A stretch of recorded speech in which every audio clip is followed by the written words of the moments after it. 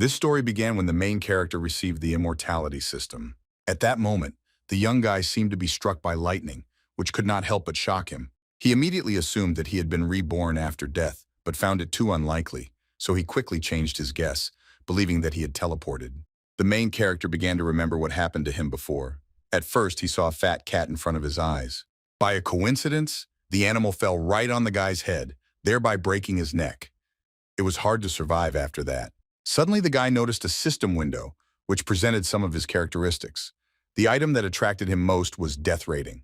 The main character was not at all happy about this because he didn't even understand where he ended up. He then assumed that he would now have to die constantly. In a fit of anger, the guy decided to test his increased strength, which the system had provided him with. The protagonist was very surprised when he saw the incredible result of his spontaneous strike and now believed that the system was very useful. After that, the guy paid attention to the item's skill points balance. He immediately had questions about what these skills were and what they were needed for. Unfortunately for the protagonist, the system could not answer these questions despite his hopes. The guy realized that in this system there was no guidance for simple beginners, and therefore he would have to die alone. Suddenly he heard the voice of a stranger who was passing nearby. The man saw a guy lying in the middle of the road and began to ask what happened to him, but there was no answer. The main character was very surprised when he realized that it was his lifeless body lying on the ground. He quickly ran up to him and began searching his pockets without attracting unnecessary attention. As soon as the guy found a few coins, he realized that after the resurrection, all his things were copied, so the main character had the idea to die several times in order to accumulate as much money as possible. He was afraid that it could be very painful, but he thought that he had already died once and everything was fine, so he should repeat it. At first, the main character ran at full speed and crashed head-on into a stone wall, causing his skull to crack. He then staged an accident where an unknown man accidentally shot him with a bow. It worked perfectly. The guy also tried to die from gluttony, and for this purpose he began to consume a lot of food without measure. After some time, the main character regretfully realized that despite how hard he died, the system still gave him nothing and even lowered his mortality rating to F rank. Suddenly, the guy found out that he had already completed 4/5 weekly resurrections. He was shocked that such a limitation existed. Then the main character realized with horror that if he accidentally dies after the limited number of resurrections ends, he will no longer be able to resurrect. The guy thought that in his past life he died, and now he had a system, but now he could not allow himself to die again. The main character was very angry and hit the ground with his hand, repeating that he couldn't just die, even if his skills improved. He then believed that there must have been some other way of dying that he could have used to gain a foothold in this world. At that moment, the main character suddenly heard someone loudly fall to their knees in front of someone. The unknown man promised that he would return the money later because now his mother needed it, so he asked to give him a little more time and save his life. The main character, who was watching this scene, was very pleased because he thought that these were the right moments for him. Meanwhile, the second man pushed the debtor away from him and kicked him in the face as punishment. After this, the man left, and the main character approached the debtor, asking him if he needed help in repaying the debt. The man was very surprised by this and immediately asked who the guy was. Chiao Mu proudly replied that he was someone who specialized in helping people collect debts. In other words, he was a debt collector. Some time passed. In one of the alleys, loud sounds were suddenly heard, which indicated a brewing conflict. The aggressive man loudly declared that he would not give up any money, even if his interlocutor tried to kill him. Suddenly, a sharp sword appeared right next to the man's face. He was very scared because he did not expect that his interlocutor would take his words so literally. The agitated man turned to the main character and asked who he was and whether he really wanted to kill him. Luckily for him, Chiao Mu put away his sword and calmly said that he didn't come for that. Suddenly, the guy put a sword to his throat and said that his ghost would take care of the man. The next moment, blood splashes began to fly around, including hitting the man, who was shocked by what had happened. Thanks to this death, the guy's rating rose to D rank, which could not but please him. A week has passed since then. Late at night, the man who owed money was sleeping peacefully in his bed, not worrying about anything. Suddenly, someone entered his bedroom, clearly with bad intentions. The man felt the presence of a stranger, even in his sleep. In such conditions, he could not continue to sleep peacefully, so he opened his eyes to understand what was happening in his house. The man was shocked when he saw a living guy in front of him who killed himself before his eyes. Chiao Mu smiled insidiously and demanded that he give him money. Very soon the work was done, which could not but please the guy. A week later, another amazing thing happened in one of the houses. A caring wife brought medicine to her husband, who was very ill. The man was about to drink the decoction, but it suddenly disappeared somewhere. It turned out that Chiao Mu quickly snatched it from the hands of the women in order to drink it. Those present were surprised and even shocked. The main character had no intention of explaining anything and simply showed with a gesture that everything was fine, despite the fact that blood was already coming out of his mouth. Very soon, the boy's lifeless body fell to the floor and a pool of blood began to spread around him. The man immediately realized that his wife wanted to kill him and that he was very angry. The woman asked for mercy and honestly said that the great official of the Southern Gate personally gave her this order. An hour later, the protagonist met the same man in an alley to receive his well-deserved reward. The man cried bitterly because he did not expect the guy to be so selfless, so he asked him not to refuse the reward.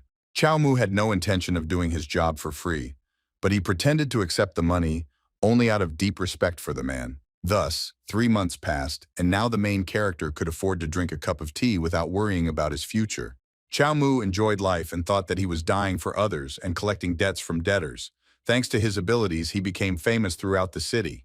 Moreover, while the guy was dying for others, his rating among the townspeople continued to rise, which could not but please him. After many deaths, the main character's body became noticeably stronger. Now he could stretch his arms up to 500 meters and slightly surpass ordinary people in abilities. The guy even ran at a speed of 10 meters per second. Despite all this, his mortality rating did not rise above rank D. Then the main character suggested that if he wanted to increase his rating, he needed a more large-scale death. He knew that in this world, immortals and martial arts coexisted. In addition, there were many villains in this world that needed to be dealt with in a special way. But Chiao Mu should not forget that the resurrected one would not make him younger. He was worried that if he died, the system would also die, so he needed to cultivate, because only then would he be able to find a way out. Suddenly, the main character's thoughts were interrupted by someone's unfamiliar voice, which asked to tell him where he could find a debt collector. It turned out that this voice belonged to a mysterious young girl whose eyes were bandaged with cloth and therefore she used a cane to move. Chiao Mu happily replied that the girl had found the one she was looking for, since he was the debt collector. At the same time, the main character thought about how beautiful this stranger was, but he thought that her image was standard for such stories. Without wasting time, the girl began to tell that 6 months ago, Heian Chao's family was destroyed by the Wuji Hui clan, and she was the only one who was able to survive. The girl really wanted to take revenge on her offenders, so she directly asked Chiao Mu if he could help her with this. In exchange, the stranger promised to teach the guy the technique of longevity fists, which was the main technique of the Heian Chao family. For a while, Chiao Mu didn't even know what to answer. Finally, he suddenly asked the girl if by any chance her last name was Dean. This question momentarily discouraged the stranger. It was one of many quiet days that did not foreshadow anything unusual. The customer loudly called the owner of the counter. The guy was unhappy that the man was selling his goods in such a dirty place. This made the seller very angry. Without letting go of the large, sharp knife, he angrily asked why the guy had come here. The annoying buyer explained that he wanted to evaluate the watermelon. The seller was very unhappy with the provocative behavior of the main character and therefore right now intended to teach him a lesson using his knife. Chiao Mu was not at all afraid of this and only confirmed that this man was indeed a martial arts master. The next moment, the protagonist turned to the butcher Zheng and confidently declared that it was he who killed the entire Chao family, and therefore today he will take revenge on him.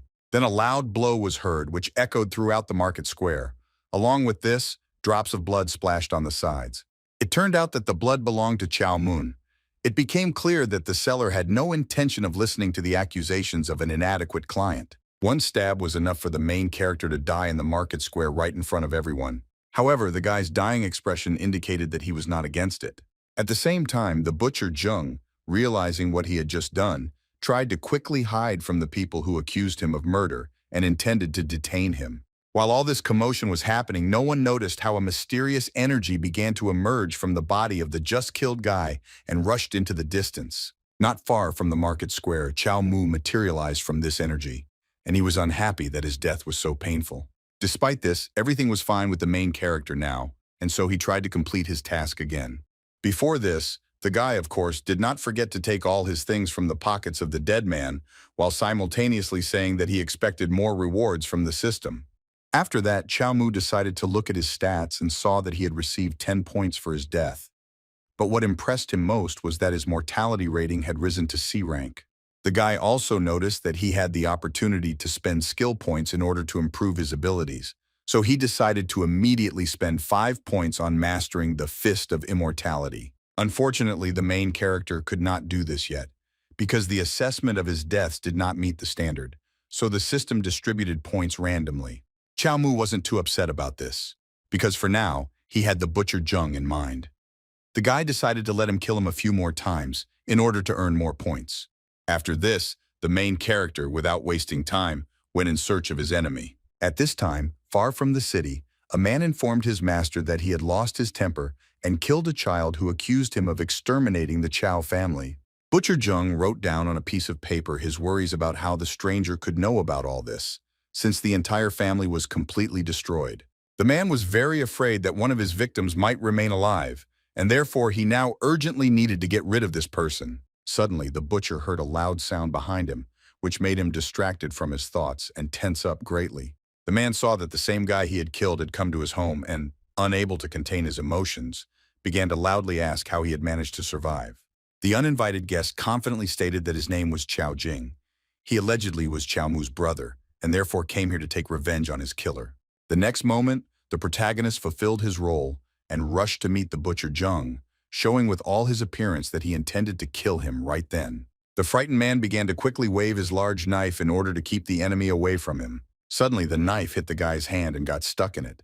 Chiao Mu was very pleased with this and asked what the man would do next. The guy then assumed that the butcher would want to kill him again, but he was not afraid of this. He only thought about how much pain he was in now, but despite this, he could not give up. Butcher Jing was still scared by the protagonist's behavior and thought that he had problems with his head, so he tried to defend himself against him. The next moment, Chiao Mu punched the man in the nose with all his might, causing a stream of blood to spurt out. Despite the powerful blow, the butcher still remained on his feet and said that his opponent was different from the guy he had recently killed and was much more powerful. However, the man was not going to lose this battle and promised himself that next time he would not make such mistakes. 5 minutes later, Chiao Mu was hit hard by Butcher Jung, causing him to lose his balance and roll across the floor. The man was breathing heavily, trying to come to his senses after a tough fight, and without looking away, he looked at his opponent waiting for what would happen next. In the end, Chiao Jing died. The man thought that this guy was a worthy person and steadfastly walked towards death, but he definitely had problems with his head. Then the scoundrel called the bird that was supposed to deliver his letter, and considering that the situation had changed, decided not to send any messages to his master for now. Suddenly, a piece of a wooden door flew past the butcher's head at great speed, almost injuring him. Immediately after this, the man heard the loud voice of the main character, who said that he would not forgive him and would avenge his brother's death. Butcher Jing was unhappy that he had to fight again, but he decided that since the boy so desperately wanted death, he would give it to him. The next moment, loud sounds began to spread from the inconspicuous forest hut throughout the area, indicating a real battle was taking place inside. After a while, everything became quiet. Butcher Jung Wuxi could hardly stand on his feet, so in order not to fall, he carefully sat down on the floor to rest. The man was breathing heavily and wiping sweat from his face, saying that at his age it was hard to kill young people. The villain looked around to see how many opponents he had managed to defeat and really hoped that he had already finished with all of them. Meanwhile, the main character, hiding in a secluded place, was thinking about how after his 4 deaths, his glasses were removed and he began learning the skill Fist of Immortality. Besides, the guy now only has 1 resurrection left, so ideally he should come back here in a week. But he decided to finish everything today while his opponent was weakened. Chiao Mu recalled that in his 4th battle, relying on his skills, he almost managed to match the man, so now he had a good chance of winning. In the end, the main characters decided that the faster he completed this task, the faster he would start a new one. Meanwhile, Butcher Jung looked at the lifeless bodies of his opponents and thought that although these guys looked very similar to each other, each of them was stronger than the previous one. That is why the man was afraid that his next such opponent could equal him in strength and perhaps even win. Having looked around, the scoundrel no longer noticed the presence of strangers and therefore assumed that everything was already over, which could not but please him. Suddenly, Chiao Mu appeared behind the man, full of energy and happily denying his opponent's assumption. The man was very scared because of this. Butcher Jing looked at the main character with genuine horror in his eyes, already realizing that this battle would be his last. At that moment, Chiao Mu, without holding back his strength, attacked the man and knocked him to the ground with one precise blow. Looking at his opponent, the guy made sure that the Butcher Jing was dead, which meant his task had been successfully completed. After this, the guy did not forget to collect the things that remained in the pockets of his defeated clones. Thanks to this, he became richer by 3 more bags of money. The main character also noticed a letter that the Butcher Jung had not managed to send. He considered that it was excellent evidence that this man had indeed killed the Chiao family. Chiao Mu couldn't understand the rest of the letter, so he decided to show it to his mysterious client. After some time, the main character slowly walked along the alley of Yangcheng City, heading to the designated place. The guy approached an inconspicuous house and turned to Sister Zhue and told her that he had already returned. Soon the door opened in front of the main character, and a girl met him on the threshold. She stretched out her hand forward to determine who had come to her, because she could not see it. At the same time, the girl asked where Chiao Mu had been all this time. Suddenly, Sister Zhue seemed to sharpen her hearing because she heard something strange. The girl was very scared because Chiao Mu's voice was very different from how she remembered it, so she could not recognize the guy. The main character did not expect anything else from the blind girl. Still, the guy explained to her that his voice had simply changed. The girl found it hard to believe, so she asked for proof. After thinking for a moment, Chiao Mu suddenly asked if the girl's surname was Ding. The thing was that over the last month, the guy had been asking this question constantly, so it was very strong evidence. As soon as Sister Zhue realized that the person in front of her was someone she could trust, she immediately hugged Chiao Mu. The main character was very happy with this and believed that this was true happiness. After this, the girl sat the guy down on the sofa in order to talk to him. However, before that, she said that she believed that the main character was someone she knew and trusted. Next, Sister Zhue calmly sat down next to Chiao Mu to begin their conversation. The girl said that after the Chiao family disappeared, her eyes began to move, which was a sign that the eyes of heaven were about to open. She was also very perceptive, so the guy shouldn't have lied to her. Chiao Mu knew about all of this, so now he was only interested in when they would study the continuation of the technique. The girl replied that for this it was enough to just warm up the blood and energy, but this could take several years. To this, the guy replied that he was not going to work just like that, because from the very beginning, they agreed that the girl would teach him the technique. The main character also said that he had almost reached the peak of his strength. Sister Zhue praised the boy for his assertiveness, and then suddenly took his hand. The girl decided to check right now whether Chiao Mu had enough strength to continue studying her technique. Unexpectedly, Sister Zhue accidentally touched Chiao Mu's hand. She didn't immediately understand what she had touched, which caused her to be stunned for a moment. The girl quickly came to her senses and abruptly took her hand away from the guy, simultaneously becoming very embarrassed and asking what she had just accidentally touched. Chiao Mu quickly calmed her down by saying that it was his hand. The girl was still embarrassed and asked if it was really okay that they cultivated together, even though they had only known each other for a month. After that, she touched the main character's hand again and was delighted, because strength training took a lot of time, and the guy had already really almost reached the limit. Hearing this, the protagonist asked Sister Zhue to teach him something new since she thought he was making great progress. At the same time, the guy thought that the Fist of Immortality was a unique technique of the Chiao family.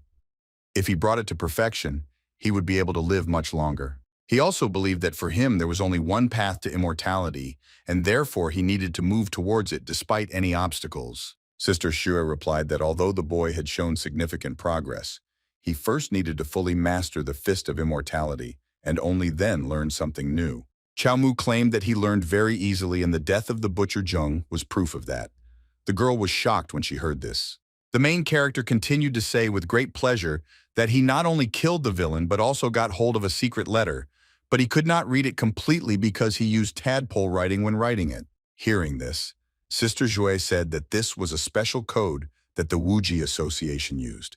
Now she believed that the guy really killed the butcher, although it seemed impossible. After that, the girl said that since the main character had killed the villain, she would continue his training, so now the guy should come closer and start meditating. Along with this, Sister Zhue said that everything tangible around was just an illusion, and one reality arose from many fictions. For half an hour, Chiao Mu diligently meditated, but his progress in learning the immortal fist skill had not advanced and was only 40%. Seeing this disappointing result, the guy decided that it would be better to rely on systemic rewards than to train himself, because it would be much faster. Suddenly, a girl approached him and holding out some books said that it was a dictionary for encrypted text. She asked him to decipher and read the letter to her. Chiao Mu was surprised that the girl could not see anything, but was able to find this book. Because of this, he even began to suspect that she was not actually blind. Now the main character sat down at the table and laid out the letter in front of him and brought the book to work. He soon revealed that the letter stated that Emperor Dian was about to leave the imperial capital on a journey, and that the Wuji Association was therefore preparing to gather its members. The protagonist was shocked when he read that this association intended to kill the emperor. Sister Jue was also shocked and asked when and where this was supposed to happen. Unfortunately, the script was quite illegible, so the protagonist couldn't read it. This was disappointing news for Sister Jue, so she sat down in her seat and began to think about what she had learned. The girl was angry, but she thought that the Wuji Association was quite brave if they really decided to do this. Then the main character asked if this association was really that strong. In response to this, Sister Jue decided to tell why her family was destroyed. It was all about Wu Shengren, who was the second person in the world of martial arts. He founded a martial arts club and destroyed many families and clans that practiced martial arts and stood in his way. This man did not leave other clans at all and therefore did not allow them to increase their influence. The girl continued to say that the Fist of Immortality was a unique skill of the Chiao family that Wu Shengren had never managed to master. However, she taught the main character this skill not so that he would kill the villain. She just wanted the guy to have his wings clipped when he achieved success. The girl sincerely wanted to kill Wu Shengren with her own hands in order to take revenge for the destruction of the Chiao family. The main character clearly saw how important this was for Sister Jue, so he did not intend to dissuade her from this idea. Instead, he said with a satisfied smile on his face that he had a plan in which he might be able to join the association. The girl heard this and immediately asked if the guy had gone crazy. She was also interested in why Chiao Mu needed to do this. Despite this reaction, the main character was determined, and in order to explain everything to the girl, he abruptly got up from the table. The next moment, the guy confidently declared that he would first join the association and then kill the emperor, and thus the emperor's court and the association would begin to feud. Chiao Mu also suggested that if he fails to implement the first option, then he will simply find out what exactly the association has planned and then help the girl take revenge. Sister Shui thought that all this was unrealistic, but the guy continued to think that he could kill the emperor and perhaps his name would go down in history. In addition, the protagonist believed that the association should have had a lot of different skills that he could learn in addition to the Fist of Immortality. That's why Chiao Mu thought that his plan was great and that he would come out on top no matter what the outcome. The guy continued to say that since Wu Shunren was very strong and it was almost impossible to kill him, he could at least cause him trouble. Despite all this, Sister Shui was still worried about the main character and was afraid that he might be killed. Chiao Mu did not share his secrets and instead confidently replied that the association would not be able to harm him. Hearing this, Sister Jue fell silent and sank into her thoughts, thinking about what she had just heard. She felt that the guy was not lying and was not even excited. However, she was interested in the motives of the main character. The girl understood that now she could only offer him training in the skill Fist of Immortality, which of course was not enough for such a dangerous job. Unexpectedly, Sister Shui guessed that Chiao Mu wanted to receive her as a quality reward for his help. These thoughts made the girl very confused. The main character, who was watching his friend from the side, noticed this reaction and therefore asked with confusion what she was thinking about again. The girl, still embarrassed, quickly replied that she felt that she had paid the guy too little for his help, so she was interested in what else she could do for him. Chiao Mu thought for a while and then said that in fact Sister Shui could really do something for him. The girl excitedly prepared to listen to what the main character was about to tell her. The next moment, the guy said with a smile that for now it was a secret that he would tell her a little later. Sister Shui was very surprised by this because she didn't even imagine what kind of secret it was. Still, the girl thought that since the main character himself was not afraid of anything, then she shouldn't worry about him. Suddenly, the guy asked his friend if she knew any of the association's representatives who lived in the area. Surprisingly, the girl actually knew one such person. It was Guo Yan, who was the representative of Yancheng. Suddenly, a whip struck the unknown man's back hard. The pain was so severe that it made it difficult to breathe. Another man even suffered the same fate. It was unclear what these unfortunate people were guilty of. The whole square was filled with the sound of loud whips and the cries of people asking the master to spare them. Master Guo was watching all this from horseback. The man who skillfully wielded the whip with a satisfied smile demanded that people not stand in the way of Mr. Go. Suddenly, something caught the attention and interested the gentleman. This made him momentarily dumbfounded.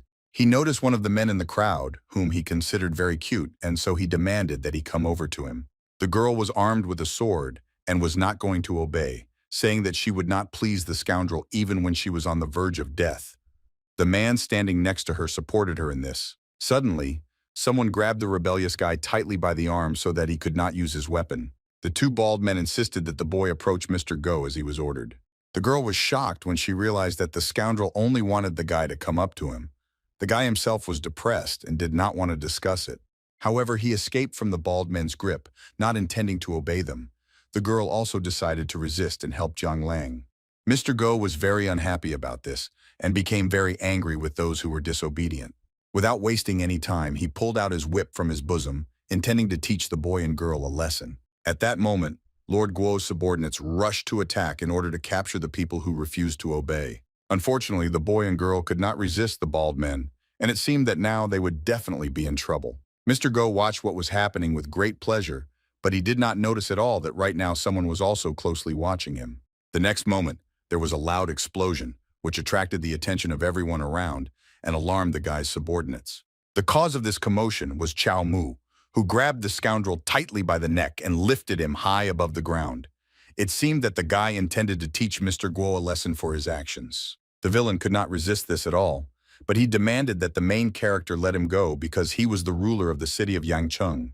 Chiao Mu was not at all intimidated by his opponent's high status, so he continued to hold the boy tightly by the neck, intending to listen to what else he had to say. The villain was already choking and foaming at the mouth, but continued to threaten that his father would soon be here, and then the main character would lose his head. Surprisingly, Chiao Mu was truly happy to hear all this, but he didn't show it at all and remained just as serious on the outside. Then the guy thought about the fact that initially he just wanted to kill the son of the city's ruler and die at the hands of his subordinates. But now, it was better for him if the city's ruler personally killed him. Suddenly, Chiao Mu received a system notification telling him to act boldly and was about to evaluate his upcoming death. The guy received a C+ grade, which surprised him greatly because it meant that the system agreed with his thoughts. Moreover, this was the first time.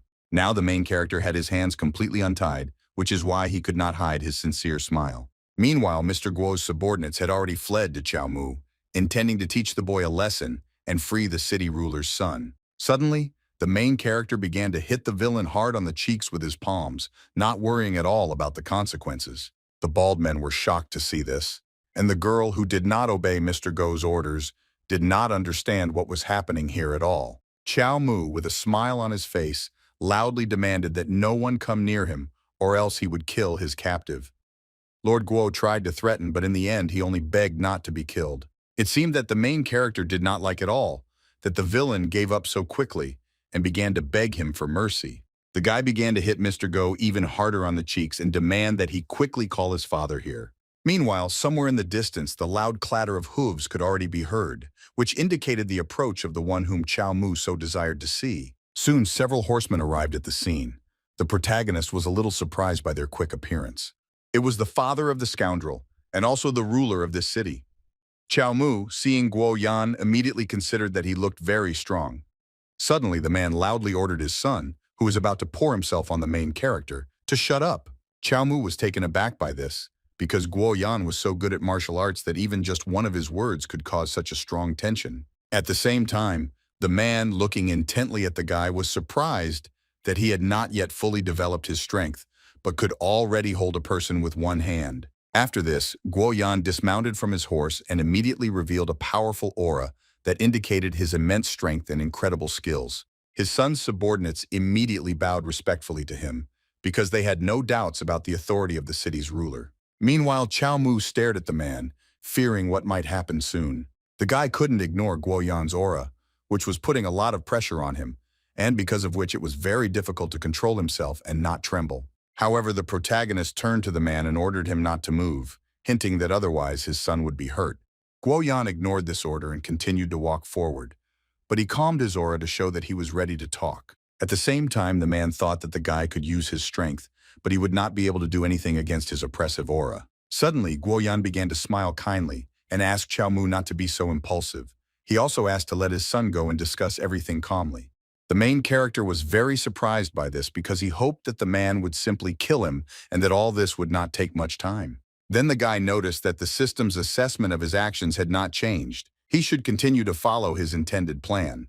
The protagonist began to try to provoke the man, but he remained as friendly and asked for forgiveness for his behavior from the guy and girl, who were members of the Manhwa clan. They didn't believe that Guo Yan had actually apologized to them, but they quickly decided that in any case, they couldn't do anything to him since he was the ruler of this city. Still, the boy and girl bowed respectfully and accepted the man's apology, while saying that they had no idea that such a situation could arise between them. Meanwhile, the people who were watching what was happening did not believe in Guo Yan's sincerity at all and thought that he would definitely not forget what happened today. Suddenly, Chiao Mu, who was still intent on getting what he came here for, rudely addressed the city ruler in order to attract his attention.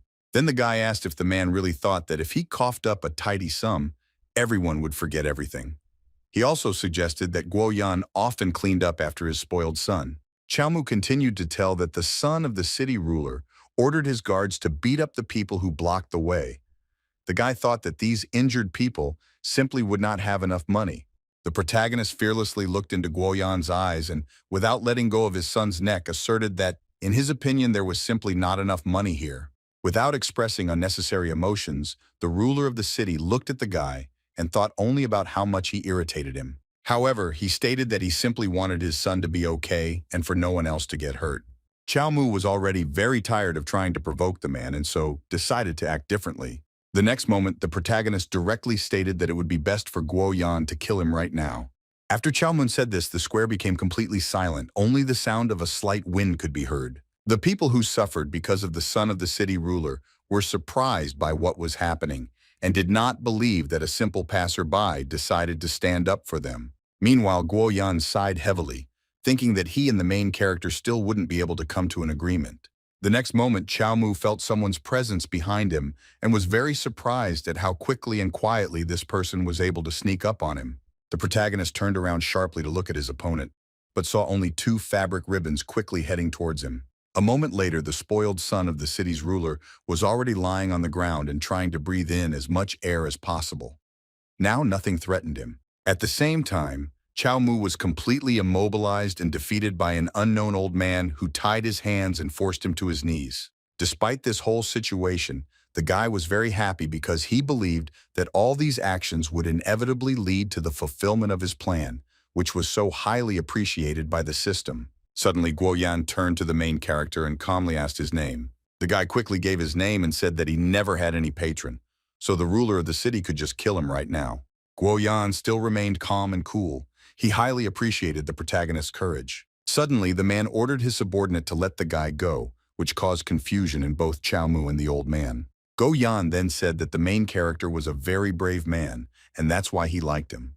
He also said that if the guy was interested in joining the army, he could come to his mansion at any time. Despite the fact that the main character managed to save his life and even receive praise from a high-ranking person, he was not at all happy about it, because everything did not go according to his scenario. After this, Guo Yan was about to leave because his work here was finished. The son tried to turn to his father and object to his decision. Suddenly, the young man received a strong blow to the face, which quickly covered his mouth. Guo Yan was very unhappy with his son's behavior and said that he was too arrogant and therefore should not be seen by him again. At this point, all the work here was definitely done, so the ruler of the city, without a doubt, climbed onto his horse in order to leave here as quickly as possible. Finally, the man turned to the main character again and reminded him that he could come to his mansion at any time. Chiao Mu was still shocked by the outcome of the current situation. The main character sincerely did not understand how everything could have gone in such a direction, and therefore now stood in the middle of the square with a stone face. Along with this, he heard the townspeople say that despite the worthless son, the ruler of the city was a good man, and therefore the guy was lucky, especially since he could potentially become a real defender. Meanwhile, Chiao Mu was struck by lightning, as if he genuinely didn't understand why everything had returned to its previous course and why he was still alive. Despite the protagonist's indignation, the system's assessment of his actions remained just as high. The guy couldn't help but notice this and was very surprised that his mortality rate remained the same, so he assumed that the city's ruler was not involved in this assessment.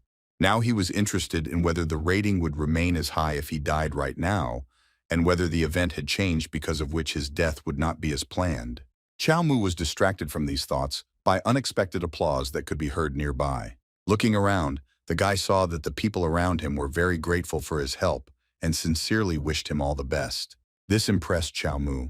He realized that if he died now, he would become a young righteous man who cursed the ruler of Yancheng on the street and not like anyone else.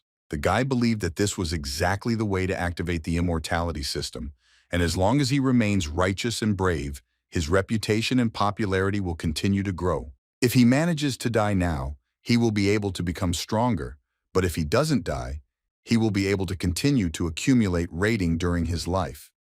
In any case, he remained a winner.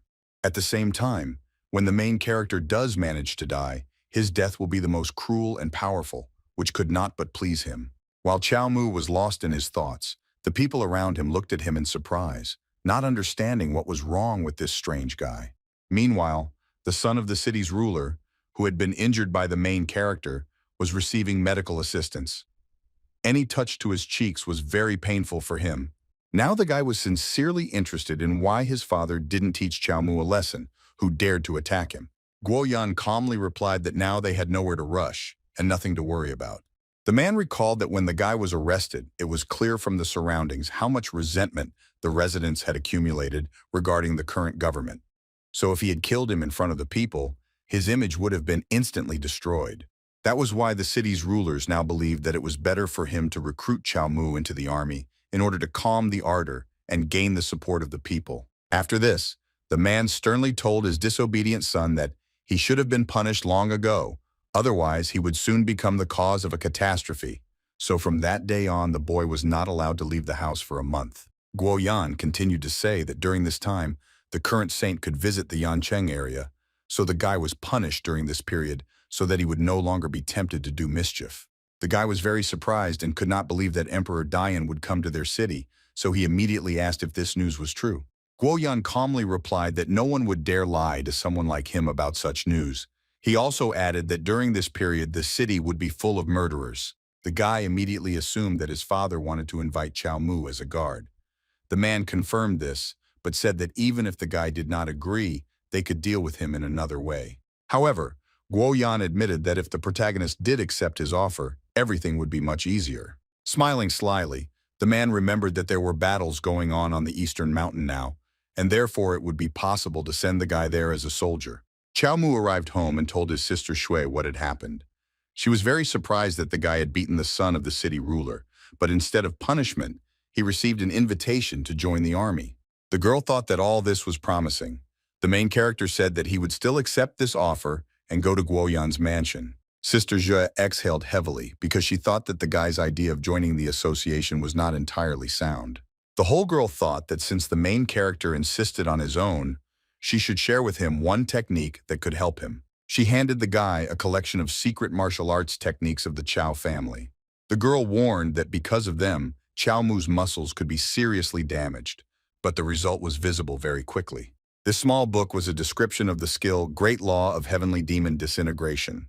The main character was very happy to receive it and believed that it was another of his charms, which was supposed to help him achieve immortality. Sister Shui continued to say that first the guy needed to train his spiritual strength and then begin physical training. She thought that Chiao Mu was a very capable guy, and his way of thinking was special, so it would be easier for him to master this or that technique, unlike others. Suddenly the girl fell silent because she heard how diligently the main character turned page after page, trying to read everything that was in the book as quickly as possible. Sister Shui was a little dissatisfied because she gave him this book not so that he could continue to work like this, but so that he would have a better chance of survival. Chiao Mu began to assure his friend that he understood everything and would not overdo it. However, the main character continued to rejoice at this gift, which Sister Shui could clearly sense. She understood that Chiao Mu would not listen to her. After some time, the guy had already arrived at the barracks of the garrison of the city of Yancheng, which was a military camp with many tents. Chiao Mu immediately began training with the spear and learning the techniques of wielding this weapon. The guy held the spear quite confidently, which couldn't help but attract the attention of the other soldiers. The main character was very pleased with this weapon because he believed that since ancient times spearmen were considered lucky ones who were the first to be sent into battle. The soldiers watching the boy's training were surprised at the immediate powers he possessed and believed that only a holder of the 9th rank of strength could compete with him. In addition, the soldiers joked and suggested simply waiting until the main character himself died in battle in a few days, since he was able to avoid the wrath of the city's ruler. Chiao Mu didn't pay attention to these conversations and began to train his spiritual power while studying his skills in the He system. He was looking forward to the moment of his death. The main character was suddenly interrupted from this process by an unfamiliar voice that addressed her. The man asked with a smile on his face if the boy really wanted to acquire new skills. Chiao Mu happily confirmed this and asked old man Huang what he could offer him. The other soldiers laughed at the guy calling him Huan because it meant yellow, just like the man's teeth. The man continued to tell the protagonist that he had many interesting skills, but that he would have to work to master them. Chiao Mu agreed with great enthusiasm. Suddenly, another soldier intervened in this conversation, who advised the main character to first inquire about these skills and only then agree. The man who offered the job immediately replied that it was related to iron. Chiao Mu immediately imagined what the end result of mastering these skills might look like, and seemed to become even more enthusiastic. Still, the guy answered that more than anything in his life he loved studying martial arts, and therefore really wanted to master this mastery of iron. The man, hearing this, began to take out some book while saying that money was not needed here, and that the most important thing was hard work. After that, he looked around suspiciously to make sure that no one was eavesdropping on their conversation. Then he quietly began to tell that in fact, 4 months ago, Mr. Go hit his pregnant wife, from which the child died, and the woman became very weak after that incident. That's why now the man was kneeling and asking the main character to help him take revenge.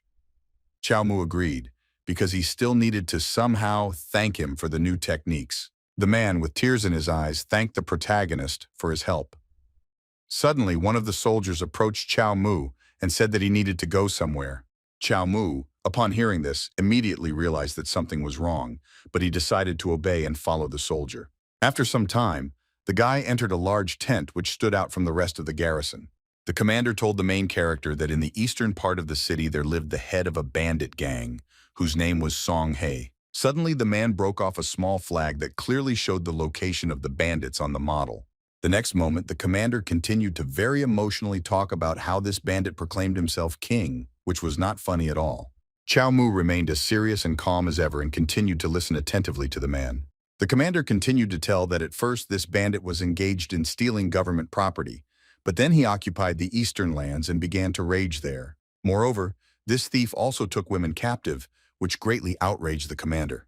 The man hoped that if the captives were lucky, they would still be able to escape from the clutches of the villain. However, he was afraid that if they did not succeed, all the women would die, being at the very bottom of society. These words deeply hurt Chiao Mu, causing him to call the bandits beasts and become obsessed with the idea of exterminating them all.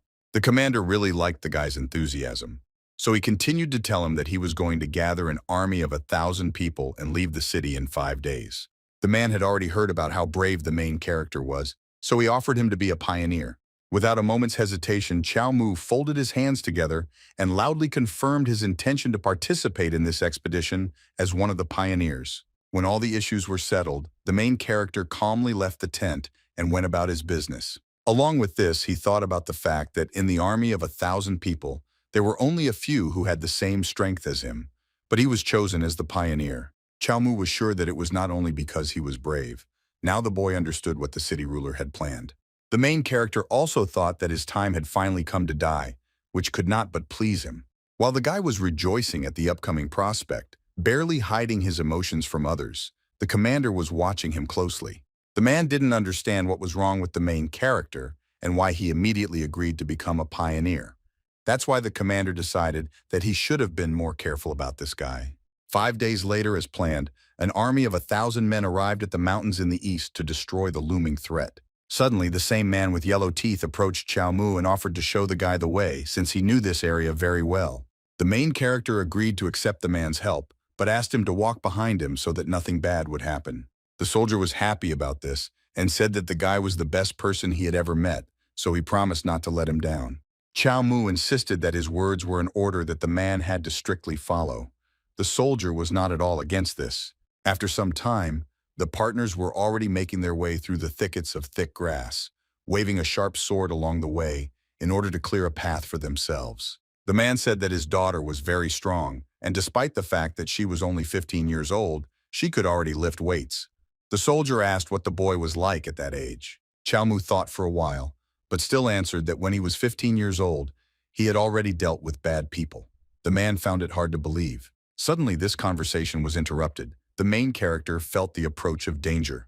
The next moment, the guy saw a black cloud of enemy arrows flying straight at him, but he remained absolutely calm. In order to protect his partner from the threat, the main character, without wasting time, pushed him forward with his foot so that the arrows would not hit him. At the same time, Chiao Mu walked towards the danger with great enthusiasm and fearlessness, as if he intended to stop all those arrows. The guy began to quickly spin his spear in his hands to deflect all the arrows flying at him. Unfortunately, several arrows had already hit the main character, which is why he realized that the movie that depicted such situations was a complete fraud. Soon after, several armed bandits whose faces were hidden under masks jumped out of the bushes. This greatly frightened the man with its unexpectedness. The bandits immediately rushed towards the main character and his partner, as if they knew exactly who their target was today. Chiao Mu was happy and thought that his death was not far off. He also noticed that the system data was being updated, so he assumed that the tougher the battle, the better the mortality rate. The main character was full of enthusiasm, so he ordered his partners to take up arms and go with him to battle. The soldiers obeyed the orders of their commander and fearlessly entered into battle with the bandits. Of course, this battle was not an easy one because the bandits were very good with their weapons, so not all the soldiers could leave the battlefield unharmed. Luckily for one of the men, his opponent was suddenly pierced by a sharp spear that seemed to appear out of nowhere. Without wasting any time, the spear owner quickly freed his weapon and headed towards the next bandit to teach them a lesson for their many crimes. This skilled warrior was Chiao Mu, who quickly moved from one target to another in order to meet a worthy opponent among all these scoundrels and die at his hand. The soldiers who watched the main character from the side were surprised at how careless he was, but they recognized his skill. The bandits also watched Chiao Mu, and seeing how dangerous an opponent he was, they decided not to take risks and quickly ran to a safe place. The guy was very surprised that the battle ended so quickly. After this, the main character calmly began to pull arrows out of his wounds with his bare hands while saying that he should stop the bleeding. Suddenly, the guy's partner fell to his knees and began to thank him for saving him because he took the blow and protected him. Soon it was time for Chiao Mu to rest while receiving medical treatment, complaining that one city was worse than the other.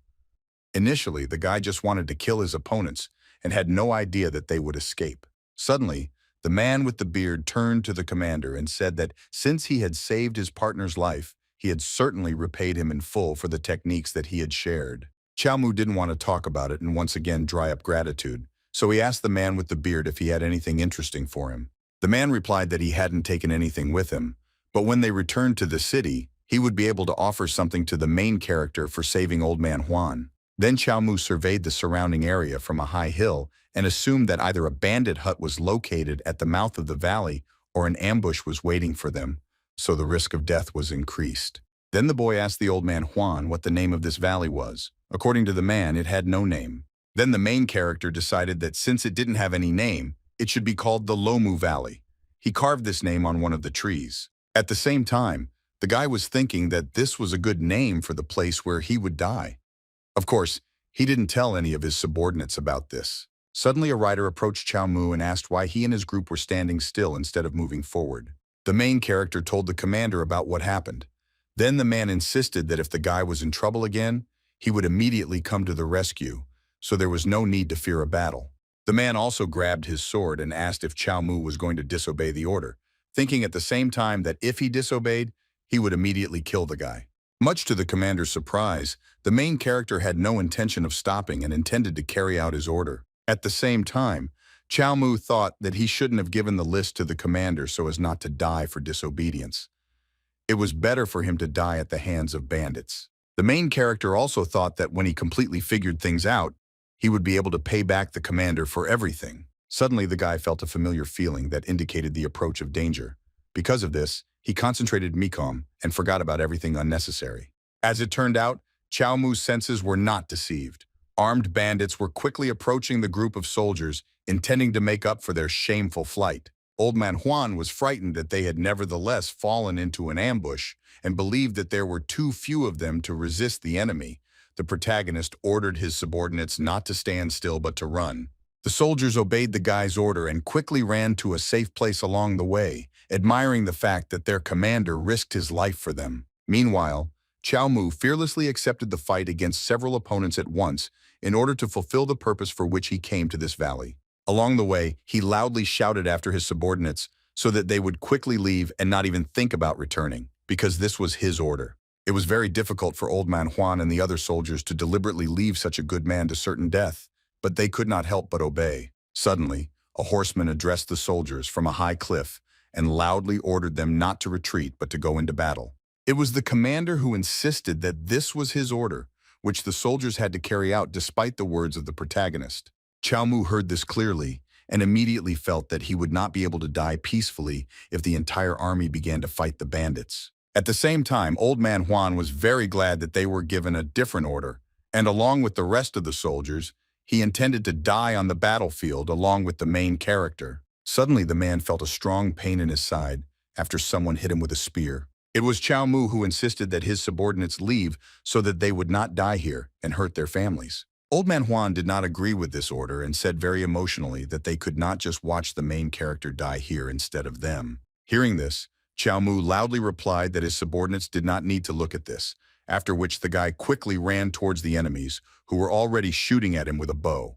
The soldiers did not know what to do, but they certainly could not accept the fact that their commander was going to certain death. At the same time, Chiao Mu was very happy about what was happening, because it was precisely this kind of battle that he had been striving to participate in recently.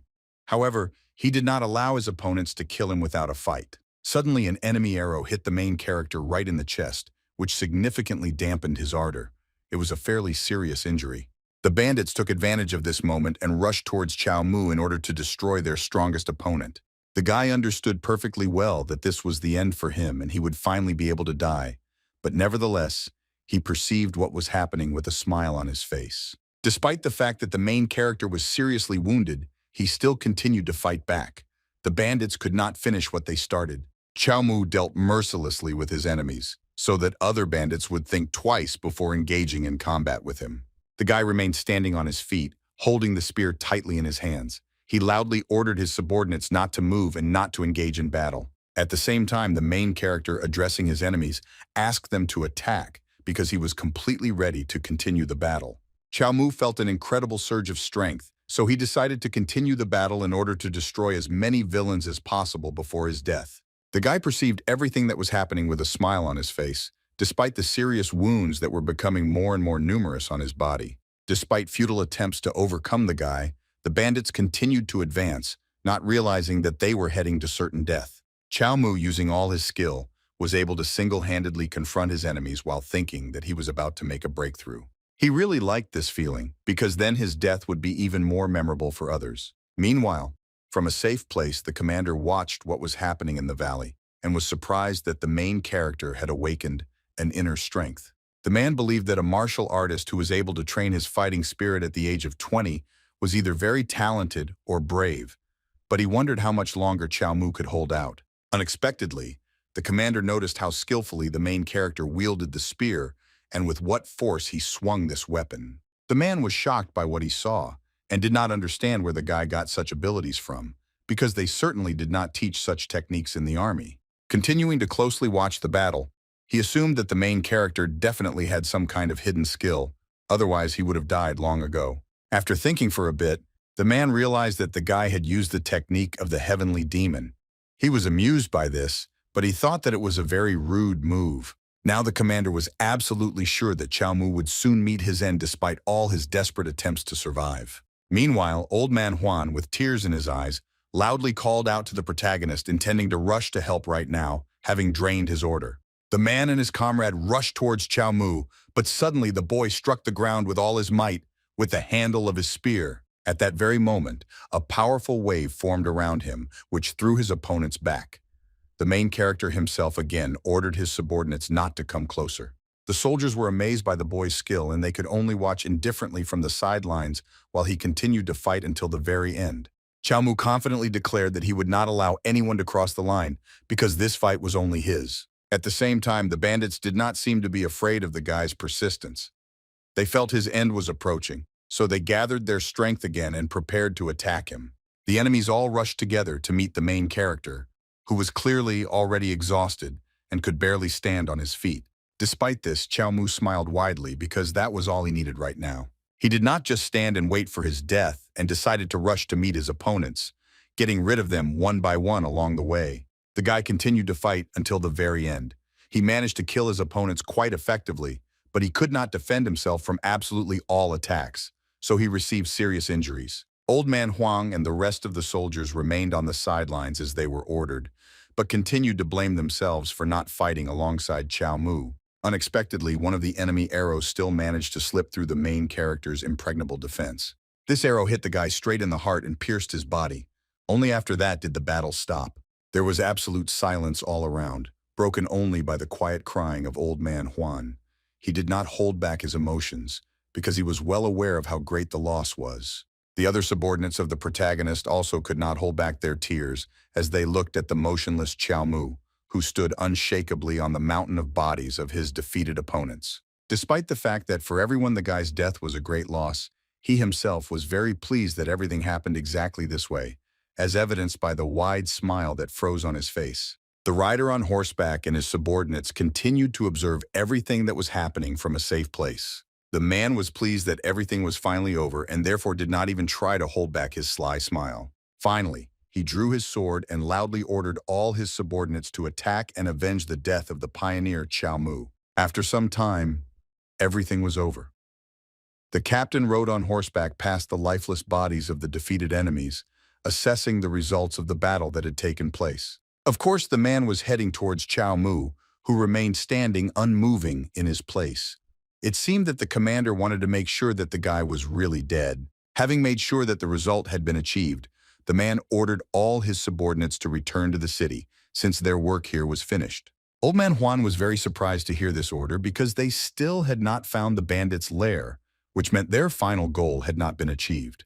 The commander calmly explained that there were too many bandits and they would not be able to cope with them, so they had to return. Old Man Huang was very unhappy with this and believed that in this case Chiao Mu had died in vain. His comrade encouraged the man and suggested that instead of objecting, he helped the protagonist's blind sister. Then the concerned soldiers began to remove Chiao Mu's body from the mountain of corpses. They didn't even realize that right now, their commander was closely watching them. Chiao Mu was able to successfully revive and was now safe and sound. His plan had worked perfectly. Looking at his characteristics, the guy saw that all his skills were studied to the maximum, and the mortality rating increased to rank B. In addition, he received a lot of points. The main character immediately remembered all his training and also added new information to his existing knowledge. Chiao Mu was very happy with the result of his death because he understood that just to reach rank B and learn the skills 100%, he needed at least 20 years of hard work. However, the guy had no intention of stopping there, and now he was very interested in what needed to be done to reach rank A. Suddenly, Chiao Mu's thoughts were interrupted by a familiar feeling that he had been experiencing quite often lately. It seemed to him that some danger was approaching him, so he immediately prepared his weapon in order to fight back anyone who dared to attack him. It turned out that the main character's skills were so good that he could even sense the presence of a small bug near him. Realizing how much stronger he had become, the guy felt that the high quality of death had definitely benefited him. Chiao Mu felt that he had his commander to thank for this. At that very moment, the man felt a cold that made his body tremble involuntarily. Meanwhile, all the soldiers, having obeyed the commander's order, returned home, not forgetting to take Chiao Mu's body from the battlefield. The unexpected man noticed a tree on which some hieroglyphs were carved. He immediately asked what was written there. The soldiers said that not long before his death, Chiao Mu named this valley Lomu and wrote it on this tree. One of the soldiers emotionally continued to tell that the guy knew that an ambush would await them here, and therefore decided to give a name to this valley at the end, realizing that he would die. Old Man Huan, along with the rest of his comrades, also began to cry, unable to contain their emotions because they understood that the main character had died for them. At the same time, the commander remained just as cold-blooded and ordered his subordinates not to mourn the dead, but to return home as quickly as possible. The commander dismounted from his horse and walked towards the soldiers to understand what could have delayed them. Old man Huang bowed respectfully to the man and pointed to the cloth bundle and said that it was Chiao Mu's corpse. The man didn't seem at all happy that his subordinates took the main character's body with them. Old man Huan noticed this reaction and became very angry, already anticipating that the commander would forbid him to take the body with him. To my surprise, the commander said that the guy's body should not have been left to be torn apart by local animals. He then asked his subordinate to send the main character's body to Yancheng City and promised that he would personally help with the funeral. Old man Huang complied, but continued to blame the commander for what happened. After that, the man went back to his horse, thinking along the way that Chiao Mu was a good warrior who killed many bandits. He hoped that, in the future, there would be more such people in the army. The commander also thought that his task could be considered completed, which could not but please him. Now all that was left for him to do was deliver the body to the ruler of the city. Suddenly the man remembered that according to Chiao Mu himself, he had a blind sister who needed care. The commander licked his lips disgustingly and decided that he should take care of this girl. At that moment, the man suddenly began to cough up blood, and his face twisted from the terrible pain that pierced his neck. It turned out that an unknown person, being on a high mountain, was able to hit the man with a spear right in the neck, thereby mortally wounding him. The attack was so powerful that it pinned the villain's body to a nearby tree. With the last of his strength, which was quickly leaving him, the man tried to see the one who attempted to take his life. The man saw an inconspicuous dark figure who was watching him die from afar. Taking a closer look, the man realized that his killer was a man similar to Chiao Mu. This commander was overcome with indescribable horror. This was the last thing he saw in his life. The next moment, Captain Chu died. Meanwhile, his subordinates looked around trying to figure out what had happened and who had attacked the man. However, one of the soldiers loudly declared that they were being attacked by enemies, so everyone had to prepare for battle. At the same time, Old Man Huan asked his friend if he had seen that inconspicuous silhouette on the top of the mountain. The man did not answer, but it was clear that he had seen it too. After that, he unfolded the package to make sure that it was Chiao Mu's body that they had taken from the battlefield. As it turned out, there was no mistake. The soldiers were horrified and immediately realized that something was wrong here, so they decided to pretend to each other that they saw a bandit and they saw someone else. After that, they loudly announced to all their comrades that the bandits were returning, so they all had to gather. Soon all the soldiers, in order to survive, quickly left the valley without even taking the body of their commander with them. Meanwhile, Chiao Mu, away from all the commotion, was assessing his skills.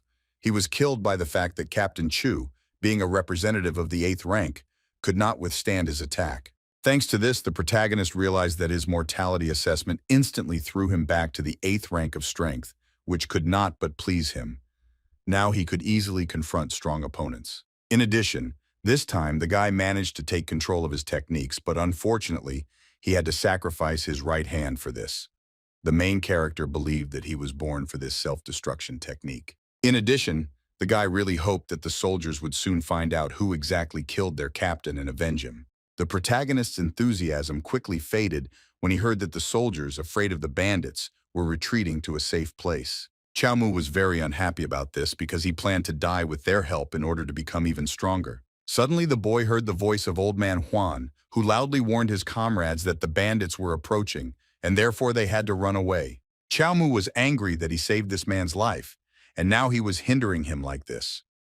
Judging by the man's voice, the guy assumed that the soldiers thought that the bandits killed the captain and not him. However, the main character was not very upset about this because everything around was changing very quickly, and any failure could instantly turn into a great success. The guy immediately felt the presence of bandits behind him, who in his opinion appeared just in time. Then the main character loudly addressed these scoundrels and said that he would not allow them to ambush the soldiers, and therefore before they did this, they would have to fight him. Chiao Mu really hoped that these bandits would kill him, but they remembered well that the guy had already been killed quite recently, which made them very scared. Suddenly, the bandits began to quickly run away, not wanting to engage in battle with someone who should have already been dead. They were very frightened by the fact that after the recent battle in the valley, the guy was not even wounded. Chiao Mu, in order to correct his situation, quickly caught up with the men and, smiling good-naturedly, asked them not to worry, because the man they killed had really died and he was his older brother. The bandits had no intention of believing the guy, whom they considered a real demon, despite the fact that he insisted on his own and assured that he had come to avenge his brother. However, this still did not make the bandits believe the main character, because he had recently killed Captain Chu, and now he probably wanted to deal with them too. The men were very afraid that they were being pursued by the ghost of the enemy he had killed, and begged him not to follow them. However, Chiao Mu continued his pursuit with great enthusiasm. Soon the bandits ran out into a forest clearing where their comrades were patiently waiting. In addition to the usual bandits, there was also their leader, who gave off a very dark aura, which testified to his incredible strength. The men, seeing their boss, began to loudly ask him for help and tell him that they were being haunted by a real ghost. Chiao Mu was glad to meet the bandit leader because he thought that when he was killed by a simple soldier, he received a B rank, and if he was killed by the leader, he would surely rise to A rank. In order to immediately demonstrate his intentions and provoke a battle, the main character loudly declared that he had come here to avenge his brother, who had been killed by bandits. At that moment, the bandit's head took only one step towards the guy, but its power was enough to cause a noticeable tremor of the earth. Chiao Mu immediately stopped and looked at the bandit to understand who he was about to fight and at whose hands he would die. The main character was a little surprised to see this man in front of him, because he knew that it was Song He who was the leader of the bandits. The mysterious man seemed very pleased that Chiao Mu recognized him. Unexpectedly for the protagonist, Song He put his hands forward to respectfully greet his guest. The young man smiled good-naturedly and confirmed that his name was Song He and that he was indeed the leader of the people surrounding him. Chiao Mu didn't take Song He's appearance at all and remained just as focused and suspicious. At the same time, the leader of the bandits continued to show respect to his guest. It seemed that there was no danger to be expected from this man. Suddenly, Chiao Mu began to cough up blood heavily. He was very surprised by this and did not believe that the bandits were actually led by a sick person. Then one of his subordinates approached the guy and told him that the main character, according to him, was Chiao Mu's brother, and moreover killed his captain, Song. He was surprised to hear this information and began to stare at the guy, Chiao Mu, which made him feel awkward, but he immediately prepared for battle. The bandits' leader, seeing this, began to smile and say that in his opinion, there was a lot that could be discussed with the guy. Song. He continued to say that not everyone could kill their captain, so Chiao Mu acted very bravely. He also invited the guy to join him.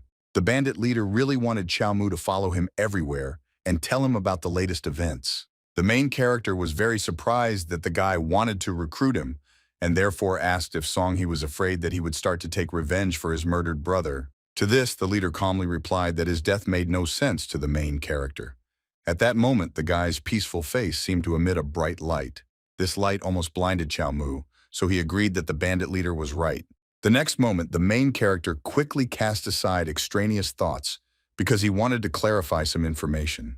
The guy very emotionally asked why a seemingly noble man founded a gang and lived in the mountains hiding from the authorities. At the same time, Chiao Mu thought that the bandits would definitely not be able to brainwash him, and he definitely just wanted to die quickly. Suddenly, the protagonist interrupted his thoughts because he noticed that Song He's subordinates were gradually surrounding him. The eyes of all these people were burning with rage because Chiao Mu was looking down on them and their leader. They really wanted to teach the guy a lesson right now. The main character was very pleased that the bandits were angry with him and wished that they would come quickly and kill him. Unexpectedly, Song. He put his hand out to the side, showing his subordinates that they shouldn't have attacked the protagonist. None of the bandits objected to this decision. After that, the guy turned to Chiao Mu and asked if he really didn't understand why he and his people ended up in such a situation. The main character assumed that all this was connected with difficult circumstances and the famine that reigned in the cities. The guy was familiar with this because initially he died precisely because of hunger. Song. He was surprised that his guest was so familiar with the troubles of ordinary people. He all confirmed that it was for this very reason that they were all here now. The bandit leader continued to say that it was very difficult to survive now, and their ideals were incomprehensible to ordinary people. Suddenly, the guy began to take his sword out of its sheath, while saying that he wanted to be the one who would help others in this difficult situation. After that, Song. He decided to ask the protagonist again if he wanted to join him. The sharp sword made it clear that Chiao Mu's life depended on the correct answer. For a moment, the guy thought about this proposal, but as soon as he exhaled heavily, it became clear that his answer was obvious. The next moment, the main character firmly and clearly stated that he refused the offer to join the bandits. It was clear that it was useless to try to convince him otherwise. The guy also said that he didn't want to have anything to do with the bandits. Then Song He suggested that he see for himself how they lived, hoping that after that, he would change his mind.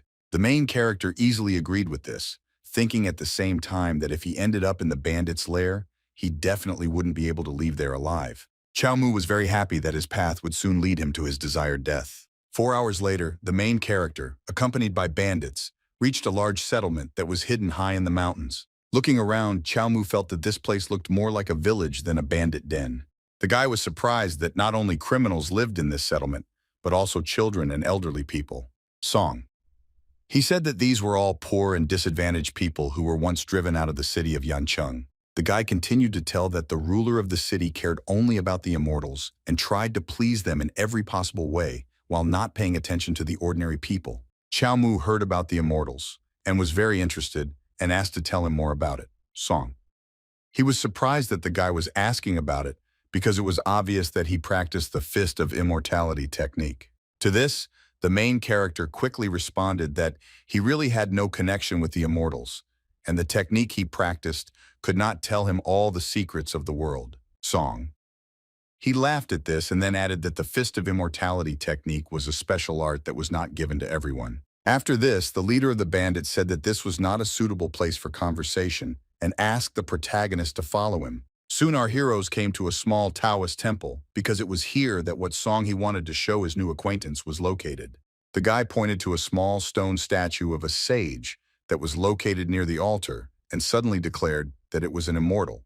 Chiao Mu asked if his interlocutor was talking about the statue of Song He and explained that it was a statue of a Taoist mentor who was currently living in the world of immortals. Hearing this, the main character thought that he might have done everything in vain because the gap between the martial arts master and the immortality cultivator was very large. He already doubted that he would be able to achieve what he wanted at all. Song He continued to say that in fact humans and immortals had almost the same origins, but immortals lived in heaven and did not take mortals into account at all. They perceived mortals as their servants, forcing them to grow various spiritual roots and please them. Mortals, of course, did not consider themselves cattle, but they could not resist. Song. He thought the funniest thing was that mortals were enslaved without even knowing it and were a kind of resource in the hands of immortals. Chiao Mu found it very unpleasant to listen to this. This whole arrangement reminded him of capitalism, which gave him a disgusting feeling. Then the main character thought about the fact that high profitability was accompanied by high risks, and at the same time, it was necessary to please the immortals. Suddenly, the guy became interested in whether the system would be able to resist the immortals. In order to check this, Chiao Mu suddenly jumped up and quickly ran towards the stone statue. Then he jumped high up as if he was trying to climb the statue of Song He. Seeing all this, he was shocked and tried to explain that the guy shouldn't have done this.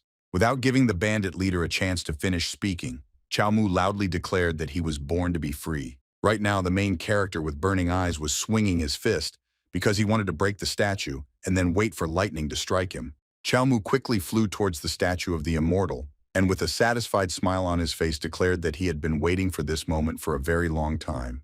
Song He was shocked and did not understand what the guy was trying to achieve. The main character had already swung his fist in order to hit the statue with all his might and destroy it. Seeing this, the leader of the bandits felt that he had to immediately intervene and stop his guest. Suddenly, Song He's sword appeared right in front of the protagonist, protecting the immortal statue from a powerful punch. As soon as the dangerous weapon flew away, he breathed a sigh of relief, believing that he had managed to avoid the destruction of the statue. Unfortunately for the guy, his sharp sword pierced the stone statue with great force, causing it to crack. A moment later, the immortal statue began to crumble, shocking Song He even more. Meanwhile, the main character looked at the leader of the bandits with displeasure, because here he almost prevented him from carrying out his plan. Chiao Mu immediately began to ask suspiciously why the guy was trying to stop him. He explained that he was practicing magic and not cultivating immortality. In common parlance, this was called managing immortals. The guy continued to say that immortals were not supposed to live, and he could not wait for the moment when they would all be exterminated, but it was impossible to break the statues so as not to bring heavenly punishment. Chiao Mu replied with displeasure that he had wanted to bring heavenly punishment upon himself in this way. But now, due to the intervention of the bandit leader, everything was in vain. He was very surprised and even admired that the main character was so brave that he was not afraid of the wrath of the immortals. The unexpected guy asked if martial arts were really useless in fighting the Celestials, since even Song He himself practiced immortality. The bandit leader will answer that martial arts trained the body, and the cultivation of immortality trained the soul. Even the strongest martial artists could not fight an immortal in spiritual power. Immortals were strong not only because of their techniques, but also because of their longevity. They could easily kill mortals.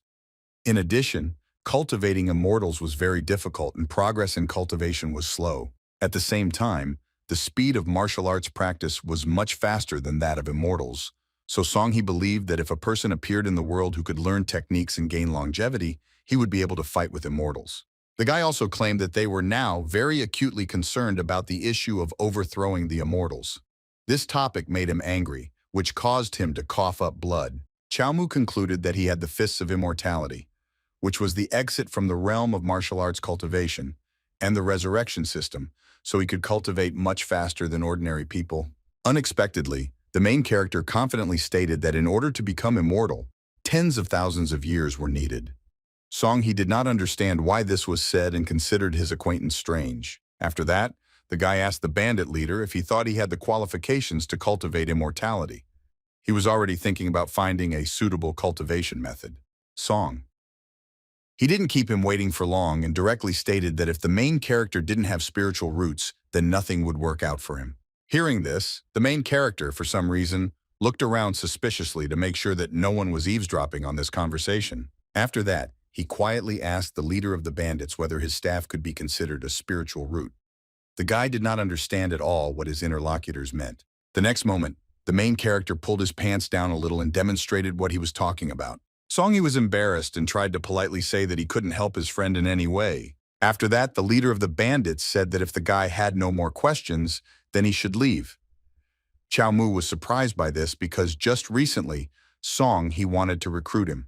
The guy replied that it was already clear to him that the main character was thinking about something great and pursuing good goals, but he couldn't help him in any way. Chiao Mu reminded that if the leader let him go, it could pose a threat of Song He's lair being discovered. He believed that the guy was too annoying and therefore shouldn't stay here. Still, the leader, trying to remain as polite, replied that the main character did not seem like a bad person, and besides, they had been planning to leave these lands for a long time. Hearing this, Chiao Mu resigned himself to the fact that he had to leave here, but at the end he promised that he would not tell anyone about the location of this settlement. Still, the main character left with dissatisfaction, thinking along the way that he would no longer run and would return to the city of Yancheng. Meanwhile, someone knocked on Sister Shui's house. The girl opened the door, hoping that it was Chiao Mu who had returned. Unfortunately, Guo Yan's son was waiting for her at the door, and he came to tell the girl the latest news. Without hiding his satisfaction, he stated that Chiao Mu had shown himself to be very heroic, and that was why he had come here to express his gratitude to his sister. Seeing the girl, the scoundrel really regrets that such a beauty was left without sight. Meanwhile, Sister Shui asked what happened to the main character and why he hadn't returned yet. The city governor's son was very unhappy that he had to talk about Chiao Mu. Nevertheless, he reported with great joy that the guy would not return home. Sister Shui, hearing this, could not simply believe it and demanded an explanation. The scoundrel folded his fan with a sharp movement in order to attract the girl's attention to what he was about to say.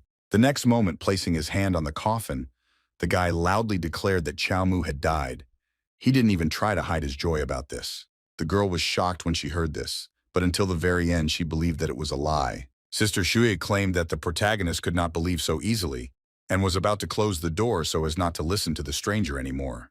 The son of the city ruler was not going to leave just like that, so he did not allow the girl to close the door. He wanted to enjoy this moment even more. The guy stated that he had already thought everything through and Chiao Mu's corpse was here, so the girl could see for herself that all of this was true. Suddenly, the villain grabbed Sister Shui's hand tightly and tried to drag the girl outside. He continued to rejoice and say that he brought the main character's body here so that she could identify him. After that, the guy roughly grabbed the girl by the head and bent her over Chiao Mu's lifeless body. The son of the city's ruler knew that she had not seen anything, so he decided to describe to her what the main character looked like now. He said that all the guy's bones were broken, and there were at least 50 living wounds on his body. The main character's face turned pale, and it was also covered in wounds. Sister Xue couldn't stand this bullying any longer, so she tried to break free from the scoundrel's grasp.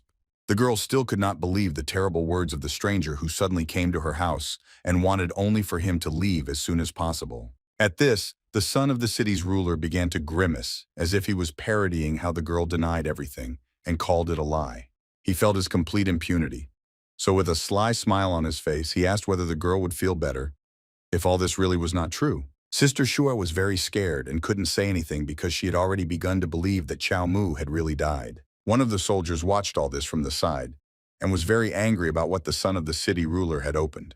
He was about to kill this scoundrel, but old man Huan stopped him and asked him not to be so impulsive because they still couldn't even say a word against the guy. The soldiers decided to stay away, but as soon as the villain left, they wanted to help the girl bury Chiao Mu and give her some money so that she would not grieve so much. Meanwhile, the city lord's son continued to mock Sister Shu and say that she should have cried if she wanted to and not held back. The guy decided to help the girl pour out her feelings, and for this he clapped his hands, letting his subordinate know that it was time to bring the dish prepared, especially for this occasion. The guy said that in the city of Yancheng, they believed that the main character was very courageous, so the girl should try a piece of his flesh and feel it. Hearing this, Sister Xue was struck by lightning from shock, because she could not believe that this scoundrel was even capable of such a thing. The son of the city's ruler, not hiding his great pleasure, ordered his subordinates to feed the girl a dish prepared especially for her. At that very moment, the girl was surrounded by scoundrels who seemed very happy to carry out their master's order. The cane that Sister Xue used to navigate her surroundings fell to the floor with a crash. She had no use for it now. Two of Mr. Guo's subordinates held the girl tightly, while the third scoundrel served her a dish prepared from the flesh of the deceased Chiao Mu. The man roughly tried to open the girl's mouth so that she could try the soup that was prepared especially for her. Suddenly, the plate with the terrible dish disappeared from the man's hands. It turned out that some soldier quickly took it.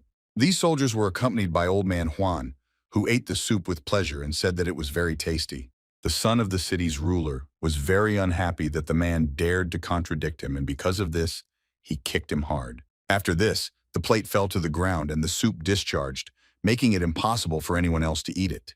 The second soldier apologized for his colleague's behavior and said that old man Huan had acted very badly, but he was very hungry, so the gentleman should not be angry with him. The scoundrel was taken aback by what had happened because he looked at the soldiers with a lack of understanding, as if he didn't believe them at all. At the same time, old man Huan really began to play his role and gave the remains of food directly from the ground, which shocked the guy even more. Suddenly, out of nowhere, a stranger's voice came out who thought that this whole situation was very immoral.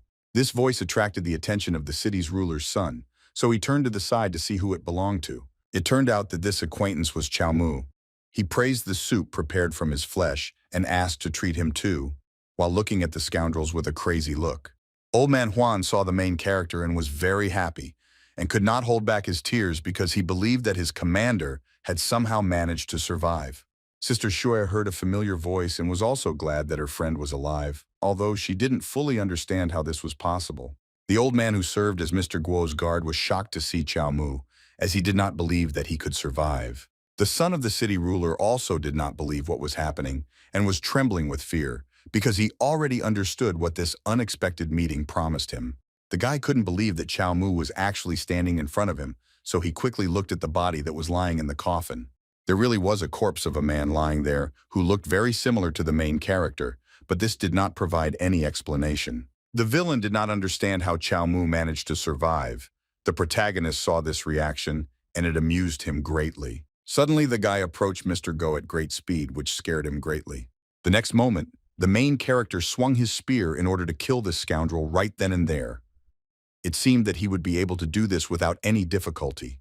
Old man Huang and his colleague were shocked that Chiao Mu still decided to take such a step without any fear of the consequences. At the same time, Mr. Guo's subordinates were very worried about him because if the main character really did kill the son of the city's ruler, then they certainly shouldn't expect mercy. Unfortunately, the old man whose duty it was to guard the city lord's son prevented Chiao Mu from completing his plan. He quickly attacked the boy's hand and deflected his weapon to the side. The main character was very surprised that he missed, and his opponent remained alive. Moreover, the old man's attack was so fast that he couldn't even see it. The guy looked at the city ruler's son with a bloodthirsty gaze, which immediately made him feel a frantic fear. At the same time, he realized that he had just almost lost his life. Old man Huang, watching what was happening, suddenly assumed that this guy who suddenly appeared here was definitely not Chiao Mu because he looked much more ferocious than him. The old man also believed that his opponent was not Chiao Mu because his strikes were sharper and stronger, so he directly asked who this guy was. The main character, of course, could not tell the whole truth, so he answered that his name was Chiao Lin. He then stated with tears in his eyes that Chiao Mu was his younger brother, which could not help but surprise everyone present. The next moment, the guy flared up with rage again and continued to say that he saw his brother's mutilated body and therefore intended to avenge him without any fear of dying in the process. Hearing this, the old man who was guarding Mr. Go sighed heavily and decided to tell his opponent something. Suddenly he was interrupted by the son of the city's ruler, who quickly ran away and asked the old man to follow him, threatening the main character that he would kill him next time. The old man and Chiao Lin were surprised by what was happening, but both felt that it was best for them to leave things as they were for now. The old man began to carry out his master's order and calmly leave. The protagonist did not even try to stop him, because he did not want to continue the battle yet. Looking after his opponent, the guy thought that Mr. Go would soon strike again, so he needed to die as quickly as possible and thereby improve his characteristics. Unexpectedly, the main character loudly announced to the elderly man that tomorrow he would bury the body of his beloved brother outside the city, thus making it clear where he could be found. Hearing this, the old man realized that his opponent was going to leave the city tomorrow, so he had to meet him. After that, Chiao Lin began to say that he was very hungry and wanted to eat at least something. Along the way, he headed towards a large pot that stood on the ground. Seeing that there was soup in this pot, the main character decided to have it for lunch without any doubt. At this point, the alarmed soldiers began loudly asking the boy not to eat this dish because it was made from the flesh of his brother. Despite the warning, the boy continued to eat the soup with great appetite, which could not impress old man Huan. However, Chiao Lin explained that there was pork liver and heart in the soup, and not what the men thought. In addition, the guy said that his brother's death was violent and his internal organs were badly damaged, so there was no way they could have been put into the soup. Watching the soldiers' reactions, Chiao Mu could hardly contain his laughter and thought that he had not done all this in vain. The main character did not notice at all how at that time his sister Shui came up to him from behind and touched him, trying to understand who was standing in front of her. The guy was very scared out of surprise and even jumped away from the girl. Meanwhile, the city ruler's worried son loudly informed his father that Chiao Mu's ghost would appear in Yancheng. Hearing this, Guo Yan calmly asked what his son and the old man did to this ghost. The old man said that his master's son expressed his condolences to the Chiao family, but then the deceased's brother, whose name was Chiao Lin, came. He looked exactly like Chiao Mu. However, the older man noticed that these brothers differed from each other in height by 1 inch, and although they looked the same, they were clearly different ages. Next, Guo Yan asked what this guy's strength was. The old man replied that Chiao Lin had an 8th rank of strength, but would soon reach the 9th, which was not surprising at all. The man believed that Chiao Lin's appearance immediately after Chiao Mu's death was not just a coincidence, but he did not have time to think about it because the emperor was approaching. That is why he ordered the old man to go and cut down everything down to the last root. Old man Afu understood perfectly well what his master was talking about. Watching the soldiers' reactions, Chiao Mu could hardly contain his laughter and thought that he had not done all this in vain. The main character didn't notice at all how at that moment his sister Shui approached him from behind. The girl touched him, trying to understand who was standing in front of her. Suddenly she began to sniff the main character, which greatly shocked him. The guy felt awkward and therefore began to say that despite his age, it was still too early for him to enter into a relationship. Then he tried to distance himself from Sister Shui. The girl did not react to this in any way and was completely immersed in her thoughts. At this moment, the main character was distracted by old man Huan, who hesitantly turned to him to say something. The man gave the boy a small bag of money. Chiao Lin was very surprised because his brother had supposedly died only a day ago, and the government had already reacted so quickly. The main character was very doubtful about this, so he asked the soldiers if this payment was really from the government. The men looked unsure but confirmed it.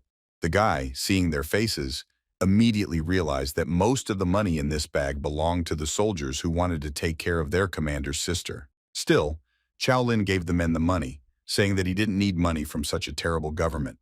This greatly surprised old man Huang and his colleague. The bald man insisted that everyone had received money without exception. He also said that he had previously promised to give Chiao Mu his skill book in exchange for help in the dynasty struggle. Qiao Lin took the book for himself without any hesitation and did not hide his joy at all from the fact that he had the opportunity to learn another skill. After this, Old Man Huan and his comrade left, because that was the end of their business here. The protagonist turned to Mrs. Yu Shui and said that his brother often talked about her. The guy also said that tomorrow he would fight with the son of the ruler of Yancheng, so he had to leave these lands quickly. Yu Shui was still very sad that Chiao Mu had actually died, so she was not talkative. Suddenly the girl began to sniff Qiao Lin again, as if she could clearly sense the familiar scent emanating from him. The main character didn't like it very much, so he quickly stopped Sister Shuo, asking her to stop playing. Then the guy confidently stated that he had been practicing a certain skill for many years, so if the girl continued to do this, it would be hard for him to restrain himself. Suddenly, Yu Shui asked the protagonist to stop pretending. It seemed that she understood perfectly well that it was Chiao Mu and no one else standing in front of her. The girl claimed that the guy was deliberately using strange phrases because he wanted to shake her sanity, but the smell of his body, manner of speech, voice, and intonation indicated that he was Chiao Mu. The protagonist could not stop being surprised that blind people were so sensitive and believed that Sister Shu was a real province, which only confirmed the girl's guess. Now Yu Shui was very interested in how the main character managed to survive and fool everyone. Chiao Mu said that he was allegedly seriously injured during the battle, and therefore his comrades thought that he had died. But later he was lucky enough to meet the head of the bandit Song He, whom he also deceived. Then the guy remembered that the girl said that she was born with spiritual roots, and therefore they wanted to accept her as a student, but the Chiao family was a clan of martial arts and therefore refused to cooperate with the cultivators. To this, Sister Zhue replied that she had different views, which is why she was unable to follow the path of martial arts. Now the girl was seriously considering the idea of becoming a cultivator and devoting time to training. Chiao Mu supported Yu Shui in this, but reminded him that the night of extermination could come soon, and then they would all be in trouble. Suddenly, Sister Shui spoke to the protagonist in a serious voice, as if she wanted to tell him something very important. Without going into details, the girl briefly asked Chiao Mu to give her his hand, which of course left him puzzled. Then Yu Shui began to say that outside the city, there were many of Mr. Guo's men, and he himself was a 6th-rank martial arts master. In addition, he had more than 1,000 soldiers under his command. However, the main character had already reached the 8th rank of strength and had no equal, so Sister Shui again asked the guy to give her his hand and follow her. In fact, after what she saw today, the girl really wanted to take revenge on the villains, but she did not have the strength for this, so it was better for her to ask someone worthy about it. She could no longer ask Chiao Mu about this because he had already given his life for her once, and she could not repay him in any way. That was why Yu Shui decided to give the boy the book Ripples and Waves, which could help him learn many techniques and accumulate spiritual power. Sister Zhue continued to say very emotionally that this book was a collection of her clan's techniques, and she was completely ready to entrust this last secret to the protagonist. Chiao Mu was amazed by the girl's sincerity and her kind heart, and he could not hold back his tears.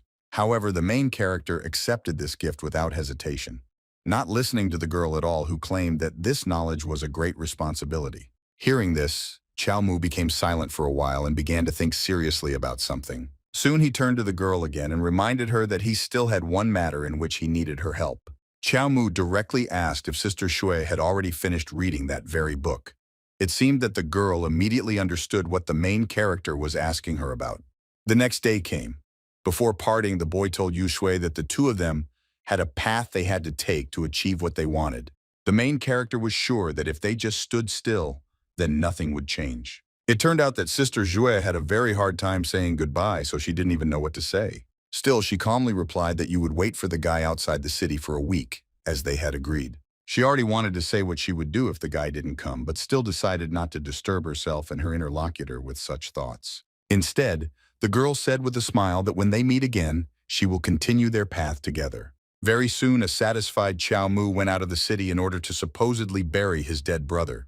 The guy carried a small coffin with the ashes of his clone in his hands. He liked the fact that this box was so beautiful. Having reached the right place, the guy began to dig a small hole, talking along the way about how much he regretted the death of his brother, and then that he now did not know how he could continue to live. At this time, the main character was closely watched by his opponent, who nevertheless came here in order to finish what he started. It was old man Afu, who was now determined to carry out his master's order and was ready for absolutely anything. Without wasting any time, the elderly man rushed at the protagonist without warning, hoping to catch him off guard and end this fight as quickly as possible. Despite this suddenness, Chiao Mu was prepared and managed to outwit the old man. It turned out that the old man broke the coffin with ashes. Small grains of ash immediately fell into the eyes of old man Afu, causing him severe pain and unable to see anything. The elderly man, coming to his senses, assumed that it was some kind of special technique that Xiao Lin's deceased brother definitely had. The main character continued to adhere to his image, so he confirmed that this technique belonged to his brother, but it was also useful to him in battle. The next moment, Chiao Mu, sincerely wishing for the death of his opponent, pierced the old man with his spear, causing blood to spray all around. At the same time, the guy thought that such a brave opponent as old man Afu would definitely be recognized by his immortality system, so he should continue the fight.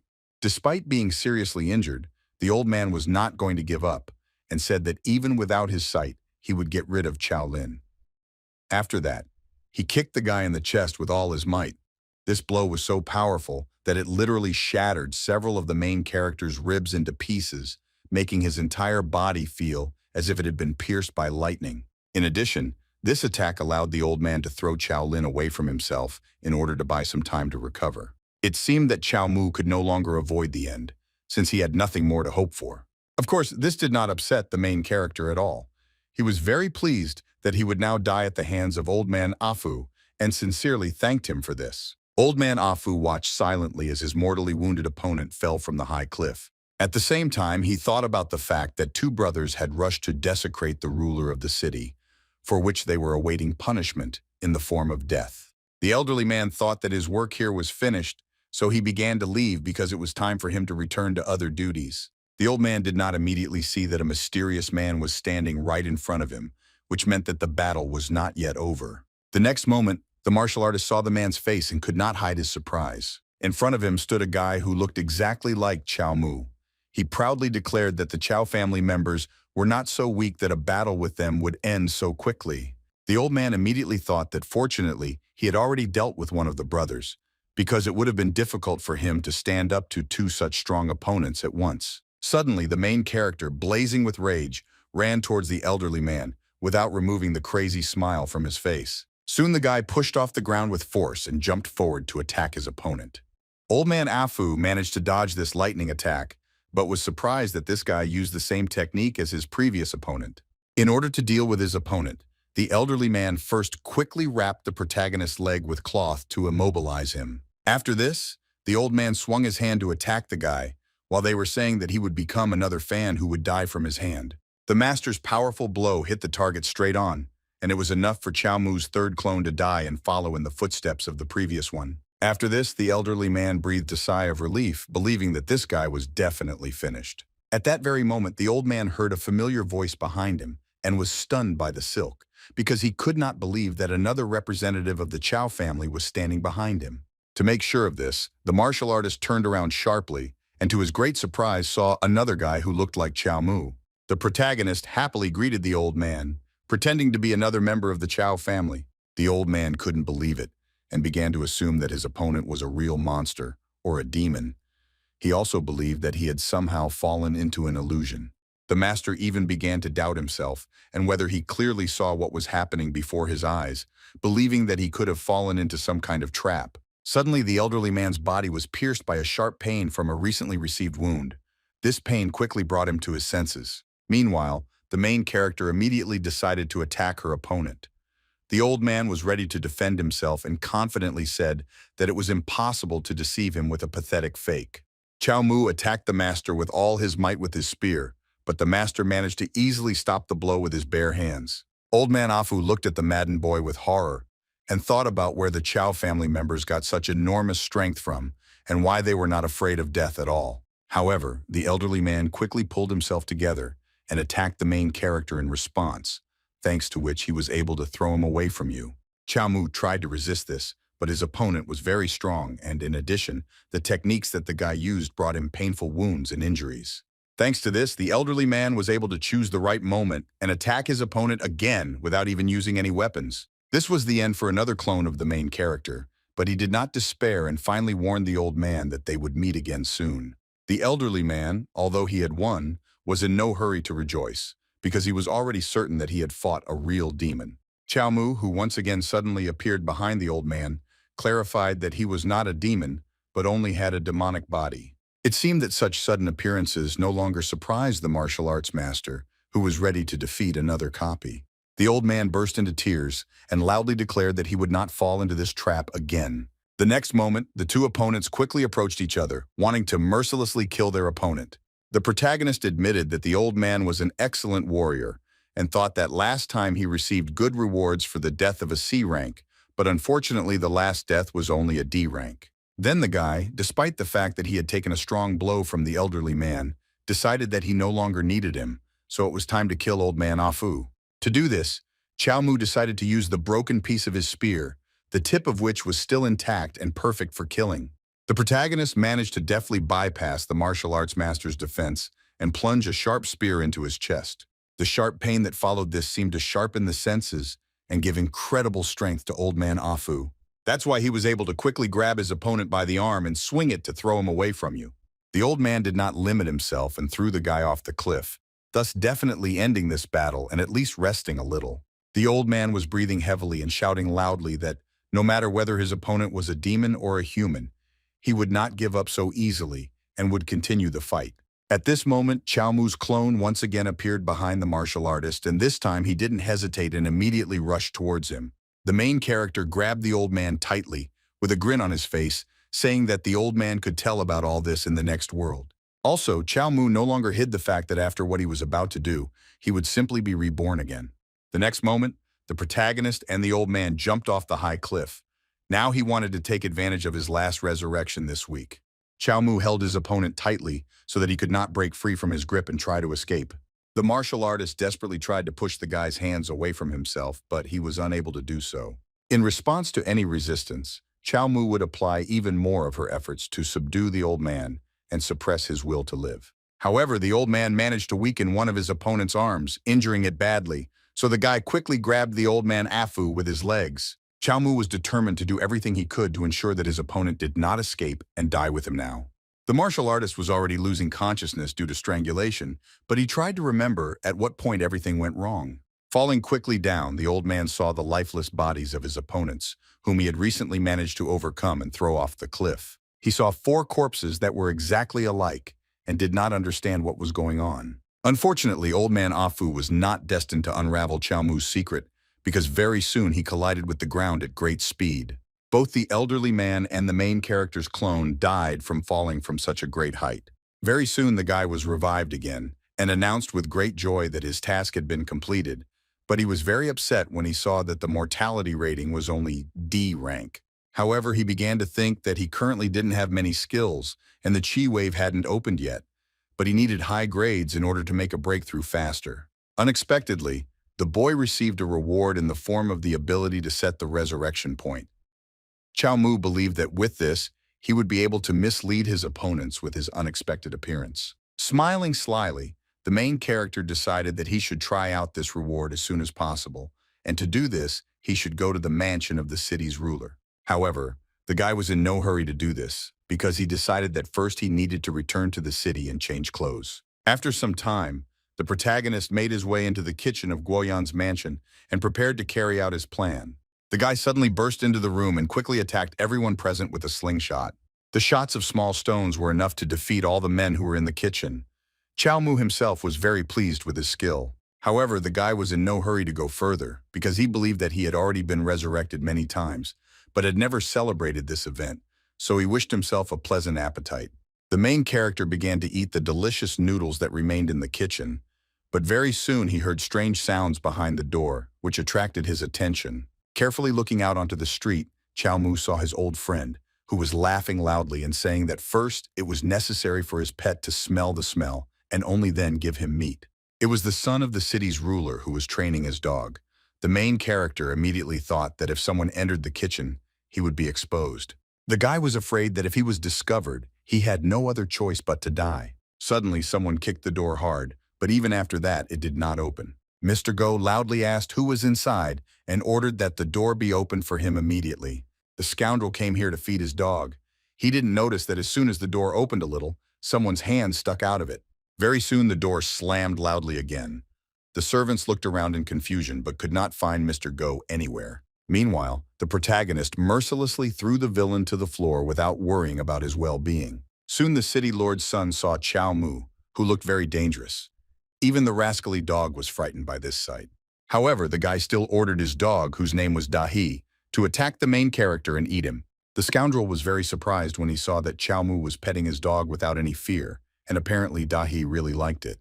After that, the guy pointed his spear at the villain and ordered him to remain silent and only answer his questions. Now he was interested in how many soldiers were in the mansion. The frightened boy meekly replied that he and his father had about a family of 12 soldiers, but in the mansion, there was also Zhou Wenwu, who also had his own subordinates. Chiao Mu then asked if the scoundrel knew about the Wuji Association and the Emperor's secret journey. The son of the city ruler was very surprised to hear these questions, because he did not understand where the main character could have learned about all this. To this, Chiao Mu rudely said that he was the only one asking questions here. The guy's appearance frightened the scoundrel even more, so he agreed to tell everything. The guy said that according to his father, the emperor could arrive in the city within 3 months. Then the main character asked if the route and time were already known. The son of the city ruler thought that he had to somehow get out of here so that he would not be killed, so he replied that he did not know such information and should go to his father's office. Chiao Mu, hearing this, immediately understood that the guy specifically wanted to lure him out of here, but what he was most worried about was that he would not be killed but put in prison. Then it would be bad for him. Still, the main character said that the villain was not important to him at all, so he could kill him right now. Mr. Guo was very scared, because this was not part of his plans. Unexpectedly, the guy promised to give Chiao Mu not only the letter, but also a set of secret techniques in exchange for his life. It seemed that this offer interested the main character. He looked intently at the son of the city ruler and briefly asked what techniques were being discussed. The scoundrel said that the book, which was called Secret Fighting Techniques, was often used by his father during training. It described very good techniques. Chiao Mu thought that the title of this book was very impressive, so he decided not to kill the guy yet in order to get what he wanted. Then the main character ordered the son of the city's ruler to show him the way and not to dare use any tricks. After some time, they arrived at Guo Yan's office, where his son was trying to find the book and letter he needed. Chiao Mu was surprised because such important information was not locked away. The scoundrel handed over the book and explained that no one else had come here except him and his father. The main character began to study the book, but was very surprised when he saw that there was no information about weapons or techniques. Chiao Mu then asked if this was all that the scoundrel wanted to offer him, and then pointed his weapon at him again. The guy started to get nervous and quickly replied that perhaps his father's secret room could also contain something useful for the main character, and so he offered to show it. Chiao Mu once again trusted his opponent, but again insisted that the boy not dare to use any tricks. The city ruler's son agreed with this. Soon the boy was the first to leave his father's office in order to look around and make sure that there was no one around. Right behind him was Chiao Mu. This way he could control his opponent and kill him if necessary. At this time, the scoundrel was thinking that he needed to somehow get rid of Chao Lin, because he would stand behind him until he got what he wanted. Also, the son of the city ruler considered that in this situation, the only one who could help him was Zhou Wen. The guy kept thinking that if his father wasn't in the office, then he must have been the main one in the room, so he needed to get there to survive. Suddenly, the scoundrel saw a soldier at the end of the corridor who was heading about his business. This was that same Zhou Wen. The man saw Mr. Guo and so stopped to bow respectfully and greet him. Suddenly he noticed that his master's face seemed to be trying to tell him something. The man immediately realized that something was wrong here. Then Zhou Wen saw an unfamiliar guy behind his master who immediately aroused his suspicion. At that moment, he felt as if he was struck by lightning from the realization of what was happening. The man immediately grabbed his sword because he understood that he had to fight a stranger. The son of the city's ruler was very glad that his subordinates finally understood everything. Suddenly, Zhou Wen became embarrassed and asked his master not to behave like that with him, because he was already old and also married. The scoundrel doesn't understand what his subordinate was talking about. The next moment, a sharp spear pierced through Mr. Guo's chest, indicating that Chiao Mu was fed up with this whole show. Zhou Wen was apparently shocked because he did not understand at all what the reason was. The main character smiled slyly while the son of the city's ruler begged his subordinate to help him with all his might. Finally realizing what was happening, Guo Yan loudly announced that a murderer had entered the mansion. Without wasting any time, the man rushed into the attack in order to eliminate the threat that posed a danger to the ruler of the city. Chiao Mu was not at all averse to fighting Guo Yan, so he allowed him to come closer and happily waited for his attack. As soon as the man approached a sufficient distance, the protagonist, without a shadow of a doubt, threw Mr. Go's body at his opponent, while simultaneously saying that it was not so easy to defeat him. At that moment, the guy heard one of the many doors open in front of him.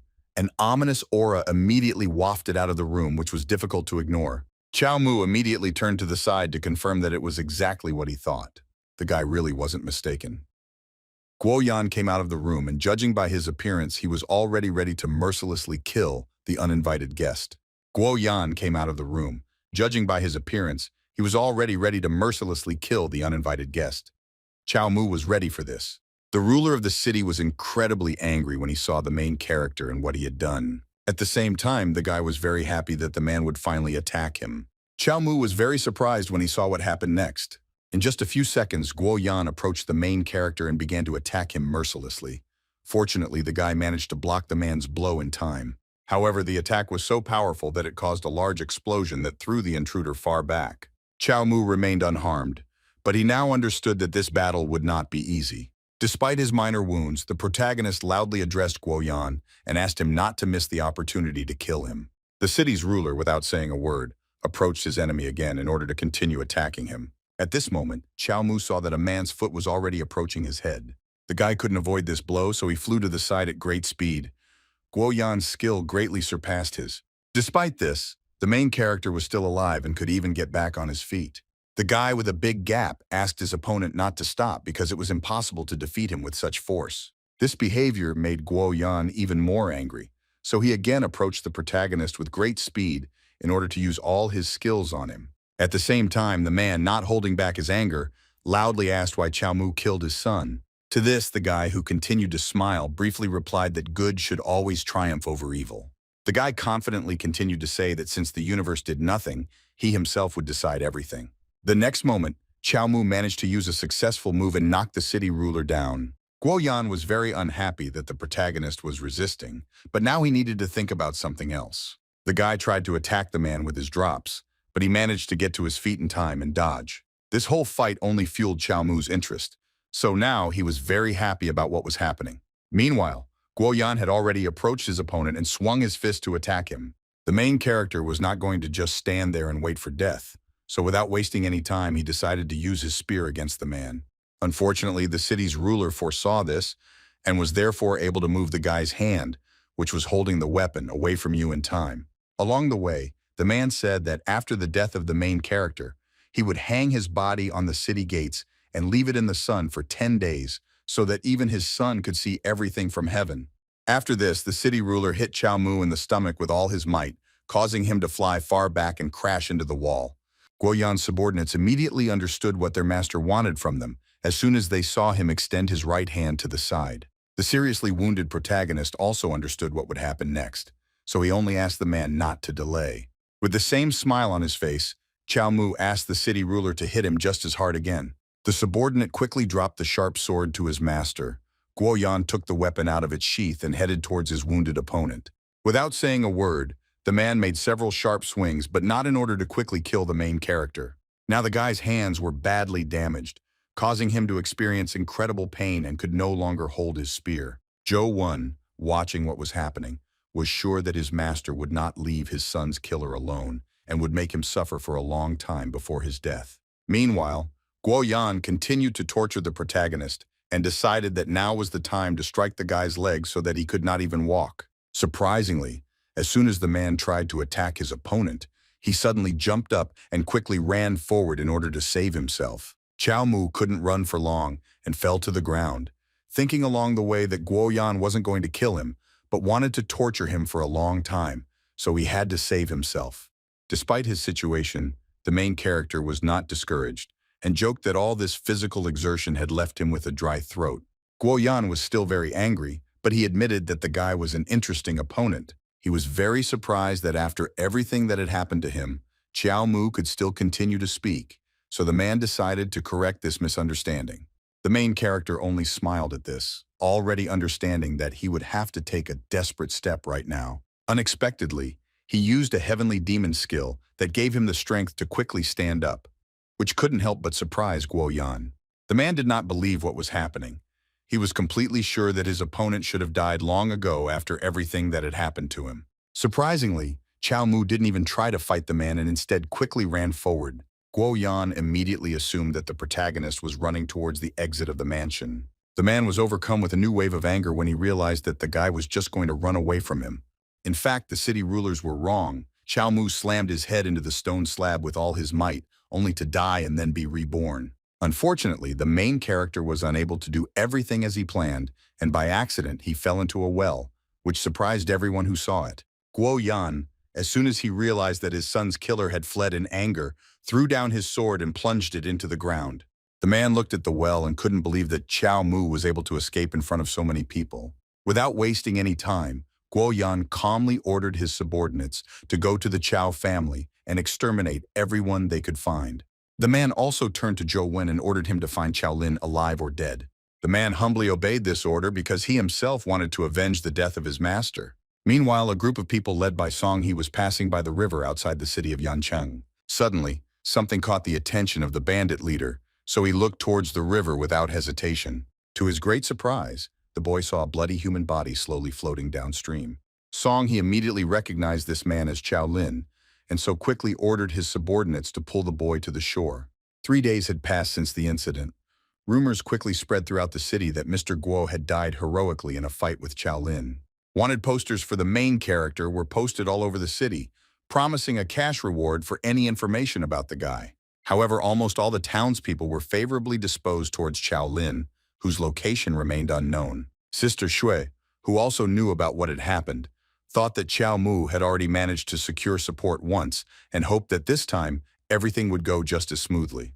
The girl was also very interested in the condition of the main character. She did not know that the worst was already behind her. The guy came to his senses and only wondered what had happened to him. He realized that back then, despite his attempt, he had not managed to die, so now his whole body ached due to numerous wounds and bruises. The guy also saw an excited Song He and his subordinates in front of him, so he didn't fully believe that everything that was happening was real. The leader of the bandits said that he heard about what Qiao Lin did and believed that everyone was responsible for their own actions, so the guy could not thank him for saving him. Hearing this, the main character became very indignant and began to ask why Song He saved him, because he did not ask for such mercy towards himself. The guy quickly closed Qiao Lin's mouth and asked him not to talk because now he only needed rest. However, this did not calm the main character down. Suddenly, blood began to flow from the guy's mouth. Despite this, he asked the leader of the bandits not to help him, Song. He was very surprised by this and thought that Qiao Lin simply did not want to drag them to the bottom. The guy was delighted that even on the verge of death, the main character cared about others. Suddenly, the leader grabbed Qiao Lin's hand, which caused him terrible pain, but he couldn't say it. Song. He sincerely said that he knew that the guy was feeling bad now, but he shouldn't have given up because while he was alive, there was hope for healing. Suddenly, the main character's hand fell limply onto the bed, indicating that the guy's strength was leaving him despite all his hopes. Chiao Mu silently prayed to God to save him from Song He. The boy's deteriorating condition greatly alarmed the bandit leader. Be that as it may, 2 days later, the main character died in the arms of Song He, which could not help but upset all the bandits. The cries of despair and hopelessness could be heard far beyond the settlement. They were clearly heard by Chiao Mu, who had already managed to reincarnate. Nevertheless, the guy was glad that he finally managed to die, even though it took a long time. Also, the main character, who had already managed to see his characteristics, was very pleased that his legendary death improved his rating. On top of that, one of the rewards for this death was that Chiao Mu was able to reach the 7th rank of strength. After the resurrection, the guy had the feeling that about 10 years had already passed, and now he was determined to continue his path. While the main character was thinking about all this, he suddenly heard a strange rustling sound in the bushes behind him. It turned out that they were bandits who were under the command of Song He. They were suspicious of the man who seemed to be watching their settlement. Suddenly, the main character quickly approached them, and looking at the men with a stern gaze, asked who they were. In response to this, the bandits began to ask how the guy ended up there and what he was doing there. Chiao Mu realized that the man did not recognize him and assumed that it was because after each resurrection he became a little older than before. Still, he calmly replied that his name was Chao Sen, and he came here to find his son Chao Lin. The protagonist asked if the men had seen him. The bandits were very surprised that Chao Lin's father was so young, because he looked no more than 30 years old. Chiao Mu was pleased with this longevity effect, and recalled that Sister Shui had once told him that the effect of the immortality fist was very obvious, and thanks to the use of the technique, his longevity had increased. The main character advised men to go to bed early and get up early, and also to train hard and use magic in order to protect the body. Then he asked to take him to his son. After some time, the main character was already in the medical center of the Shanzhai settlement. By order of the bandit leader, Chao Lin's body had already been washed and placed in a coffin. Everything was ready for burial. Chao Sen comforted the inconsolable Song He by saying that his son died a hero, so there was nothing to worry about. The protagonist continued saying that the dead were finished, and so now it was necessary to hold on to the living. It seemed that these words made an impression on Song He. After this, the seemingly angry Chao Sen swore that he would take revenge on Guo Yan for killing his Chao Lin. Now the bandit leader understood why his deceased acquaintance was so determined. Suddenly, the main character turned to the guy and said that he saw that he cared about others, despite the fact that he was a bandit. So he advised them to cooperate in order to help people. At the same time, Chiao Mu thought that now he could fight with Guo Yan, but he was not alone in the mansion, so he needed help. Song.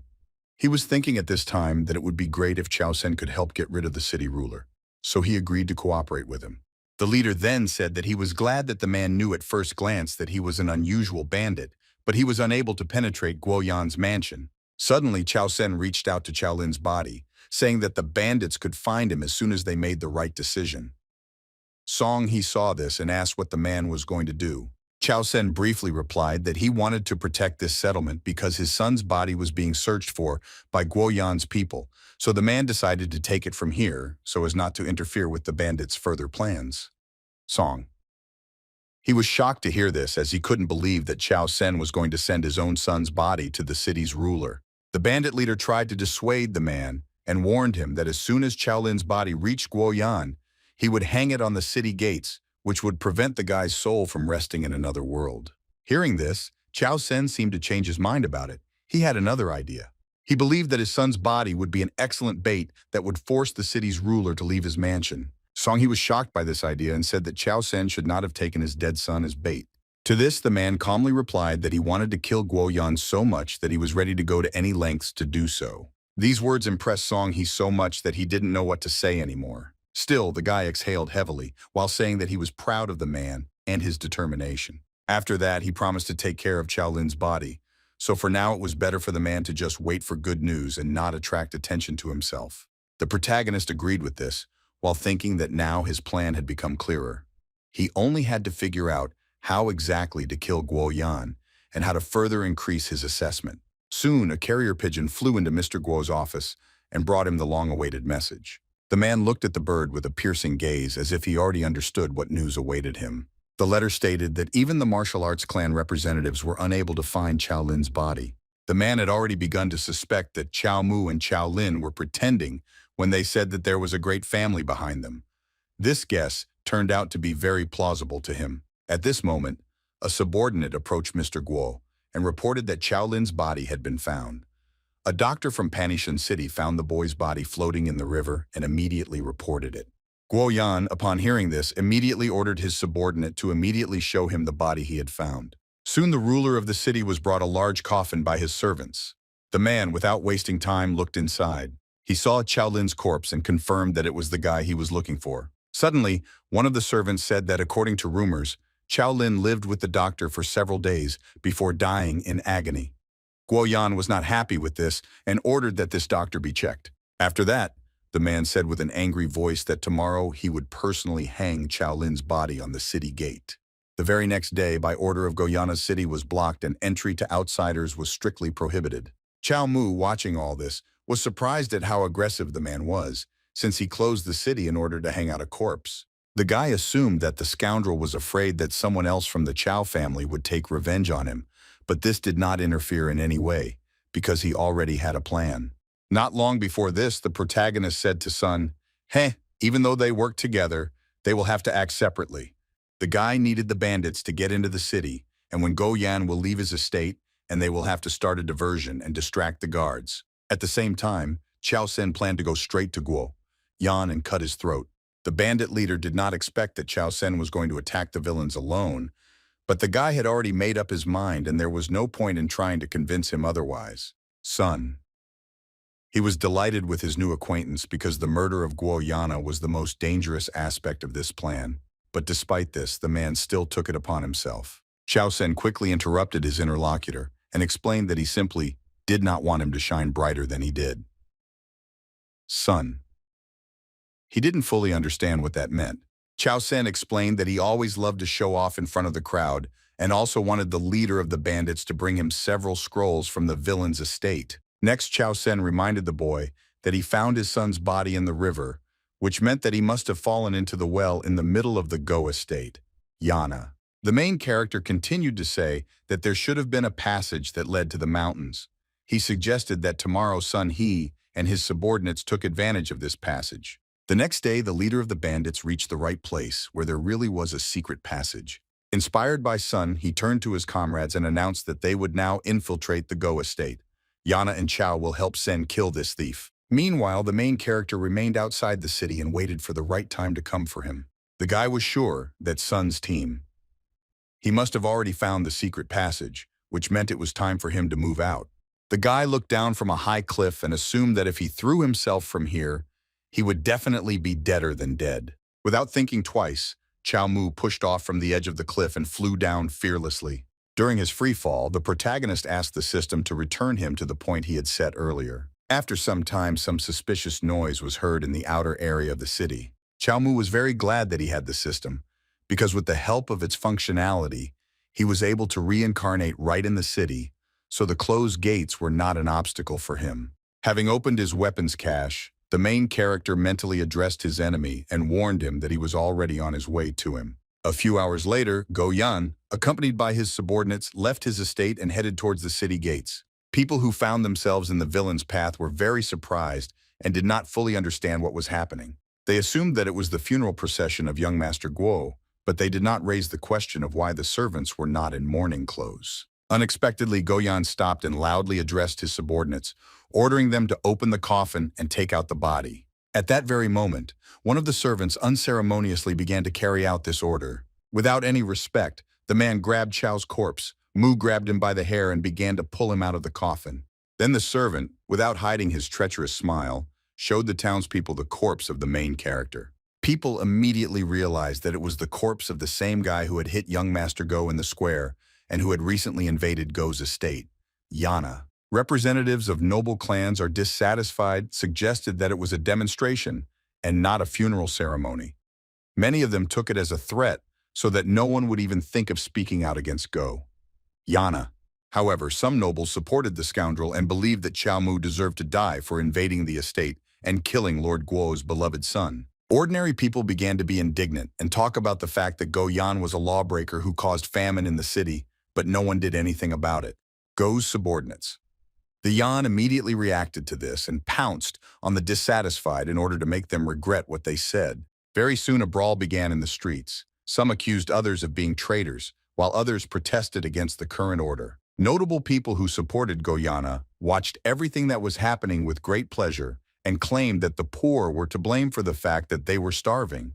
The aristocrats laughed loudly and asked the poor not to come near them.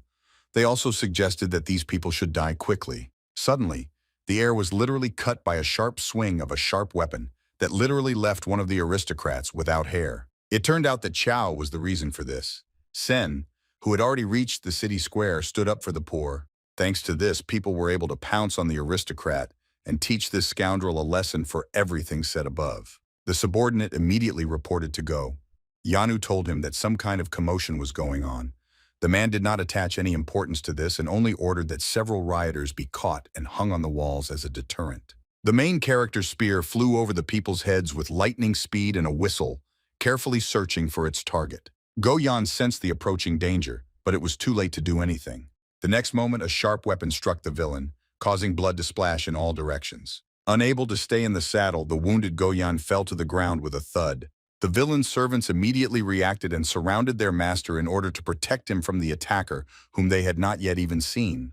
Meanwhile, the man thought with horror that he had barely managed to dodge, and if he had hesitated even for one moment, the spear would have pierced his head. After this, the main character appeared before the villain and had something to tell him. Chao Sen, enveloped in a mysterious energy, declared that Guo Yan not only killed his son but also dared to hang his corpse out for all to see.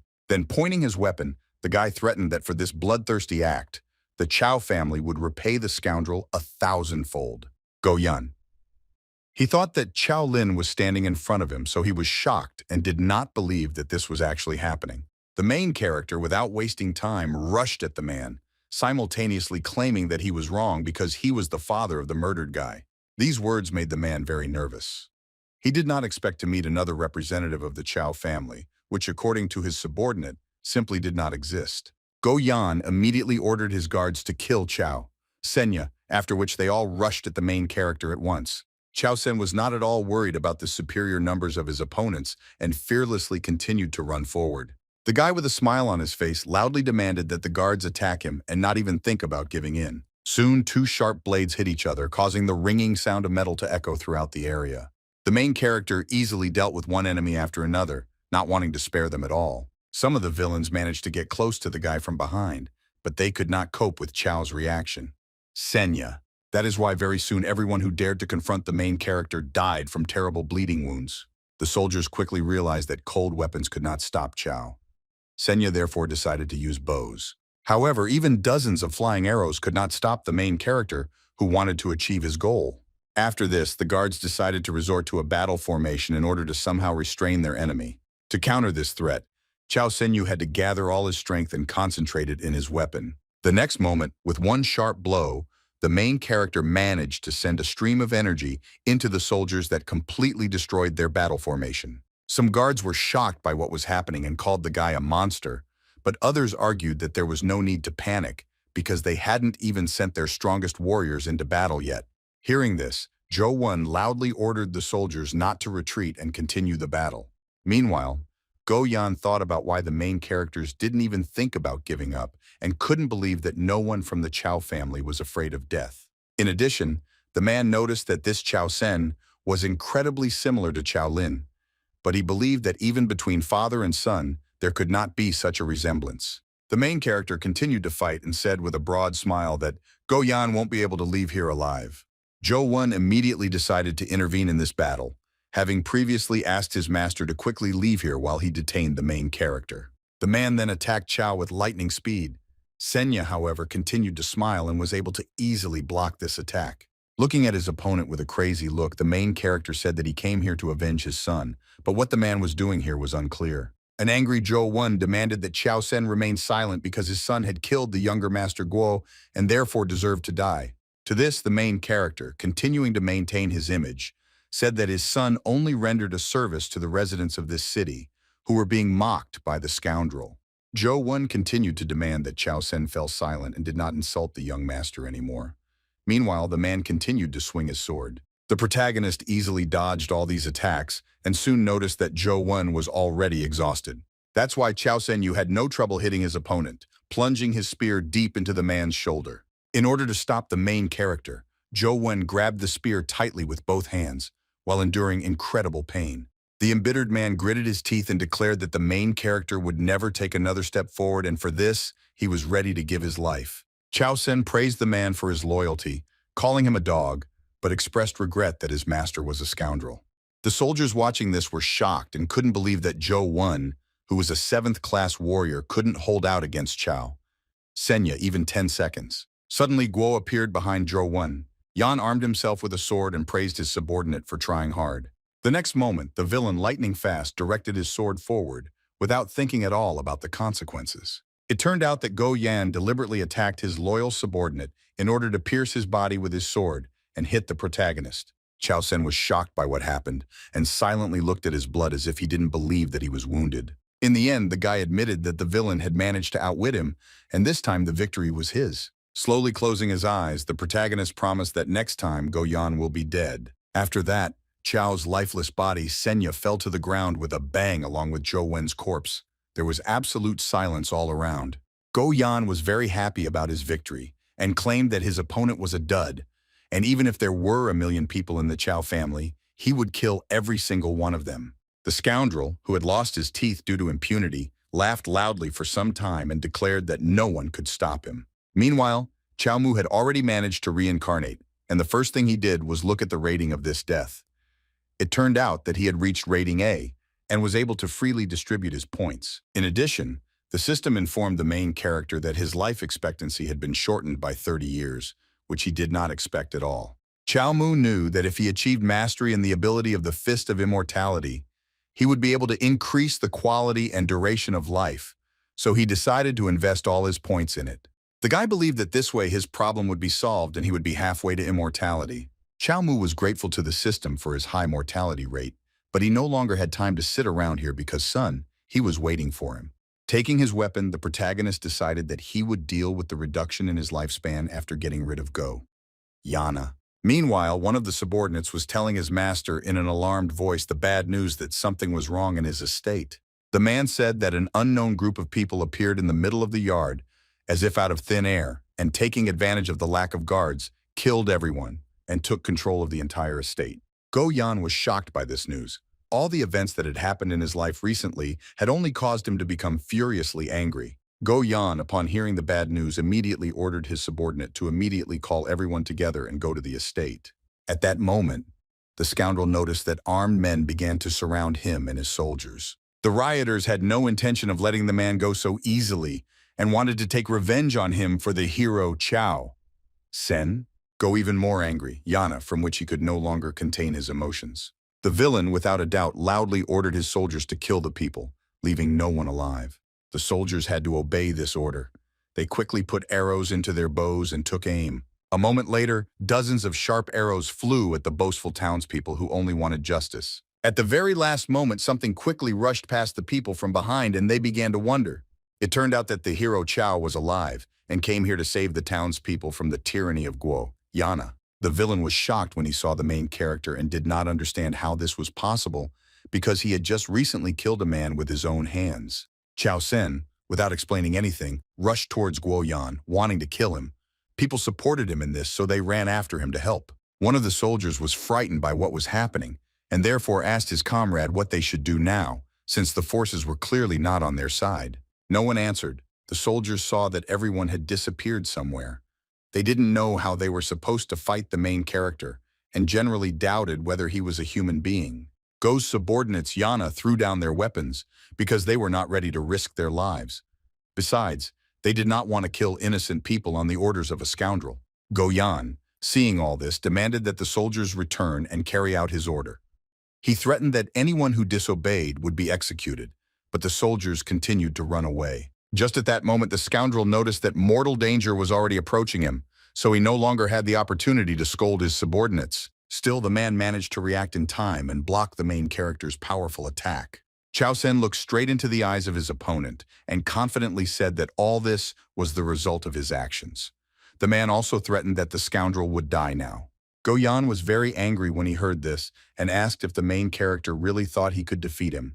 The next moment, the man deftly released his weapon and attacked Chiao with lightning speed, Senya, from which drops of blood developed on the sides. It turned out that the scoundrel managed to leave a small scratch on the man Chao's cheek. Sen believed that his opponent had incredible energy and could not believe that he remained so strong even after being injured. After that, the villain dealt several more precise blows, simultaneously accusing the main character of destroying everything that he had built over many years, which is why he wanted to kill everyone from the Chiao family. Guo Yan had incredible speed, so Chiao Sen was unable to resist his attacks. The villain's sword easily cut into the man's flesh and left bleeding wounds from which the protagonist lost strength. In the end, Chiao Sen fell to his knees. It seemed that he could no longer continue this battle. Seeing this, Guo Yan thought that everything was already over, and all that was left for him to do was take his second victory for the day. Chiao family representative once again. Suddenly, Chiao was exhausted. Senyu managed to stop his opponent's weapon with his bare hand without worrying about a new bleeding wound. Without letting go of the villain's blade, the protagonist quickly rose to his feet. The force seemed to have returned to him again. Guo Yan, seeing this, began to get very nervous before assuming that the main character was able to figure out his technique despite the fact that too little time had passed. To this, Chao Sen smiled slyly and said that if this was their first fight with the villain, he really wouldn't be able to cope with this riddle. The next moment, the main character, not wanting to hide anything anymore, confidently declared that this was already their third meeting. Guo Yan was very surprised by what he heard and for some time did not understand at all what Chao Sen meant. The scoundrel was not destined to find out all the answers because his life was drawing to an end. The protagonist mercilessly thrust a spear into the body of the villain he had wanted to kill for so long. As soon as the man pulled out the weapon, a stormy stream of blood gushed out from the fresh wound, and a sharp pain spread throughout Go's body. Yana. Only in the last seconds of his life did the scoundrel realize that all this time there was no Chao Sen was not there, but he was fighting with Chao Lin. The main character watched with a satisfied smile on his face as his enemy died. He was glad to see this sight because it took him 3 whole attempts. After Go's lifeless body, Yan fell to the ground. People immediately announced that the villain had died and his killer was the hero Chao Sen. For some time, people loudly proclaimed the name of the main character and thanked him for his feat. Chao liked all this very much. Mu. Suddenly, the guy's expression changed and a lot of blood started to appear on his forehead. Unable to stand on his feet any longer, the main character fell to the ground with a crash, which greatly frightened everyone around him. While still conscious, the guy thought about how good it was to die under the applause of the crowd. He believed that this death was worthy of another A rank. Suddenly, Sun appeared in front of the main character. He was very worried about Chao's condition. Senya and therefore asked if everything was okay with him. The leader of the bandits immediately took the man in his arms and promised that this time he would be able to save the hero's life. Chiao Mu did not want this at all, but due to his powerlessness, he could not resist Song's desire. Help. After some time, the main character came to his senses thanks to timely medical assistance, but this did not make him happy at all. He looked after his comrade and was amazed at how incredible his body was, as it was able to recover very quickly. Then the guy said that Chao Sen's chi channels were completely damaged, and there was not even a tenth of the internal energy left, so it would take some time to find a cure. Sun. He asked the protagonist not to despair and promised that he would do everything to cure his Chao. Sen mentally asked the bandit leader to just leave him alone. The main character decided that he needed to escape from here quickly, so getting out of bed, he said that he would like to go outside and breathe some fresh air. Unexpectedly, Sun. He asked if the protagonist really wanted to find Chao's body. Mu was taken aback by this question, but quickly remembered that after the fight with Guo Yan's corpse was lying on the street. Sunhei explained that he meant the fake corpse that the main character, according to the guy, used to deceive Guo Yan. The guy did not deny this and asked where that body was now. Sunhei, he said that they buried him and planted chrysanthemums on his grave so that the city's residents would never forget this sacrifice. After that, Chao Sen asked if there were any Song martial arts clans around the city. He had never heard of anything like this. However, the guy knew for sure that in the Haiyan prefecture, which was located in the north, there were still several such clans. Now, the main character understood why he was drawn to the north from the moment he began to study the legendary mastery of martial arts. Next, Chao Sen stated that he would already be setting off on his journey. Sun He suggested that the man stay a little longer so that his wounds would heal at least a little. To this, the main character replied that it was pointless to stay here, but on the way north, he could possibly find the necessary medicine. In fact, the guy just wanted to leave quickly. Soon. I realized that Chao. He couldn't convince Senya, but he asked him not to rush, because he wanted to write a letter of recommendation for him at the end. Chao Sen was very surprised when he learned that the leader of the bandits had an acquaintance named Shen Chin He, who was a government official and who could help find a job. Sun He explained that they had worked together a long time ago, but he didn't want attention to it tomorrow. The main character asked the guy to write in the letter that his name was Chiao Mu. His name is Chao. Sen was associated with the killer Guo Yan, which could attract unwanted attention. The bandit leader handed the man a letter and wished him a safe journey. Chao Sen promised that he would repay the guy for his kindness. After this, the main character suggested to his comrade to divide their loot equally. It turned out that in the Go estate, Yana had just a huge amount of money. The whole room was literally littered with gold coins and jewelry. Sunhee was shocked and couldn't believe that the scoundrel stole all this from ordinary people. According to the guy, Guo Yan was worse than any monster. At this time, Chao Sen thought only about the opportunities that all this money gave, and was very glad that he was lucky enough to touch it. The main character quickly pulled himself together and turned to the leader of the bandits and said that he could take all this money for himself. ETO Sun. He didn't expect it at all. The protagonist continued to say that many of the townspeople were dying of hunger, so they could not leave everything as it was. The man asked Sun. He spent the money on food for the poor. Also, Chao Sen warned that the government could soon send a new manager to the city who could be even worse than Guo Yan. That's why the man believed that it was the bandit leader who should lead the city. He wanted Sun. He used this opportunity to achieve his dream, and he was shocked by his comrade's words, and for a while he couldn't say anything in response. Soon the guy began to very emotionally thank the main character and show respect to him in every possible way. However, Chao Sen asked him to calm down because he was not going to leave here empty-handed. Chao Sen, with a satisfied smile on his face, showed his interlocutor a small book from Go's personal library. Yana directly stated that he was taking her with him. Sun. He praised the man for his choice of literature, because it was a book about the endless path of the rebellious Yang, which was a very ancient technique. Chao's enthusiasm, Senya quickly disappeared because he learned that this technique was based on the cultivator's virginity. The protagonist could not lose even a drop of his Yang energy if he wanted to practice this technique. He did not understand how a young man in his prime could endure this. Then Sun. He took out a small scroll and offered the protagonist to learn the technique of transforming a mortal body. This intrigued the man. The scroll described many techniques of varying levels of complexity. At the very beginning, it described in detail the art of makeup and techniques that allow you to slightly change the length of the bones. If a person managed to reach the end of this book in his studies, then he would discover techniques that would allow him to change his flesh, thanks to which he could become any person. Sun. He warned that the text of this book was very complex, and the main character would need a lot of time to understand it. So he suggested that the man not rush with his departure to the north. Chao Sen had no intention of staying here for even a minute, so he abruptly snatched the book from Sun's hands. He ran away, thanking the guy for his help. The leader of the bandits looked at the main character with a smile and thought that someday they would meet again, and then he would ask him to become part of his plan. After some time, the main character had already reached a large, lonely house that was hidden in the forest near the city. Chiao Mu quickly ran inside and loudly called out to Sister Shui, who, as it turned out, was supposed to be waiting for him here. Unfortunately, no one answered.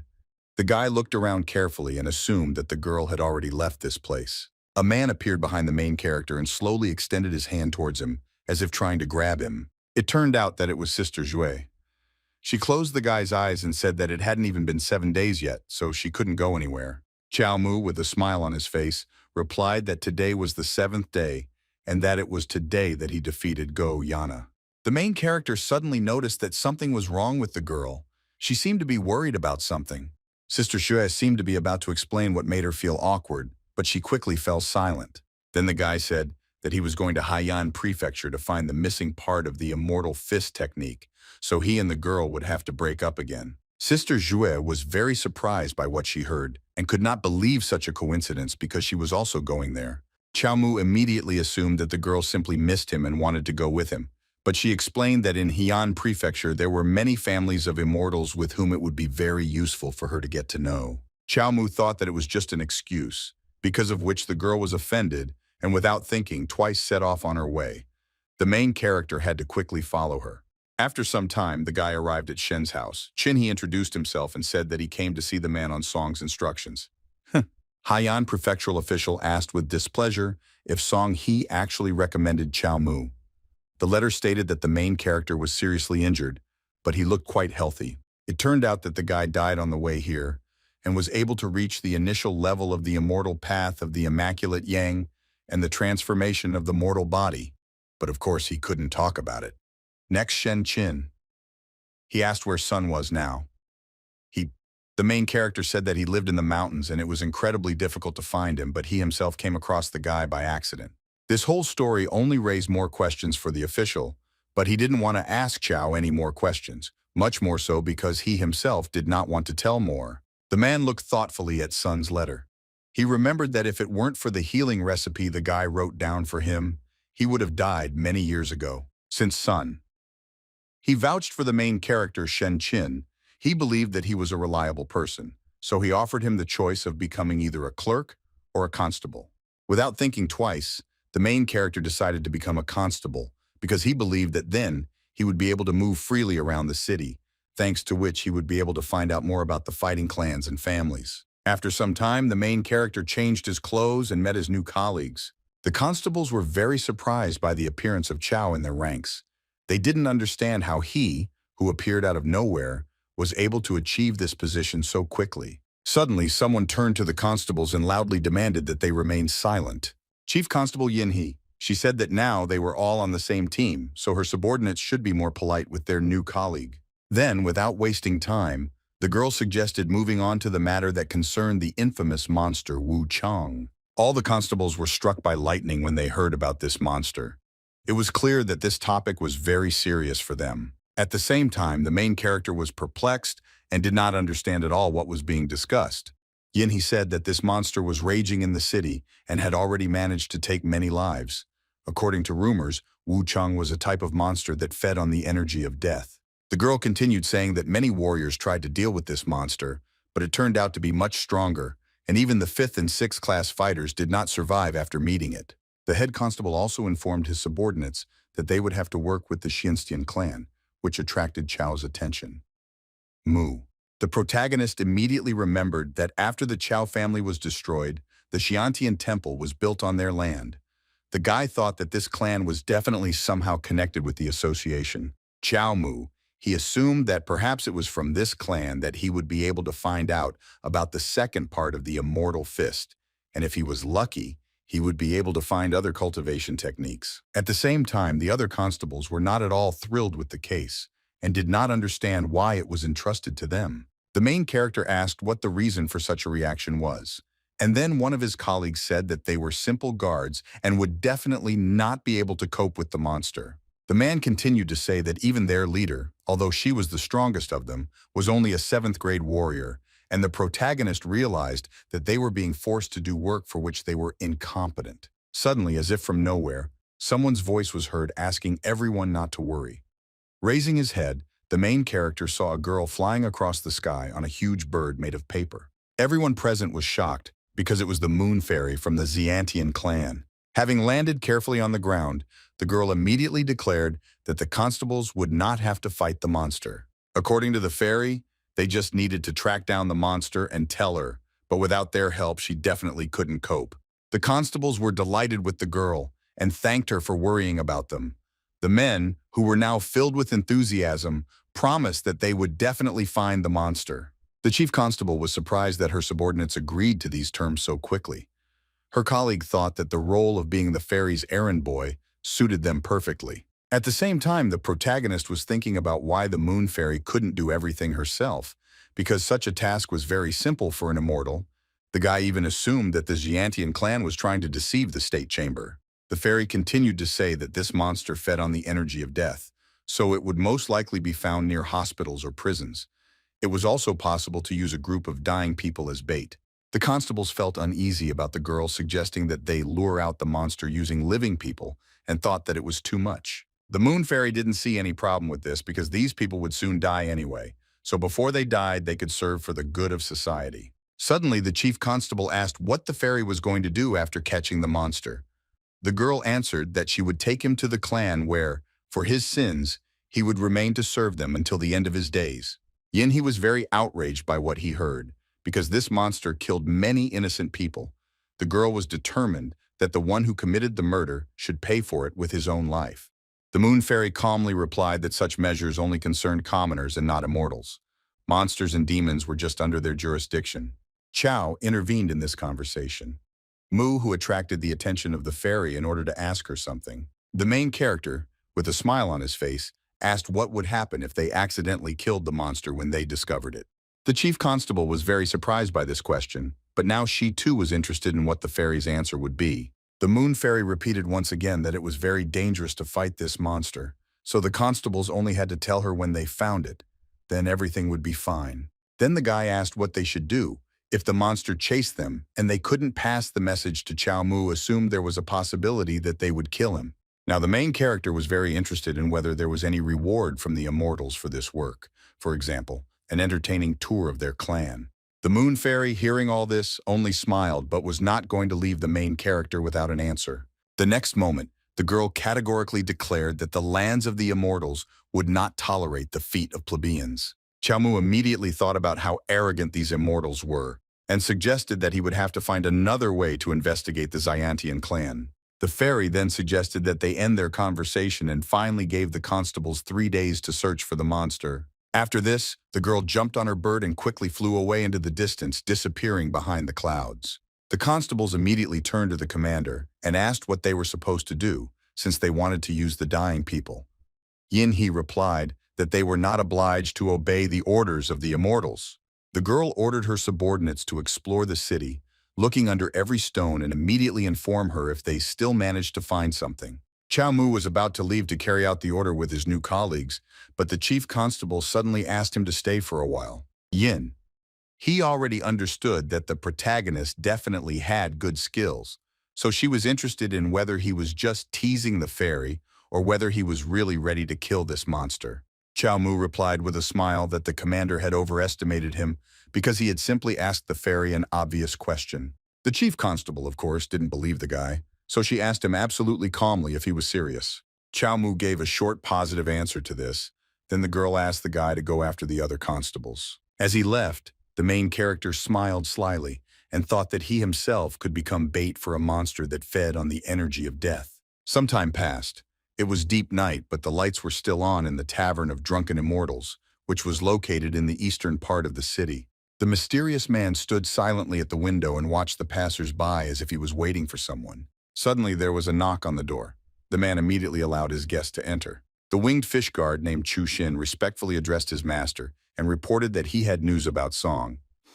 Hearing this, the man began to frantically twist the jade ring on his finger and ask his subordinate to tell him everything he had learned.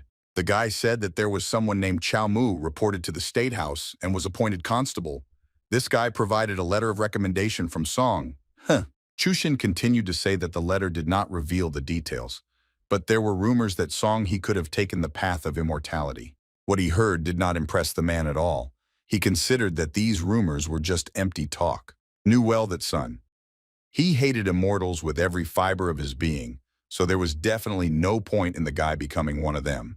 The guard recalled that for decades Song he had remained silent and now suddenly recommended someone, which meant that Chiao Mu was not an easy person. The man still asked to arrange a meeting with the main character. Meanwhile, Kang Shui, as planned, went to meet the local noble families. The girl who received her in the big temple said that Kang Shui was still a child when they saw her last. 10 years had already passed, but the elder was glad that fate had brought them together again. Lin Lin was well aware of what had happened to the Chiao family, but now she was suggesting that the girl who was born with exceptional spiritual perception develop this talent. Lin Lin offered to let Kang Shui stay with her since she was so reluctant to join the immortal clans. Kang Shui thought for a moment and then agreed to accept the elder's proposal. At the same time, the girl never stopped thinking for a moment about what Chiao was doing now. Mu. As it turned out, the main character for some reason was handcuffed and put behind bars. The guard demanded that the guy behave appropriately, because with such tricks, even 10 lives would not be enough for him. Chiao Mu asked the man not to worry, and assured him that he had no intention of running away. At the same time, the main character smiled slyly and thought that this was exactly where he belonged. A little earlier in the Jade Tea House, the owner attracted the attention of his customers with a loud knock. The man was very emotional in telling the story of how the hero Chao Sen killed Go with one swing of his spear. Yana then effectively walked off into the sunset. Chiao Mu, who heard all this, did not understand why people were discussing this event while a monster was walking around their city. The main character was upset because he thought that he would be able to talk to people here about the monster, but instead, he had already spent half an hour gossiping about himself. Suddenly, a stranger approached the boy and asked if the constable of the Heian prefecture had been listening to gossip in the tavern during working hours and neglecting his duties. It turned out that this was the same man who wanted to meet the main character. He was, of course, accompanied by his faithful guard. Chiao Mu asked with displeasure if the stranger was sure that he knew how he should work. The man immediately replied that he was just joking. Then the guy noticed that a far from unusual person was standing in front of him, because even from his aura it was clear that he was a high-ranking official who was accompanied by an equally strong martial arts master. After this, the main character casually asked why the strangers decided that he was just lounging around here and advised them to ask the emperor the same question. Chushin immediately took these words as insults and became very angry, but his master stopped him. Then the man slowly took out his fan and said that he was very curious to find out something from the main character. Chiao thought he was. Mu was the emperor of this country. The main character immediately thought that it would be better for the emperor to be dead already. Otherwise, he would have to kill him himself. Chiao Mu remembered that the emperor was supposed to pass through the city of Yanchen, but for some reason this did not happen. Also, the guy did not understand why for the murder of Guo Yan hasn't put a bounty on him yet. Suddenly, the guy assumed that there were probably government officials standing in front of him now, so he had to choose his words very carefully. The main character understood that if he insulted the emperor, he would definitely be sentenced to death, and then he would become known throughout the empire, and his rating would become simply incredible.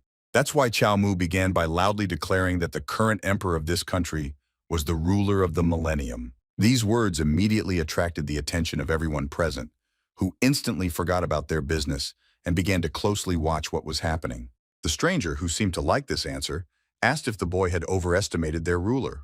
The main character began to say that when the emperor ascended the throne, he took the nickname Endless World. According to the guy, this meant complete and shameful submission to the immortals. Chushin was shocked by what he heard and couldn't believe that the protagonist dared to call his master a coward. Responded to his interlocutor's words that the immortals were an indestructible force that was impossible to resist, so the emperor had to compromise. Chiao Mu confidently replied that compromise was the lot of weak and helpless people and could only be justified when retreat was made in order to accumulate strength and strike back. However, according to the main character, this was not the case because everyone knew the city of Yancheng precisely because people were dying of hunger there. The guy loudly declared that the ruler knew well about this situation, but did nothing, just like the State House. Chiao Mu. He knew that the emperor ruled in the name of heaven, but he believed that people were just meat for him, which he was ready to use up if the immortals so desired. He once again insisted that the inhabitants of the empire were suffering, but the state chamber could do nothing to help them, and perhaps there were already dozens of cities like Yancheng. After this, the main character said that nothing else could be expected from the Son of Heaven, who put himself above other people. These words clearly upset the stranger. Suddenly, the angry Chushin, unable to bear all that was said above, loudly slammed the table and declared that Chiao Mu was talking nonsense. The main character also got angry and stated that everything was known, that the emperor danced to the tune of the immortals and even built a residence for them in every major city. As a result, a verbal altercation began between the guys. People who witnessed this did not understand where the fearless young man who dared to publicly declare his dissatisfaction with the emperor came from. The man, meanwhile, thought that the guy was obviously asking for trouble and therefore assumed that he had revealed his identity and was doing all this on purpose. He regretfully assumed that the former Minister of Justice's son was of the same opinion. He, who preferred to die rather than surrender to the immortals, but now things were exactly as he predicted. Chushin drew his sword and declared that according to the laws of the empire, a person who insulted the emperor should be executed. Chiao Mu, with a smile on his face, replied that he would not go back on his words and was ready to take responsibility for them. The man realized that for some reason the guy wanted to be killed. That is why the man suddenly stopped his subordinate and ordered him to leave the main character alone. As they were about to leave, the men said one last thing. Chiao Mu didn't understand anything about government and just wanted to attract attention. The main character was shocked by this outcome and did not understand how this was possible because he got into this whole situation and after everything he said, they were just going to let him go. The guy mentally asked his interlocutors not to leave and was ready to utter even more rude insults towards the emperor. Suddenly, a guard appeared in the tavern and loudly asked who was here, Chiao Mu. The main character answered this question with great enthusiasm, hoping that his idea could still be realized. This is how the guy ended up in prison. He constantly asked about when exactly he would be executed and asked for it to be done quickly, which caused confusion among the guards. In the end, they once again demanded that Chiao Mu did not act up. They assured him that all the prisoners here were death row prisoners, so he would not be able to escape. The main character had to put up with the agonizing wait for his participation, but he was glad that he ended up in a death row prison. The guy thought that the monster was just feeding on the energy of people like him. Suddenly, the dark dungeon was pierced by a loud cough from one of the prisoners. To the man who sat next to Chiao, my back was clearly not feeling well, so his cough would not stop. In addition, This man looked very scared and tried not to look up. It turned out that a black shadow in the shape of a huge cat was looking right at him, its eyes glowing brightly in the darkness. Its meowing echoed throughout the dungeon. An elderly man sentenced to death sat alone in his cell and awaited his fate, completely oblivious to what was happening around him. Suddenly, the silence of the dark dungeon was broken by the quiet meowing of a cat that appeared here as if out of nowhere. The old man was surprised by the appearance of this animal because he did not understand how it got there, but the cat made him smile. The old man decided to release the cat because, in his opinion, with the aura of death that had spread here, this place was no better than hell, and even the local rats were not worth the animal's consumption. Suddenly, the elderly man fell with a crash onto the stone floor as he was completely exhausted due to his illness. Chiao Mu immediately asked in an anxious voice if everything was okay with the old man. The stranger assured him that there was no need to worry. He then proudly told that he was once known as a holy thief who stole from the rich to give to the poor, and for this became famous throughout the world. The old man also said that when he was young, he could stand up to hundreds of rounds against an incredibly strong martial artist, but everything changed after one stupid mistake. The old man continued telling incredible stories about his life for some time until he began to quickly lose strength. In the end, the old man died and his lifeless body fell to the floor with a crash. Chiao Mu immediately began to call the intern for help. Then the main character saw how that same cat slowly approached the old man's corpse. The next moment, an ominous energy began to emanate from the animal and rushed in a stormy stream towards the elderly man. Chiao Mu, seeing this, immediately jumped up from his seat and loudly demanded that the cat stop all this. Having passed the iron bars, the guy approached the old man and put his finger to his nose to check his breathing. Only at this moment, Chiao Mu, I realized that the elderly man had already died. Looking at the cat, the guy remembered that, according to the chief constable, the energy of death increased the monster's strength. The main character assumed that this little kitten was the very same monster Wu Chang. Meanwhile, the animal was already looking at Chiao Mu with a bloodthirsty look, clearly wanting to profit from the guy. The main character was absolutely ready to accept this fight, so he prepared for the monster's attack. The cat was surprised by Chao's fearlessness. Mu even hesitated for a moment because he was clearly seeing something like this for the first time. The main character continued to taunt the monster with a smile on his face and ask him to attack him quickly. In the end, the ferocious monster fulfilled the boy's wish and, growling loudly, rushed at him, baring his sharp teeth and claws. Chiao Mu was very pleased and solemnly announced the beginning of a life-or-death battle. Suddenly, the cat took its harmless form and leaned on the arm of the main character, who clearly did not expect anything like this. Chiao Mu did not understand what was happening and was completely unhappy that his expectations were once again not met. Chiao Mu, having gone inside himself, began to try to drive away the cute cat, asking various questions along the way that he shouldn't have been a bloodthirsty monster. Despite all attempts, the cat remained in the boy's arms and continued to purr, clearly pleased with his position.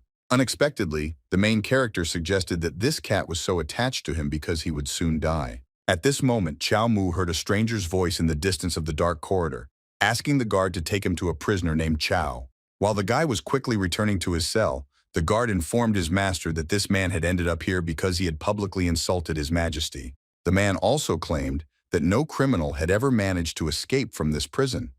At the same time, Chiao Mu asking when he would be executed and asked to somehow speed up this process. Surprisingly, the noble gentleman began to politely explain to the main character that there had been a misunderstanding and that he would now get him out of this cage. Chiao Mu, hearing this, could not contain his emotions and, knocking down the doors of his cell, began to be indignant because he had tried so hard to get here and now they wanted to let him out. Suddenly, there was absolute silence in the dungeon. The main character came to his senses and realized what he had done, and the guard and his master began to get nervous from what they had just seen. However, the official repeated again that they were to blame for not examining the case properly, and therefore even if the guy had run away, no one would have stopped him. After this, the man, continuing to be nervous, thought that the main character not only did not run away after breaking the bars, but also remained calm, as if he was patronized by a very influential person. Unexpectedly, Chiao Mu turned to the official and decided to ask him just one question. The man immediately prepared to listen. The guy asked if they would bury the old man who hit his head and died. The official immediately assured the main character that they would hold a proper ceremony for him. After that, Chiao Mu was only interested in where the cat had gone. The huge black one indicated that he was still somewhere here. After some time, the guy arrived at the Shen estate. Chin He, who already knew about everything, was very unhappy. The man scolded the main character for being arrested in a constable's uniform, and let me remind you, all his actions were directly reflected in the state chamber. Chiao Mu began to justify himself and explained that he allowed himself to be arrested only in order to conduct an investigation in prison and did not act out of selfish motives. This answer seemed to convince the official, who immediately calmed down as soon as he heard it. This turned out to be a false opinion. The man demanded that the guy not make a fool of him and asked if it was really possible to go to prison only for insulting the emperor. Unexpectedly, the educational process was interrupted by Yin He, who also wanted to speak out about this situation. The girl insisted that Mr. Shen had to use his authority to pull Chiao out, move from prison, and even promise a reward to another official. The guy thanked the man for his help, but thought that Shen didn't need it at all. Chin. He asked the protagonist to be more careful with his words and actions next time. Then the man thought about what the official had said about the order to release Chiao Mu, even without his intervention, had already been handed over to the guardian by the winged fish, Shen Qin. He knew very well that this faction was directly subordinate to His Majesty, so this was probably an order from the emperor himself. He didn't believe at all that the emperor himself asked a commoner to insult him in public. The official even suggested for a moment that the emperor enjoyed this kind of thing. Then the man suggested getting down to business and directly asked the main character if he had seen the monster. Chiao Mu said that the monster looked like a small tricolor kitten. He appeared next to the dead prisoner and absorbed the energy of death, after which he grew to a size exceeding that of a human. Yin He believed that it really was the Wuchang monster, because on some of the victims there were traces of claws similar to those of a cat or tiger. Unexpectedly, the main character suggested that perhaps Wuchang had nothing to do with it. This surprised the girl because she did not understand what the guy meant. Chiao Mu suggested that perhaps the cat was only absorbing the energy of an already deceased person and did not kill anyone himself. The chief constable was shocked by this guess and asked if the boy really meant that there was another monster. Meanwhile, high in the mountains, the peaks of which were pierced by the clouds, a loud roar of a predatory beast was heard, as if preparing to attack. A flying white tiger with wings growled aggressively at two girls who seemed to be trying to pacify him. One of the frightened girls turned to Sister Lunar and said that they could not cope with Mrs. Beechin's tiger because it got out of her hands every time she left. The Moon Fairy insisted that it was their duty to protect the sacred animals, and therefore, if the Lady Saint found out that they had failed to cope with her pets, they would be in big trouble. The girl pacified the tiger, thinking at the same time that if the predator did not go wild, she would not be able to show her superiority over others. She was also glad that the Holy Lady would be absent for another whole month. During this time, the girl was going to catch the monster Wu Chang for Mrs. Wu in order to advance well up the career ladder in the long term. It was deep night. The chief constable announced to her subordinates that the purpose of their operation was to catch the unpredictable monster. She said that last night Constable Chiao Mu saw the monster in the western prison, so everyone had to concentrate their search in the western part of the city. This meeting was over, so all the subordinates quickly went off to search. Ciao. Of course, I also took part in this operation, and now I was leisurely walking through the dark streets of the city trying to find that very cat. Suddenly, right from his shadow, the shadow of the monster he was looking for began to appear. The shadow quickly transformed into a cute kitten who pounced on the main character as if he was very happy to see him. The guy began to stroke the animal while saying that ever since prison he had felt something's constant presence behind his back. For this kitten, he was like an endless ration. Also, Chiao Mu admitted that this kitten reminded him of his sister Shui, who was much cuter than the clingy animal. He appeared from around the corner and upon seeing the guy, immediately asked what he did to you. Without waiting for an answer, she turned her attention to the kitten. The monster realized that he was in a dangerous situation, so he suddenly jumped up and quickly ran away, using his incredible abilities to do so. Chiao Mu ran off to meet the animal, telling the chief constable that it was the same demon he had spoken of. The kitten was very fast and often changed direction, so our heroes could not determine which way he was running. Soon the constables stopped abruptly, having lost sight of their target, Chiao Mu and Yin. He looked around intently trying to find the kitten, but all this was in vain. It seemed that he had managed to hide behind the walls of the large estate. The main character immediately thought that the kitten had brought them to this place on purpose, since he could have easily hidden from them in the first second of the chase. That's why the guy asked what kind of place it was. The chief constable said that it was the territory of the recently formed Crimson Waters bandits. The girl continued to tell that the leader of this gang was called Zhang Long. He was a sixth-class warrior, so he could not be underestimated. Suddenly, the main character was hit in the nose by a sharp, unpleasant smell that he did not expect to feel here at all. The guy, based on his experience, knew very well that it was a bloody stench, which aroused his serious suspicions. Not long before, the moon fairy Zhang Long arrived at the courtyard of the Crimson Waters and met her guest, and the Pope greeted the Lady Immortal. The man claimed that it was a great honor for him to serve Xiantian, which was one of the 10 great clans of immortals. He strongly desired to join this clan, so he was willing to do anything. The girl assured that Zhang Long would of course still have a chance to serve her, in exchange for which she would help him achieve his goal. However, the fairy warned that Zhang Long was not the only one who wanted to join the immortal clan, so first he would have to pass her test. Along the way, she took out a small bag. The girl wanted to see the man's level of combat skill, and for this she summoned a flying tiger. She asked him not to worry because it was not that difficult and should not have caused Zhang Long much trouble. The man, seeing the ferocious predator, immediately began to get very nervous and retreat back, not believing that he was about to fight him. The moon fairy asked if the leader of the Crimson Waters was scared, and added that he could always give up, forgetting about eternal life. Zhang Long quickly pulled himself together and prepared for battle, while saying that the girl had simply misunderstood him.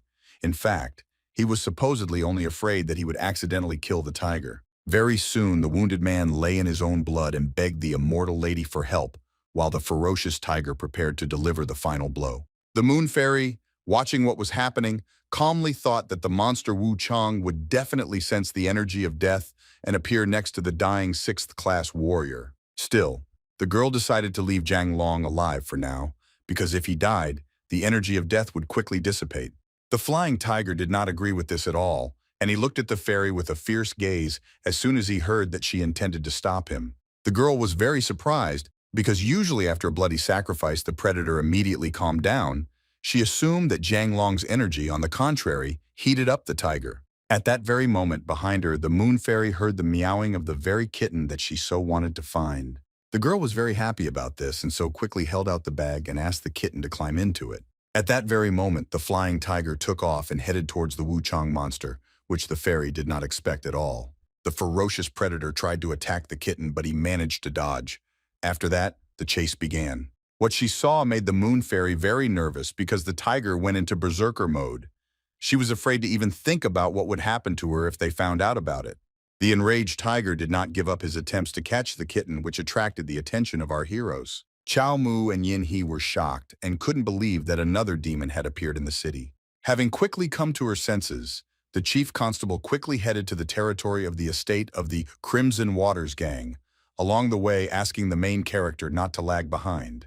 The girl kicked the gates open with a powerful kick and walked onto the estate grounds. Seeing Zhang Long's bloody corpse, the constables realized they were too late. Chiao Mu didn't understand what could have happened here.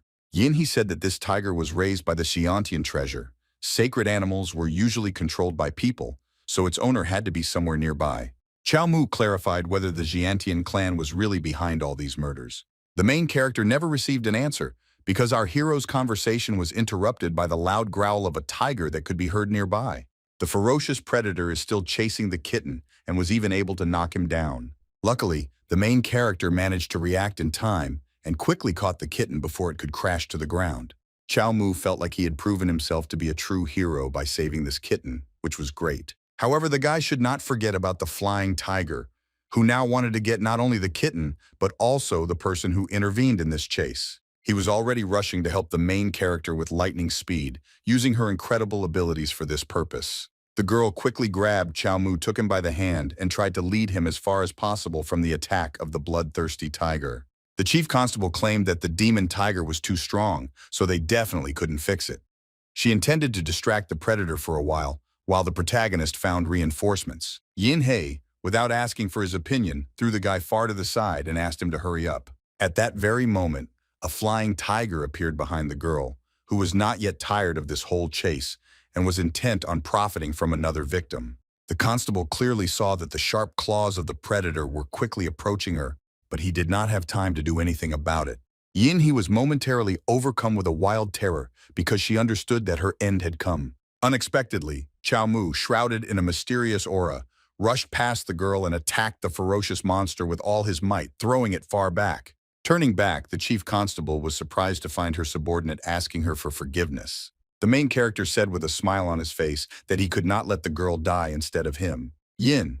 He was unhappy that the protagonist misheard her order, but Chiao Mu believed that he was the one who should fight the tiger. At this time, someone was watching our heroes. It was Chu Xin, who thought the constables were crazy because they had time to escape. Now, in his opinion, they would definitely die here.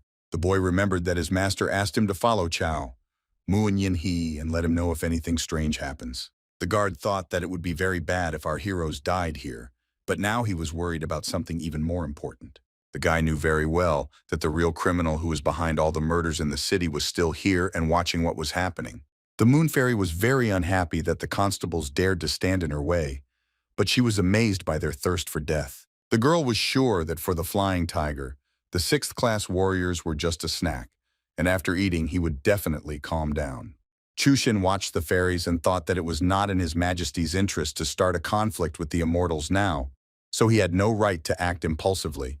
That is why the guard decided that for now, he would not interfere in what was happening and would wait for a suitable opportunity. Meanwhile, the fierce flying tiger rushed at the main character again and tried to attack him with its sharp claws, but then the guys managed to jump aside in time. Unfortunately for Chiao, this attack did not go unnoticed. The monster still managed to get the guy and wound him. The main character could not help but recognize the strength of this enemy, because one blow from this bloodthirsty monster almost destroyed his energy barrier. The guy was already anticipating that if he died from the claws of this predator, his rating would be very high. So now, no matter how strange it sounded, he dreamed of being torn to pieces. The flying tiger seemed to understand what the main character wanted from him, and therefore prepared to deliver another crushing attack. Having concentrated the required amount of energy, the monster directed its rapid attack straight at the guy. Chiao Mu saw the approach of danger beautifully, but he did not even think about avoiding it, and only mentally asked God to accept his mortal body. Suddenly, someone grabbed the main character tightly and began to quickly carry him away, which the guy did not expect at all. Yin He asked with displeasure why Chiao Mu froze in place and asked him to dodge the attack. At this time, the guy mentally asked the girl to let him die in peace. The chief constable kept saying that the monster was too strong, and they wouldn't be able to stand up to it in a head-on collision, so she decided to use the shadow step technique. The girl said that to do this, it was necessary to direct your chi energy into your feet, thanks to which you could walk in the air as if on smooth ground. At the same time, it was necessary to twist the chi energy so as not to fall. Chiao Mu, listening to all this, thought only about how to get out of Yin He's grip, because in his opinion, even the most brilliant student would not understand anything in such a situation. Suddenly, the main character noticed a system window that said that he had somehow managed to master Chao's shadow step technique. Mu couldn't believe it worked. Suddenly, the flying tiger struck again, causing the main character to fly off to the side. The chief constable decided it was time for her to act, so she quickly grabbed her sword. The girl dealt a sharp blow to her opponent in the hope that this would somehow stop him, but her weapon simply shattered into pieces. The chief constable was shocked and could not believe that the monster's internal energy was so strong that an ordinary blade was useless against it. The girl could dodge it with the help of Shadow Step for now, but she understood that it was impossible to defeat this monster, so if this continued, they would definitely die. The Moon Fairy, observing everything that was happening, it was believed that our heroes overestimated themselves because neither water, nor fire, nor weapons could injure the sacred animal. The girl smiled slyly and asked that the mortals simply accept the fact that they would be eaten, because for them it was even an honor. Meanwhile, Yin He found herself in a very dangerous situation. The flying tiger opened its mouth and quickly approached the girl, who could do nothing about it. Fortunately, at that very moment, the loading of the Shadow Step skill was already completed, thanks to which the main character was able to quickly go to help his partner. The head constable saw that Chiao Mu quickly walked towards her with a smile on his face, which made her very unhappy. The girl demanded that the guy quickly run away from here because she believed that he would definitely not be able to defeat this monster. The flying tiger saw another of its victims and decided to attack him with several destructive streams of energy at once. Despite this, Chiao Mu continued to confidently run forward because he had 204 available skill points, while the Shadow Step skill only required 126 points. The guy decided that it was time to take advantage of the opportunity to redirect skill points, and so he was able to push off the ground sharply and jump high into the air. The next moment, the protagonist fearlessly jumped on the flying tiger and with his powerful blow, literally pinned it to the ground. The chief constable was very surprised by what she saw, because she did not expect such a thing from her subordinate. Chushin also continued to watch what was happening without taking his eyes off it, as if he didn't believe that all of this was real. The guy knew for sure that this blow was much stronger than the abilities of a 6th-class warrior could allow, so he assumed that the main character combined the technique with fast movements in order to further increase the damage. The guard did not understand at all who Chiao was. If only he could fight without paying any attention to his physical condition. Yin he watched the protagonist and didn't believe that her inherited technique had always been like this. The girl was surprised that the guy used steps intended for stealth movement in order to carry out furious attacks. After several successful attacks, the protagonist finally drew his sword to finally kill the ferocious monster. Then, as if from nowhere, a moon fairy appeared and loudly demanded that Chiao Mu stopped. She began to say that this flying tiger was the spirit pet of the Xiantian clan elder, so the constables should immediately hand it over to her. The protagonist looked at the fairy with an indifferent gaze and said that he didn't care about the Immortal clan. Now he was only worried about the fact that the terrible monster had taken many innocent lives. The next moment, Chiao Mu loudly declared that according to the law of the empire, he was sentencing the monster to death, and then dealt a crushing blow. Chushin, seeing all this, could not believe that the guy had killed the sacred animal so easily. He did not understand why some warrior allowed himself to do something that even the emperor did not dare to do. At the same time, the moon fairy was shocked by what had happened, because she already understood what problems awaited her ahead. After this, the main character said that the immediate killer was punished, but this was not the end of this matter. The guy pointed his sword at the fairy and continued to say that the one who controlled the monster and incited him to bloodthirsty deeds also had to pay for his crime with his life. The girl's eyes immediately filled with fear for her life.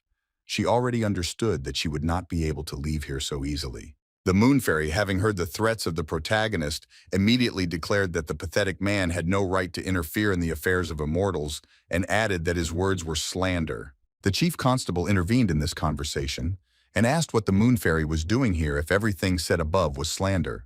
With obvious suspicion, Yinny continued to ask whether the girl wanted to catch the monster or feed it human flesh. Responded very emotionally that she should not have to justify herself to mortals who not only obeyed her order but also killed a sacred animal. Then the girl flew into the sky on her paper bird, threatening in the end that our heroes would still pay for what they had done. The chief constable, looking after the scoundrel, hoped that someday the immortals would also be brought to justice. Just at that moment, the main character fell to the ground with a crash because he was completely exhausted after the battle with the ferocious monster. This greatly frightened the girl. Yin, he asked if it was with Chiao Mu is okay and promised that she will do everything to save him. At the same time, the boy begged the chief constable not to save him, after which he finally died. The next day came. Monster Wuchang sat carefree on a tree and watched as the city and its inhabitants woke up. The kitten was very pleased and thought about what pure energy of death that constable had. Now his stomach was literally bursting with pleasure. The animal literally adored the main character because on top of everything else, he even saved him. The kitten felt very sorry that the white tiger had seriously injured Chiao Mu, from which he died without having time to receive the necessary help. The monster was very upset by the fact that he could only feed on the energy of death, and as soon as he laid eyes on someone, he soon died.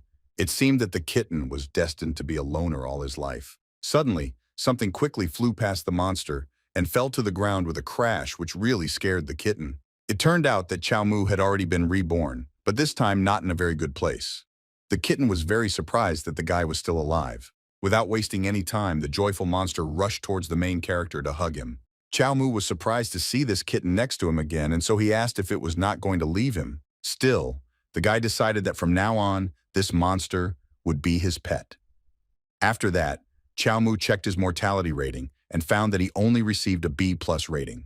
The main character did not understand why his rating was so low, because everything that happened last night was undoubtedly a very heroic story.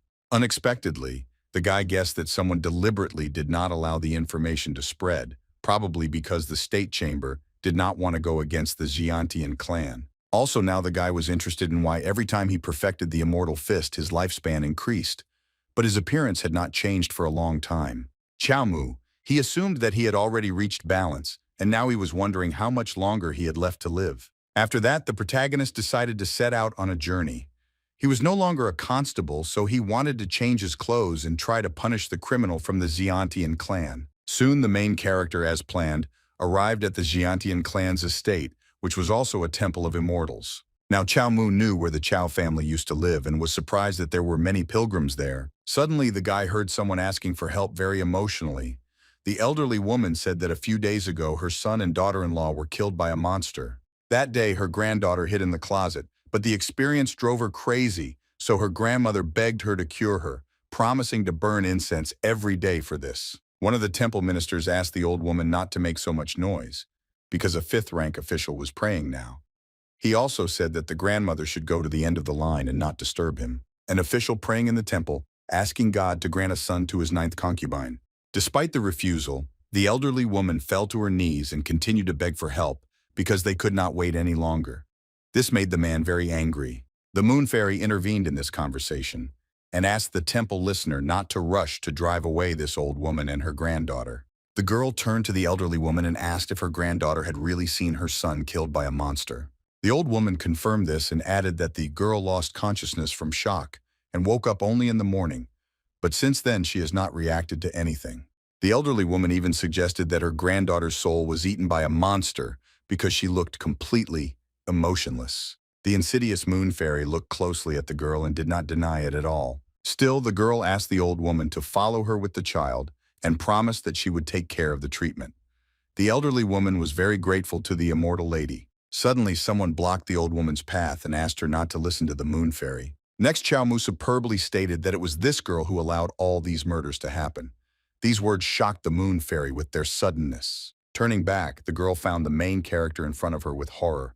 She did not understand why he was safe and sound and what he needed here. Chiao said Mu quickly spread across the lips of the pilgrims, who immediately began to discuss what they had heard and closely observe what was happening. Not everyone believed that these words were true. The moon fairy remained calm and said that as a civil servant, Constable Chiao Mu should have acted officially and not accused her of murder without evidence. People agreed that the constable had no right to accuse someone without evidence, because even the emperor could not allow himself to do such a thing. The girl continued to loudly say that the main character accused her of such a terrible crime because there were disagreements between them in the past. She also claimed that the boy had broken the law when he entered the immortal's abode without permission and tried to ruin the reputation of his clan. For this, she intended to punish him. Chiao Mu. He understood that he was really at a disadvantage, so he just silently looked at the moon fairy and prepared for battle. Suddenly, a little girl who seemed to have lost her mind pointed at the moon fairy and loudly declared that it was she. The child, with fear in her eyes, said that the girl brought a white tiger that brutally killed her mother and father. The elderly woman was incredibly happy that her granddaughter had come to her senses and believed that now everything would be fine, but the girl continued to scream loudly in fear, remembering what had happened. What they heard amazed the pilgrims.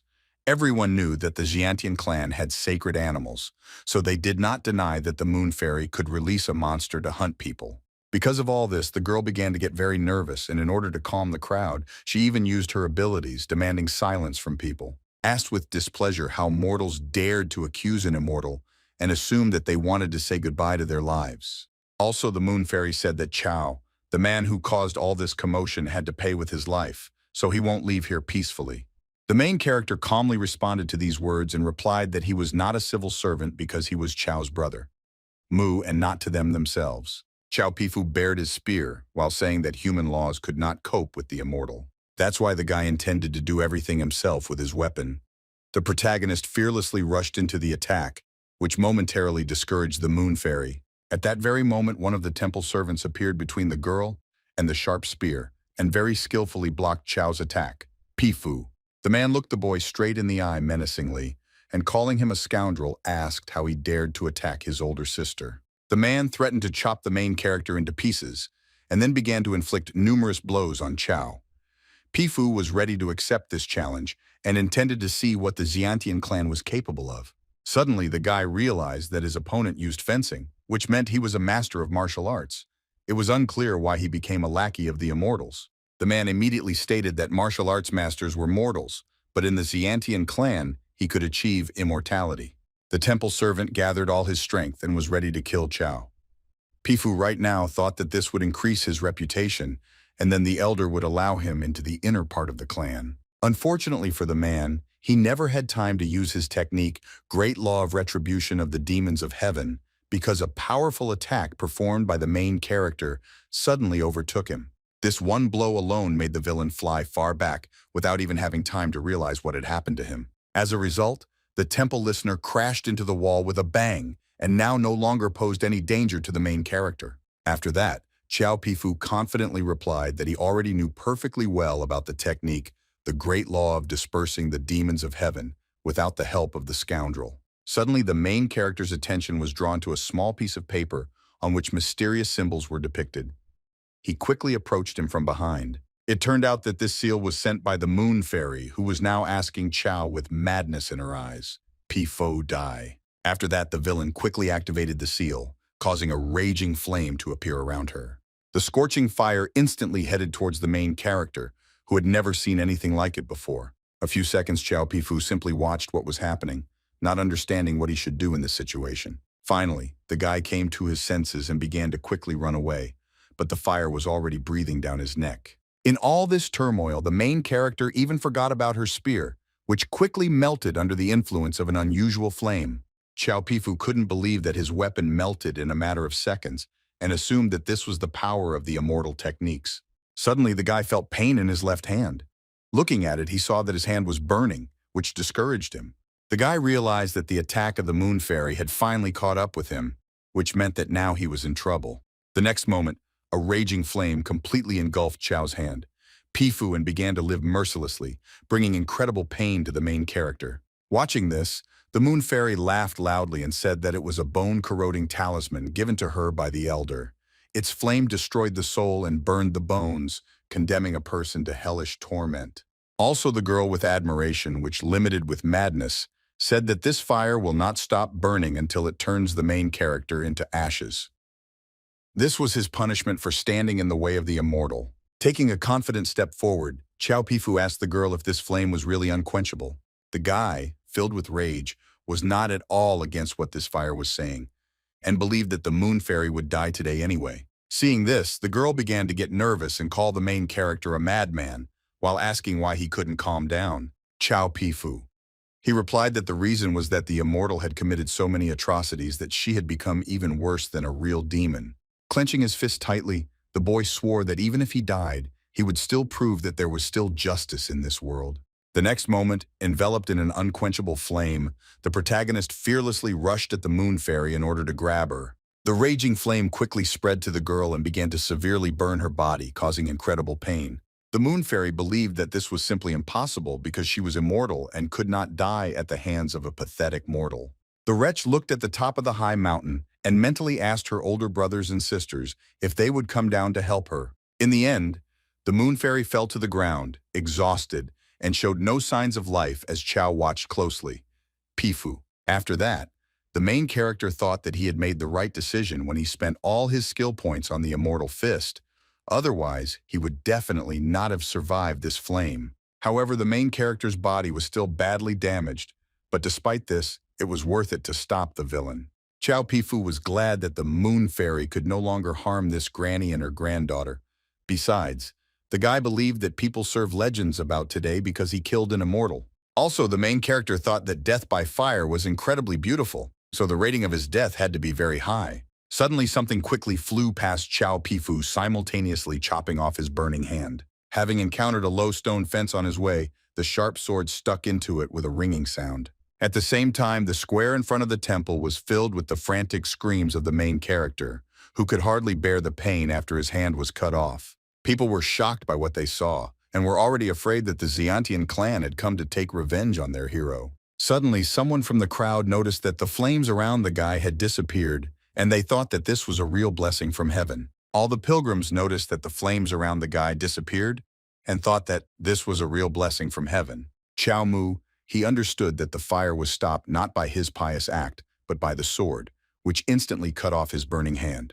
That is why the main character assumed that whoever did this was trying to save him and not cripple him. However, the guy was not at all happy about this, because now his whole body was covered in burns, and therefore it would be better for him to die, and why be reborn again. Next, Chiao Mu turned to the people and asked that one of them lend him a pair of pants.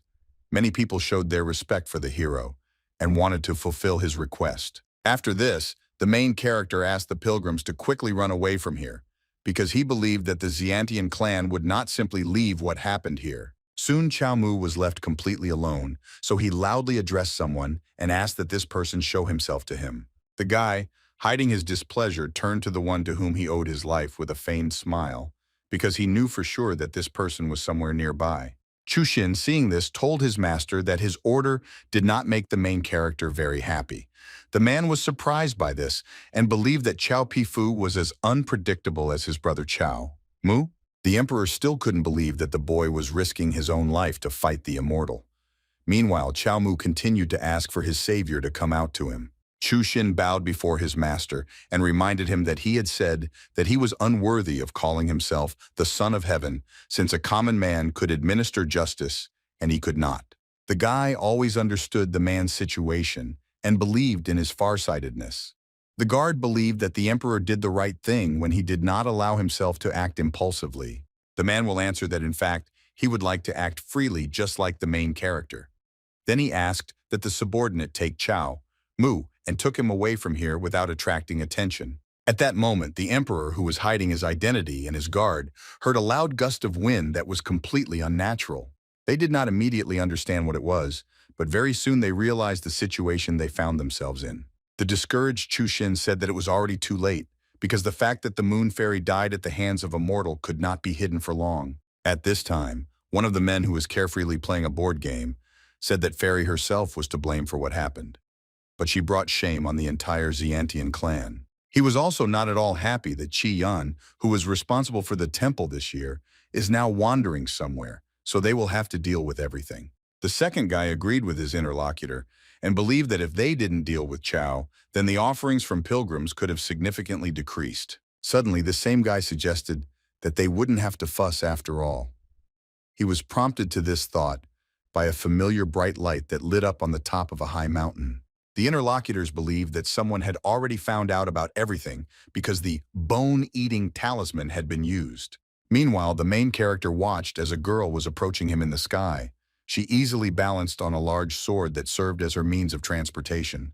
Xiantian clan elder named Wu Biqin spoke rudely to Chiao Mu, asked who he was. Guys, he knew what kind of woman it was, but he replied that he was a seeker of truth and justice, so he was very interested in who he was talking to now. The arrogant girl had no intention of meeting the main character and called the whole situation boring. As she prepared to use her abilities, the clan elder calmly continued to say that the immortal was right even when he was wrong. The next moment, Chiao Mu was once again engulfed in raging flames, something the guy didn't expect at all. The unquenchable fire burned the main character, causing him incredible pain. However, Chiao Mu was delighted because this flame was 10 times more powerful than the moon fairies, which meant that he would still be able to die today. The protagonist loudly suggested to the elder of the Xiantian clan to see if the heavens would like such a sacrifice. Meanwhile, Wu Biqin was wondering if the martial arts masters were so desperate that they sent a boy of only 6th grade to the immortals. The girl was also surprised by the fact that just recently she felt someone's presence nearby, but now there was no one there. In the end, the clan elder decided not to waste her time on this any longer and quickly flew away to do her business. After some time, the monster Wu Cheng was already receiving attention from his master and was thinking about how lucky he was that the guy could be reborn endlessly. Chiao Mu was a little unhappy that the kitten only drew death energies from him and asked that he at least sometimes help him in battle. Looking at his system characteristics, the guy found that he had already reached the 4th grade and would soon be able to begin cultivating immortality. For this, he had the skills of the Fist of Immortality and the immortal path of the Immaculate Yang. The main character then suggested that the elder of the Xiantian clan was somehow connected with the world of martial arts, and the association used the martial art technique of Lin Shi. Chiao Mu decided to use his abilities to track the girl, assuming that he might be able to find a continuation of the Fist of Immortality technique. Soon the boy found the clan elder in her dwelling on the spiritual lake. Wu Biqin seemed to sense that someone was watching her right now, so she decided that there was a traitor in the association. Another service was being held in the mountain temple of Saint Biqin. Quiet prayers were heard in the incense-filled room. People lit incense in honor of the merciful lady and asked that her blessing come with them, relieving them of illness and protecting them from evil spirits. The energy from these prayers was directed straight toward the Xiantian clan elder, however. She was still dissatisfied. This energy was not enough because if the girl wanted to break through even higher, she needed much more grace. Suddenly, the clan elder felt that there was someone else nearby, which caused her to instantly switch her attention. As it turned out, late at night, someone really did quietly sneak into the territory of the immortal lady's abode. Chiao Mu did not expect at all that the elder of the clan life would be in such an unsightly place, but seeing a group of slaves at the gate, he immediately suspected that the girl was not so merciful. Suddenly, the girl who was taken hostage by the main character began to beg for mercy and ask him to direct his anger at the clan elder and not at her. The guy decided to take advantage of the girl's fear and demanded that she answer his questions honestly, otherwise he would have to take her with him. The girl agreed and promised that if the main character spared her, her father would arrange a generous memorial ritual for him. First of all, Chiao Mu asked where the clan elder came from. The girl said that the elder had previously been a student of a martial arts master nicknamed the Righteous Warrior, whose real name was Wu Qin Sun. 40 years ago, he was defeated by an immortal, after which he joined a certain criminal group and went into hiding. Even the elders of the Xiantian clan could not find him. Wu Biqin joined Xiantian about 10 years ago. As a result, the elders chose her as a worthy example of rebirth from a warrior to a cultivator. The girl continued to tell with admiration that since then more and more people began to join their clan. Now the main character understood why some warriors were ready to humiliate themselves before the immortals. Despite the fact that cultivation was a very complex process, accessible to far from everyone. The guy then thought that since Wu Biqin had only joined the clan 10 years ago, she was unlikely to have anything to do with the destruction of the Chiao family, which meant she knew nothing about the Fist of Immortality. After that, the main character asked the girl how much she knew about martial arts. I assumed that Wu Biqin could teach her something. The girl replied that she was not yet worthy of the mistress devoting time to her, so for now she only took care of the pets and provided for their daily needs, including food, water, and sleep. Then Chiao Mu asked how strong Wu Biqin was, and the girl replied with admiration that the lady was incredibly talented, and that just a little bit more and she would be able to achieve true immortality. Suddenly, the main character, noticing the danger, abruptly grabbed the girl by the hand, not letting her finish speaking. The next moment, a huge explosion thundered, causing Chiao Mu still managed to save the innocent girl. A silhouette of a girl he already knew appeared in front of the main character. The cold-blooded Wu Biqin, preparing to use her abilities once again, ordered her subordinate to remain silent. The protagonist could not believe that the elder of the Xiantian clan considered people to be bugs, because she had just literally almost turned an innocent girl into ashes. Wu Biqin was very surprised to see the guy in front of her, because she remembered well that she had burned him just recently. Chiao Mu understood that he had to come up with a story again and tell it in such a way that his opponent would believe him. The guy said his name was Chao Zong, and he was the brother of the burned Chao Pifu. Their honest and devoted family devoted themselves to forget about their native country, so he intended to take revenge on the girl for the murdered relative. Without saying a word, Wu Biqin once again used her abilities and caused a huge explosion from which the main character had to quickly run away. The guy realized that he needed to hold out as long as possible to get more information out of the elder, so he began to say that he was just joking. He said that, like the girl, he was from the world of martial arts. Wu Biqin immediately assumed that the guy was sent to her by a righteous warrior, so she intended to kill him right now. Chao Zong replied that he had no idea who the girl was talking about and did not understand why she assumed that he was somehow connected with this righteous warrior. Without waiting for an answer, the guy assumed that this was due to the fact that he and Wu Biqin both practiced similar martial techniques with a cultivation effect. Xiantian clan elder did not respond to this, but thought for a moment. It seemed that Chao Zong everything went according to his plan. This silence made the guy understand that he was right, so he allowed himself to clarify whether Wu had taught the girl her technique. Qin Xin, but she betrayed him in order to take the technique for herself. These words had a noticeable effect on the Xiantian clan elder and made him remember the past with sadness. The unexpected girl took out her sword and said that on that day, Chao Pifu was saved by the emperor's guard, so she asked if Chao Zong also worked for him. The main character was very surprised by what he heard, because he did not understand what the reason for this act was, because they were not connected with him in any way. Continuing to threaten the guy with the talisman, Wu Biqin demanded that he confess where Emperor Chao was now. Zong insisted that he never saw him in person again. Having heard this answer, the girl decided that she no longer needed the main character, so she instantly directed the talisman of inexhaustible flame at him. Chiao Mu had to quickly use his abilities and run away from this attack, while thinking that he would not be able to learn anything more from the elder of the Immortal clan. Unexpectedly, the main character was attacked from behind by Wu Bichin's subordinate, who could not allow him to simply escape. Chao Zong was very surprised by this because he did not expect at all that he would receive a blow from her. Looking the guy straight in the eyes, the girl only briefly asked him for forgiveness. At that very moment, a talisman clung to the main character, which marked the end for another of his clones. The next moment, the main character's body was engulfed in a raging flame that began to burn him to ashes. In the end, the boy fell to the ground without strength. Only after Chao, there was nothing left for Zona. The fire began to die down little by little. Meanwhile, the girl, kneeling, asked her mistress for forgiveness and promised that she would ask her father to build several more temples in her honor. Wu Bichin coldly demanded that the girl know her place. She also threatened that if the girl opened her mouth again, she would burn out her entire family.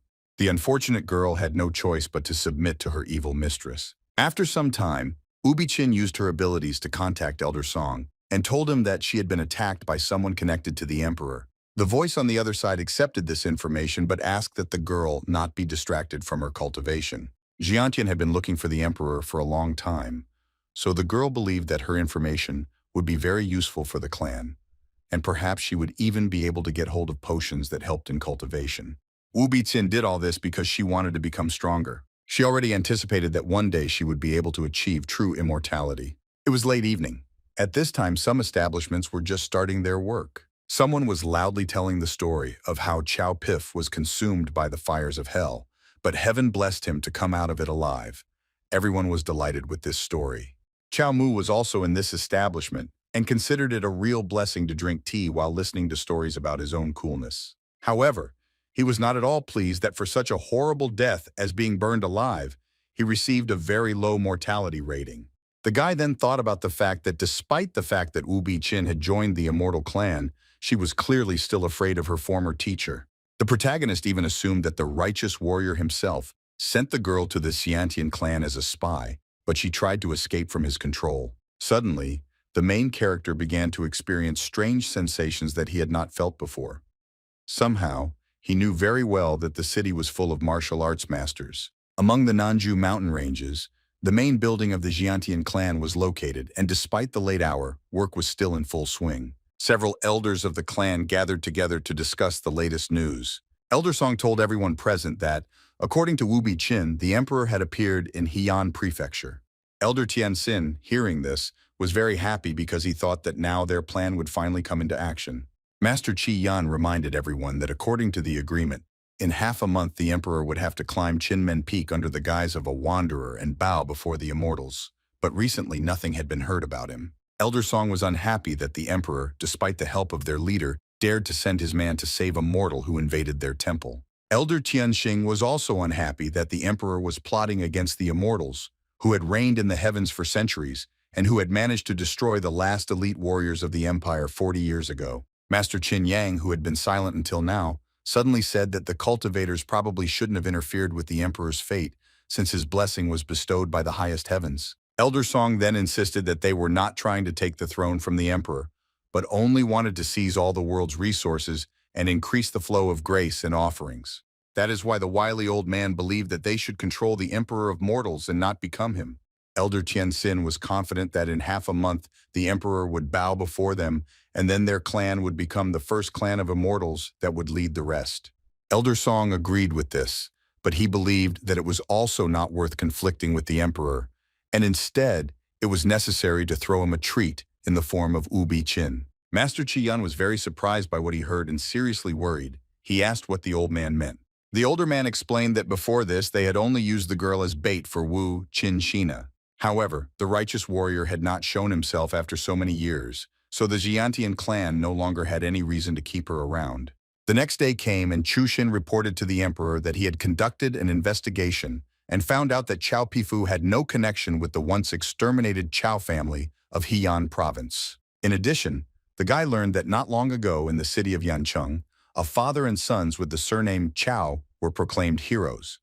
They all did not possess the technique of the great law of disintegration of the heavenly demons. The emperor was surprised by this because he knew that this was a technique that destroyed the body and was a direct path to the extinction of the race. Suddenly, Chushin felt as if lightning had struck him, realizing that something was wrong. Raising his head up, the alarm boy loudly warned his master that something was approaching them. Very soon, a mysterious man landed nearby, who clearly did not come to bring good news. It turned out that it was Master Chi. Yan he introduced himself and greeted the emperor. The emperor immediately rose to his feet and, remaining calm, approached the immortal. The first thing the man asked was what brought the immortal from the Xiantian clan here, while thinking about how he was able to find him here. Master Chi Yan. He said that he came to hurry the emperor, because in just half a month he was supposed to appear at Qinmen Peak. The immortal also said with a sly smile that yesterday some mortal had invaded the Xiantian temple. The emperor's subordinate was also involved in this matter. Hearing this, the man noticeably tensed up because he didn't know what he should expect from the immortal standing in front of him. Chushin also became nervous. He didn't understand how his presence could be revealed since he was using a blade without any identifying marks. He suddenly remembered that Wu Bi-chin was a martial artist before, so she probably knew the winged fish throwing technique. The emperor admitted that he had been careless in giving such an order and assumed that the Xiantian clan would now use this fact to blackmail him.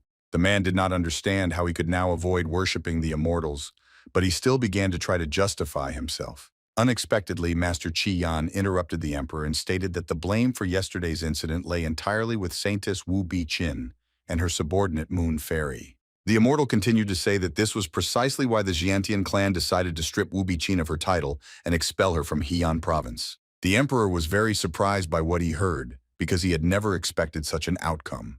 The man couldn't believe that even one clan of immortals cared about justice and thought that they were achieving something in this way. Next, Master Chi Yan, he said that the issue was resolved and therefore it was time for him to return to other matters. Finally, the immortal wished to meet the emperor again in half a month at Qinmen Peak. After that, Master Chi Yan flew high into the sky and disappeared into the clouds. Meanwhile, in another part of the city, someone was running quickly across the rooftops of a building as if trying to escape pursuit. Suddenly, the man stopped abruptly, as if he no longer wanted to run away. The young man quickly grabbed his sword and loudly asked who was chasing him. Along the way, he threatened to kill the pursuer if he did not show up. The pursuer still had to show himself, but he insisted that he had no bad intentions. The main character introduced himself, gave his next name, and said that he had heard dry rumors that his interlocutor was the best informant in this city. Hearing the guy's name, Jiang Chun asked with admiration if he was from the Chiao family, and said that he was in Yancheng City when the guy's relatives accomplished their great feats. Jiang Chun continued to say that from then on he spread the fame of the Chiao family throughout the world and inspired people to resist the immortal tyrants. The guy then said that he was not an easy narrator of Chao's story. Mu did not argue with this, because his interlocutor had not only a sword in his hands, but also honed techniques. Jiang Chun admitted without any hesitation that he was a follower of Ting Chao Tower. After what was said, there was absolute silence. It seemed that the main character was so surprised by what he heard that he could not say a word. Finally, he asked what tower the guy Jiang Chun was talking about. He was not at all surprised that his interlocutor had not heard anything about it.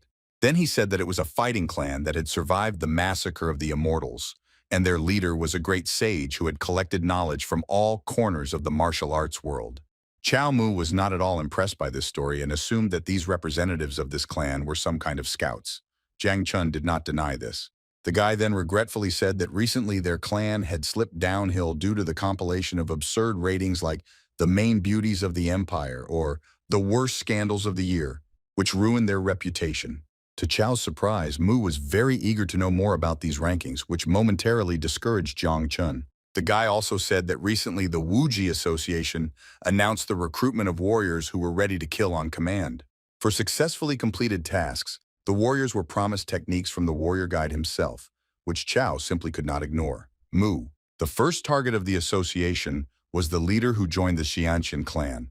Of course, it was about Saint Wu Bi-chin. Hearing this, the main character immediately jumped up and ran somewhere, thanking Jiang Chen one last time and promising to treat him to tea someday. Now the guy understood why so many martial arts masters had suddenly appeared in the city. Now Chiao Mu wanted to kill Wu Bi-chin, because he thought that then he might be able to obtain the remaining part of the Fist of Immortality skill and even joined the association. After some time, the main character arrived at an inconspicuous establishment, which was one of many in this city. Chiao Mu immediately noticed that there were not many people inside. Besides the guy himself, there were several other people here. The main character, having carefully examined everyone present, began to strongly doubt that any of them were capable of killing the immortal. Suddenly, one of the strangers approached the guy and suggested that he, like him, had come here for the sake of the divine tempering technique. Chiao Mu asked the name of his interlocutor. This man's name was Lao Hu. He simply decided to chat with the guy until the respected envoy arrived. He then said that he had practiced an advanced technique obtained from the Wuji Society. The man had only obtained half of the scroll, but he insisted that it was a really good technique, so he offered to exchange knowledge with the guy. Chiao Mu was not against this, but he was not at all eager to serve the Wuji Society in order to obtain the second half of the scroll to fully study the technique. Lao Hu began to assure that half was enough to practice the technique for a lifetime.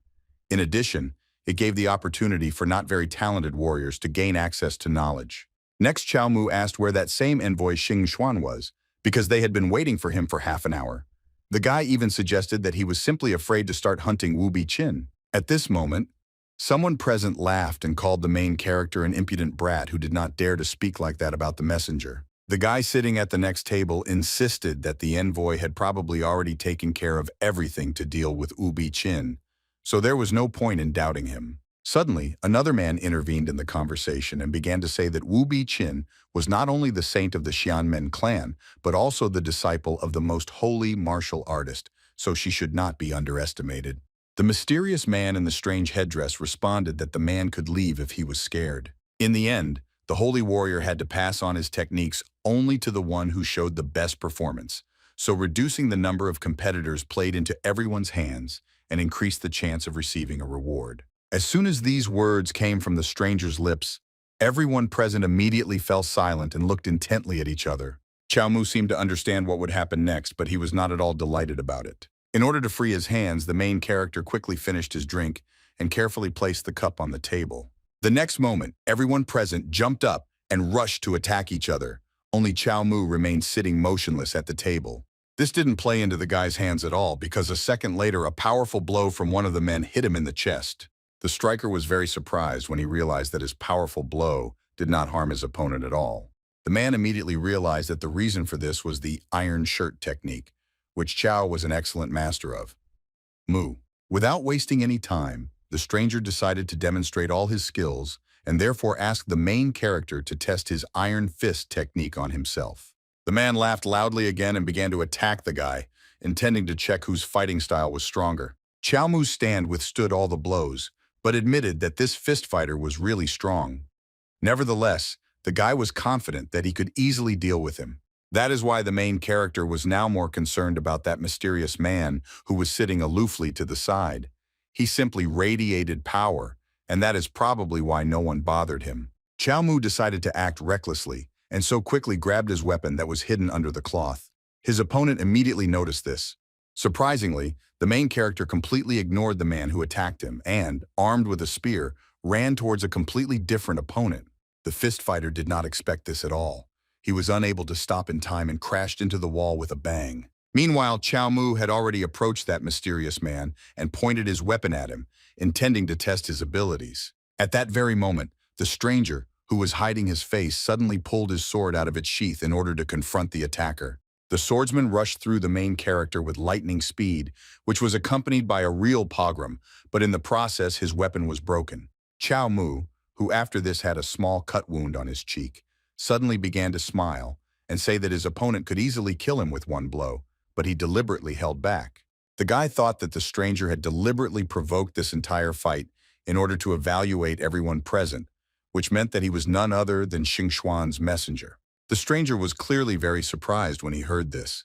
He did not expect at all that the main character would be able to reveal it. Everyone else was also very surprised and even stopped fighting, after which they turned their gazes towards the mysterious man. In the end, the envoy admitted that Chiao Mu was right and asked how he understood everything. The guy explained that there was no one here who practiced the holy warrior's spiritual connection method, which was accompanied by the study of a powerful aura. In addition, the main character noticed that the man had with him the token of the envoy Xing Xuan from the Wuji society. At that moment, the messenger realized that the guy had made that spear thrust specifically to rip off his outer clothing.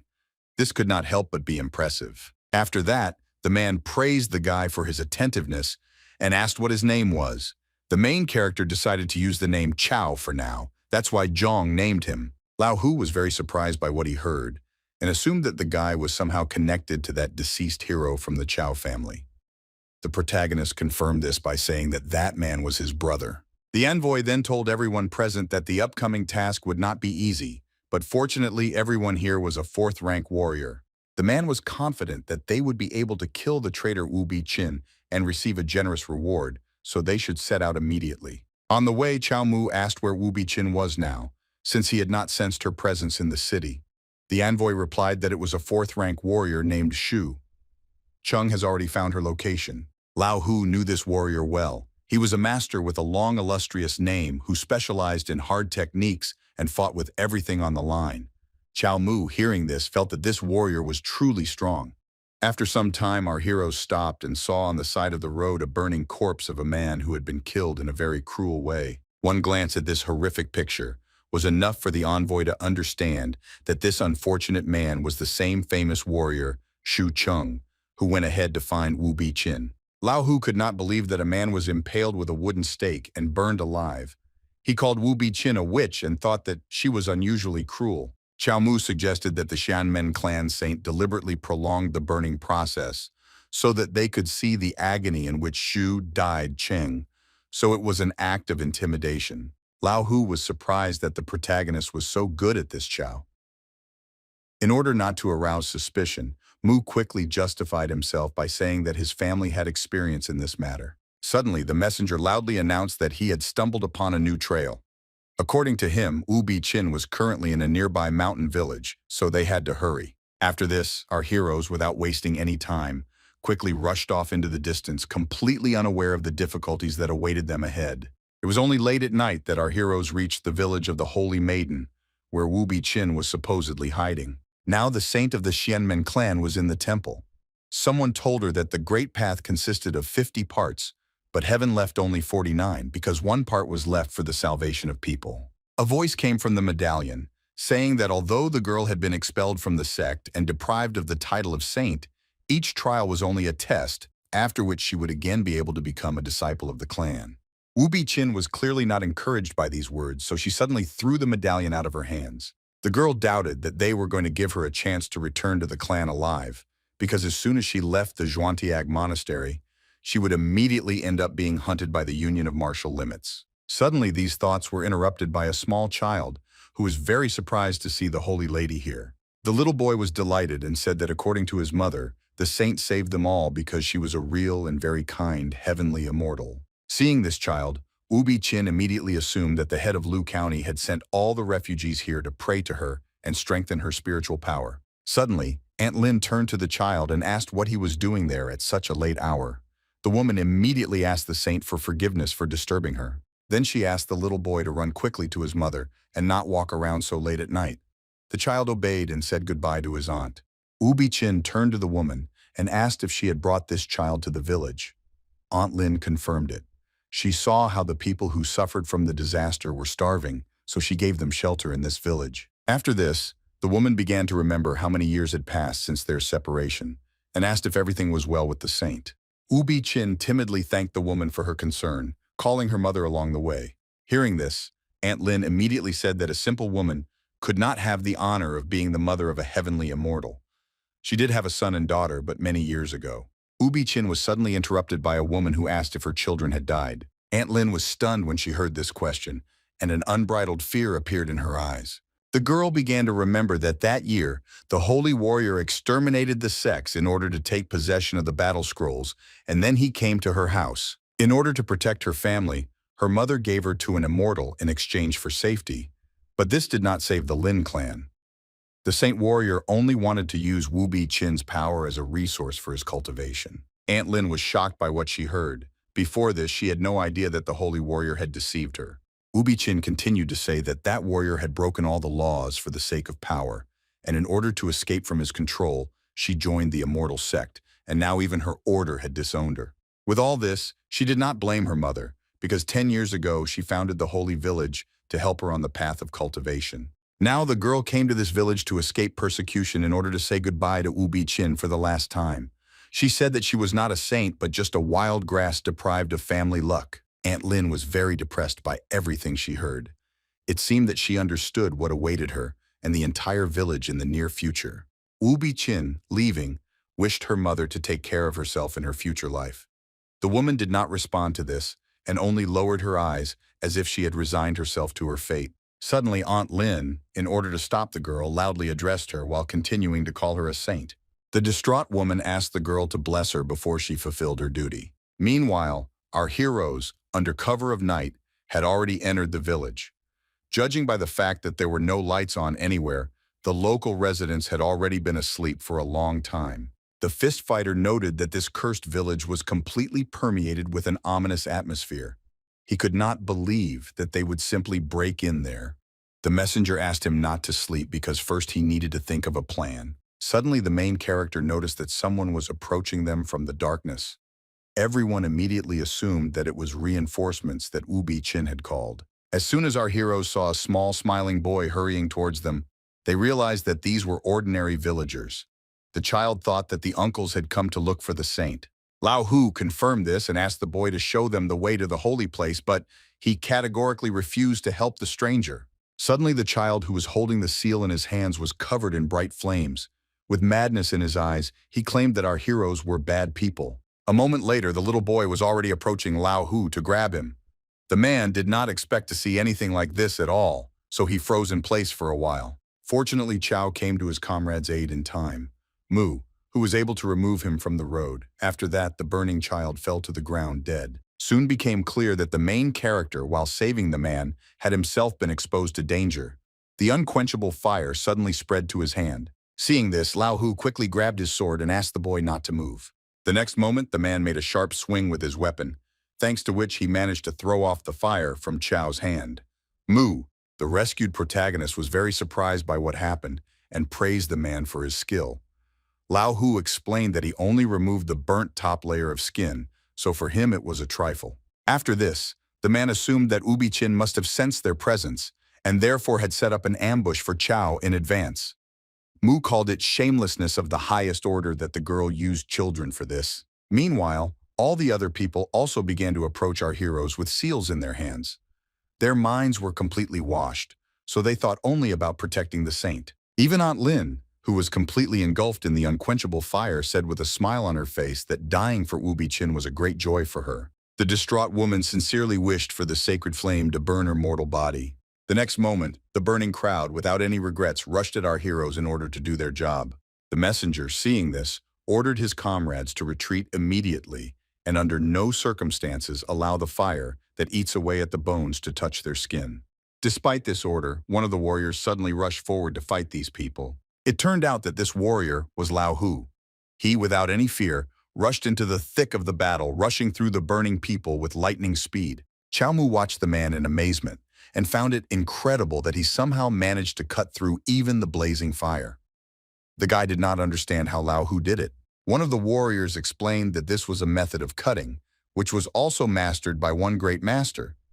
The whole point was that Lao Hu was a descendant of the great master of the Tao of the sword. The man also says that during, before and after the War of the Immortals, the 10th place in the legendary rank of heroes was occupied by none other than a swordsman with the surname Hu. Suddenly, Lao Hu turned to his comrades and said that he himself would contain the flames, and they should find Ubi Chin, because she was probably somewhere nearby. Aunt Lin continued to talk with tears in her eyes about how it was a great honor to guard the saint and a great joy to die for her. Meanwhile, Lao Hu was already approaching her with a sword in his hands in order to save her from the terrible fate of a living shield. At that moment, the woman saw a little girl in front of her, who ran towards her with a smile on her face to hug her. Aunt Lin, whose consciousness was completely clouded, was very happy to see this memory.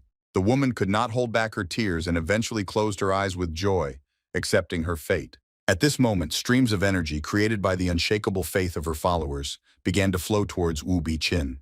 The girl was shocked when she felt an incredible surge of strength because she already understood what it meant. The saint's body began to shake convulsively from the mere thought that her mother had died. It seemed that the girl was about to lose control of her emotions and begin to bitterly grieve over this loss. Suddenly, the villain began to laugh loudly and ask why her mother had not died earlier, since thanks to her powerful will, she had just been able to complete the stage of foundation formation. The saint's joy did not last long because suddenly a loud explosion sounded not far from her, which destroyed one of the walls of her shelter. After this, our heroes made their way into the temple. They realized that Lao Hu was right, and now they were determined to deal with the witch. The fist fighter was the first to enter the battle. He fearlessly rushed at the saint, believing that victory would definitely be his. Ubi Chin accepted this challenge without fear and instantly launched a sword created from her spiritual power at her opponent. Unfortunately, the man did not have time to dodge this attack and died from a fatal wound to the neck. The remaining warriors realized that this witch was too strong, so they decided to attack her from 3 sides at once. Despite this, Ubi Chin still had something to show her opponents, so she remained just as calm and unperturbed. Suddenly, she used an unusual technique. At that very moment, as if out of nowhere, several clones of the saint appeared, armed with swords, and entered into battle with our heroes in her place. Chiao Mu was very surprised by what he saw, but tried to maintain maximum concentration in order to defend himself from the witch's attacks. The protagonist chose the right moment and managed to attack his opponent by piercing the girl's head with his spear. At that moment, Ubi Chin's clone was suddenly covered in that same unquenchable flame that was very dangerous to all living beings. Chiao Mu immediately realized that his affairs were bad, because these were not just illusions, but avatars created from paper talismans, soaked in the flame of deprivation of flesh. A moment later, the fire reached Chiao Mu and completely devoured him in a matter of seconds. His comrades also became victims of this fire. Ubi Chin was very pleased with this sight and loudly said that whoever this flame touches will burn forever like in hell. After that, the girl quickly rose into the sky while saying that the world was full of suffering and the Dayan Empire was completely rotten. The saint also loudly declared that only in her village did the disadvantaged find salvation, because it was a true utopia. The people who heard all this could not believe that the Holy Virgin had appeared to them and began to thank her with great joy for all her deeds. Suddenly, people took those very talismans in their hands, from which they immediately became covered in flames. They loudly asked that the fire of the gods burn away all the sins of the mortal world. The distraught people stretched out their hands to Ubi Chin and asked her to take them away so that they could quickly achieve bliss. The girl was very happy about all this, because just a little more and she could break through to the stage of forming the foundation. She also made fun of those who decided to kill her. Unexpectedly, Ubi Chin, she heard someone loudly call her a witch. She didn't expect this at all at that moment, so she was very shocked. Turning back, she saw Chiao Mu, who was approaching her with fury in his eyes, while using the heavenly demon disintegration technique. At this time on the ground, maddened people were dying one after another from a sharp sword that cut through their burning flesh with great speed. Lao Hu was already quite tired of waving his weapon. He didn't know how much work he still had to do. At some point, something quickly flashed in front of the man and flew into the temple of the Holy Maiden. Lao Hu did not immediately understand what it was. It turned out that it was Chiao Mu who had already caught up with Ubi Chin and entered into battle with her. Lao Hu was very surprised that even though the main character was engulfed in unquenchable flames, he still continued to fight. So the man believed that his comrade was a real warrior. Meanwhile, the saint was still shocked that her opponent had not burned to ashes. She did not understand why the guy was still alive. Chiao Mu, without stopping his rapid attacks for a moment, briefly explained that he simply could not die. At the same time, the main character, with a smile on his face, declared that Ubi Chin had no right to live. The next moment, the guy, having lost his spear, began to attack faster with his fists, as if copying a scene from a very famous story about an incredible adventure. Ubi Chin. I thought that all this was useless because sooner or later Chao's body Mu will no longer be able to resist the spell and will turn into ashes, after which victory will be in her hands. Suddenly, the main character grabbed the discouraged girl's hand tightly and with a sly smile on his face, declared that she would not live to see her victory. At that moment, as if out of nowhere, the main character's comrades appeared, who, like him, were enveloped in flames. They all intended to kill the witch right then and there. A moment later, all the warriors simultaneously attacked the witch, leaving her no chance of victory, while realizing that this was the last battle for all of them. Immediately after this, the saint began to emit a bright light, which drove away the darkness of the night for a few seconds. After this, our heroes descended to the ground where large-scale destruction and disorder were already visible. The swordsman was still covered in unquenchable flames and felt the strength gradually leaving his body. Lao Hu was also no longer able to stand on his feet and could only hope that all this was not in vain. The man tried to stay conscious for as long as possible and stared at Chiao Mu, who stood in front with Ubi Chin. The girl, who, like her opponents, suffered greatly from this battle, calmly assumed that she was not destined to embark on the path to immortality. It was not surprising, after all. During the battle, Mu managed to pierce the saint's stomach with her own weapon. Despite this, the girl continued to claim that even if they killed her, our heroes would still not be able to escape. The main character understood this because he knew that the flame of deprivation of flesh was unquenchable and eternal, but he wanted to kill the saint, not for the sake of salvation, but for the sake of retribution for everything she had done.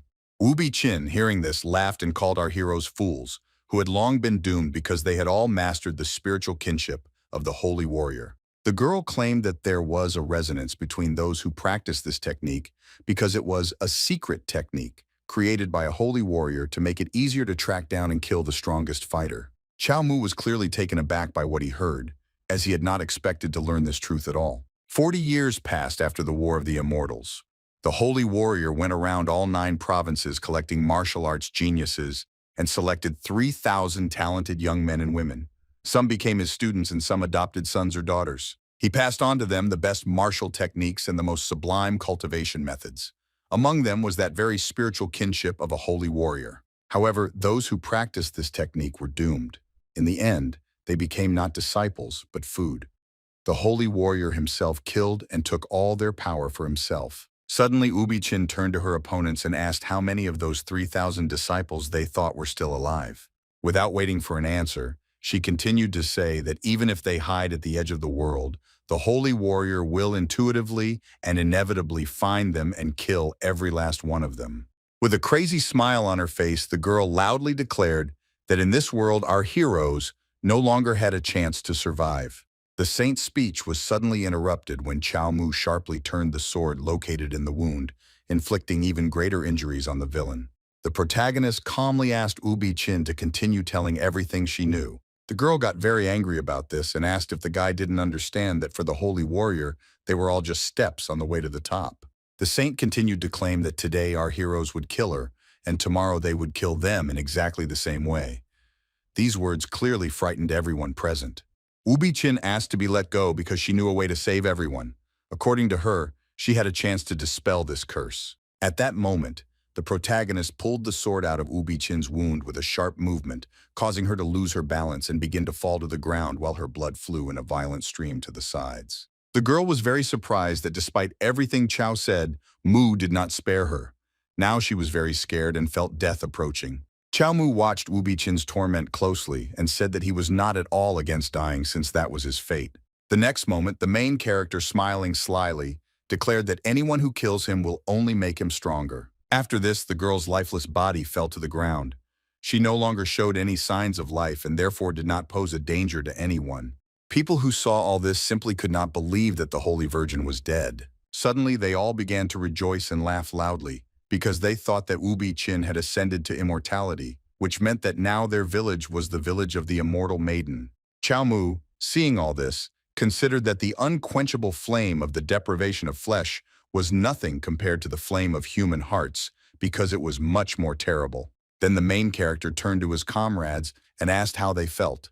It turned out that Lao Hu was seriously wounded and could no longer help in any way, but everyone was glad that Ubi Chin died. After that, Chiao Mu advised everyone to try to direct their internal energy to protect their body in order to at least hold out a little and then figure out how to put out this fire. For some time, our heroes sat silently on the ground and meditated in order to try to save themselves from their terrible fate. The main character looked at his comrades and mentally asked them to hold out longer. The guy himself was already ready to die and receive a reward for the quest, which should have been very high. Suddenly, Chiao Mu turned to Lao Hu and said that he was a real hero today, and the victory over Ubi Chin was entirely his merit. The man claimed that the boy had earned his respect, especially because in the end, he did not succumb to the witch's influence and decided to accept his death by fire with a smile. Unexpectedly, Chiao Mu remembered that the man had recently promised to teach him his blade technique. Lao Hu again promised that they would begin training as soon as they returned to the city. As soon as the man said this, a sharp sword suddenly pierced his chest and left a wound incompatible with life. Our heroes were shocked when they saw blood splattering all over the place, as Lao Hu's lifeless body fell to the ground. Along with this, several talismans shrouded in unquenchable flames were already flying towards our heroes, which meant only one thing. No one expected this attack, so the fire once again spread to our heroes. They immediately assumed that Wu Bi-chin had somehow managed to survive. Then they heard the voice of a girl who called them pathetic warriors who dared to dream of her death. The saint claimed that she had merely used the simplest of immortal techniques to hide the signs of her life, and even when mortally wounded, she was able to fully recover with the help of talismans. Then the embittered Wu Bi-chin, with madness in her eyes, declared that warriors were only fit to bow at the feet of immortals, and even a holy warrior was no exception. Suddenly the girl heard someone sighing heavily, as if he was disappointed with something. The scoundrel immediately felt a wild fear, because she understood who it was. Then this voice directly addressed Wu Bi-chin and said that he sent her to the Zhuantia sect for more than 20 years and gave her a lot of time to shine on stage. Hearing this, the girl was so scared that she couldn't say a word. Now she only wanted to make excuses and beg for mercy. Meanwhile, the mysterious man continued to say that he really hoped that Wu Bi-chin would show at least something worthwhile, but in the end, he was very disappointed with what he saw. Chiao turned back. Mu saw a mysterious man not far from him, who looked very frightening in the light of the red moon. Wu Bi-chin, seeing him addressing her, began to loudly declare that such a thing simply could not happen. Suddenly, the menacing man took a step forward towards the saint, causing a strong wind to rise and the earth to tremble. Demonstrating his incredible strength, the man asked if it was because of the change of body that the girl did not recognize him. Chiao. I was shocked by what was happening now and could only watch this dialogue while covering myself with my hands from the strong wind. The main character was very surprised when, thanks to this wind, the unquenchable flame that enveloped his body was destroyed in an instant. The others were very surprised that this man's aura was hundreds of times stronger than Wu Bi-chin's. It took very little time to realize who this man really was. All our heroes unanimously agreed that this was none other than that same legendary holy warrior. Meanwhile, the Shanmen clan saintess was trembling in fear as she looked at this man and was about to ask why he was here. The holy warrior interrupted the girl, thinking that she wanted to know why he was able to break the iron rule of two-way sensitivity of the spiritual development technique and why she was unable to sense his approach. Wu Bi-chin immediately fell silent and did not dare to address the holy warrior anymore. The man looked menacingly at his adopted daughter and said that she was unworthy of asking him questions. At that very moment, the saint fell to her knees and began to ask her father for forgiveness, while justifying herself by saying that she was simply too amazed by his strength. The girl understood that he had become much stronger than he had been before. Despite this, the warrior continued to say that he named the girl Wu Bi-chin because he wanted her spirit to be bright. But she did not succeed in the spirit of martial arts or in the foundation of the Taoist path. In the end, the man decided that since the girl wanted to continue living, he would give her such a chance. Wu Bi-chin was very happy to hear this and thanked her adoptive father. Suddenly, the holy warrior added that he would give her such a chance if she could defeat him.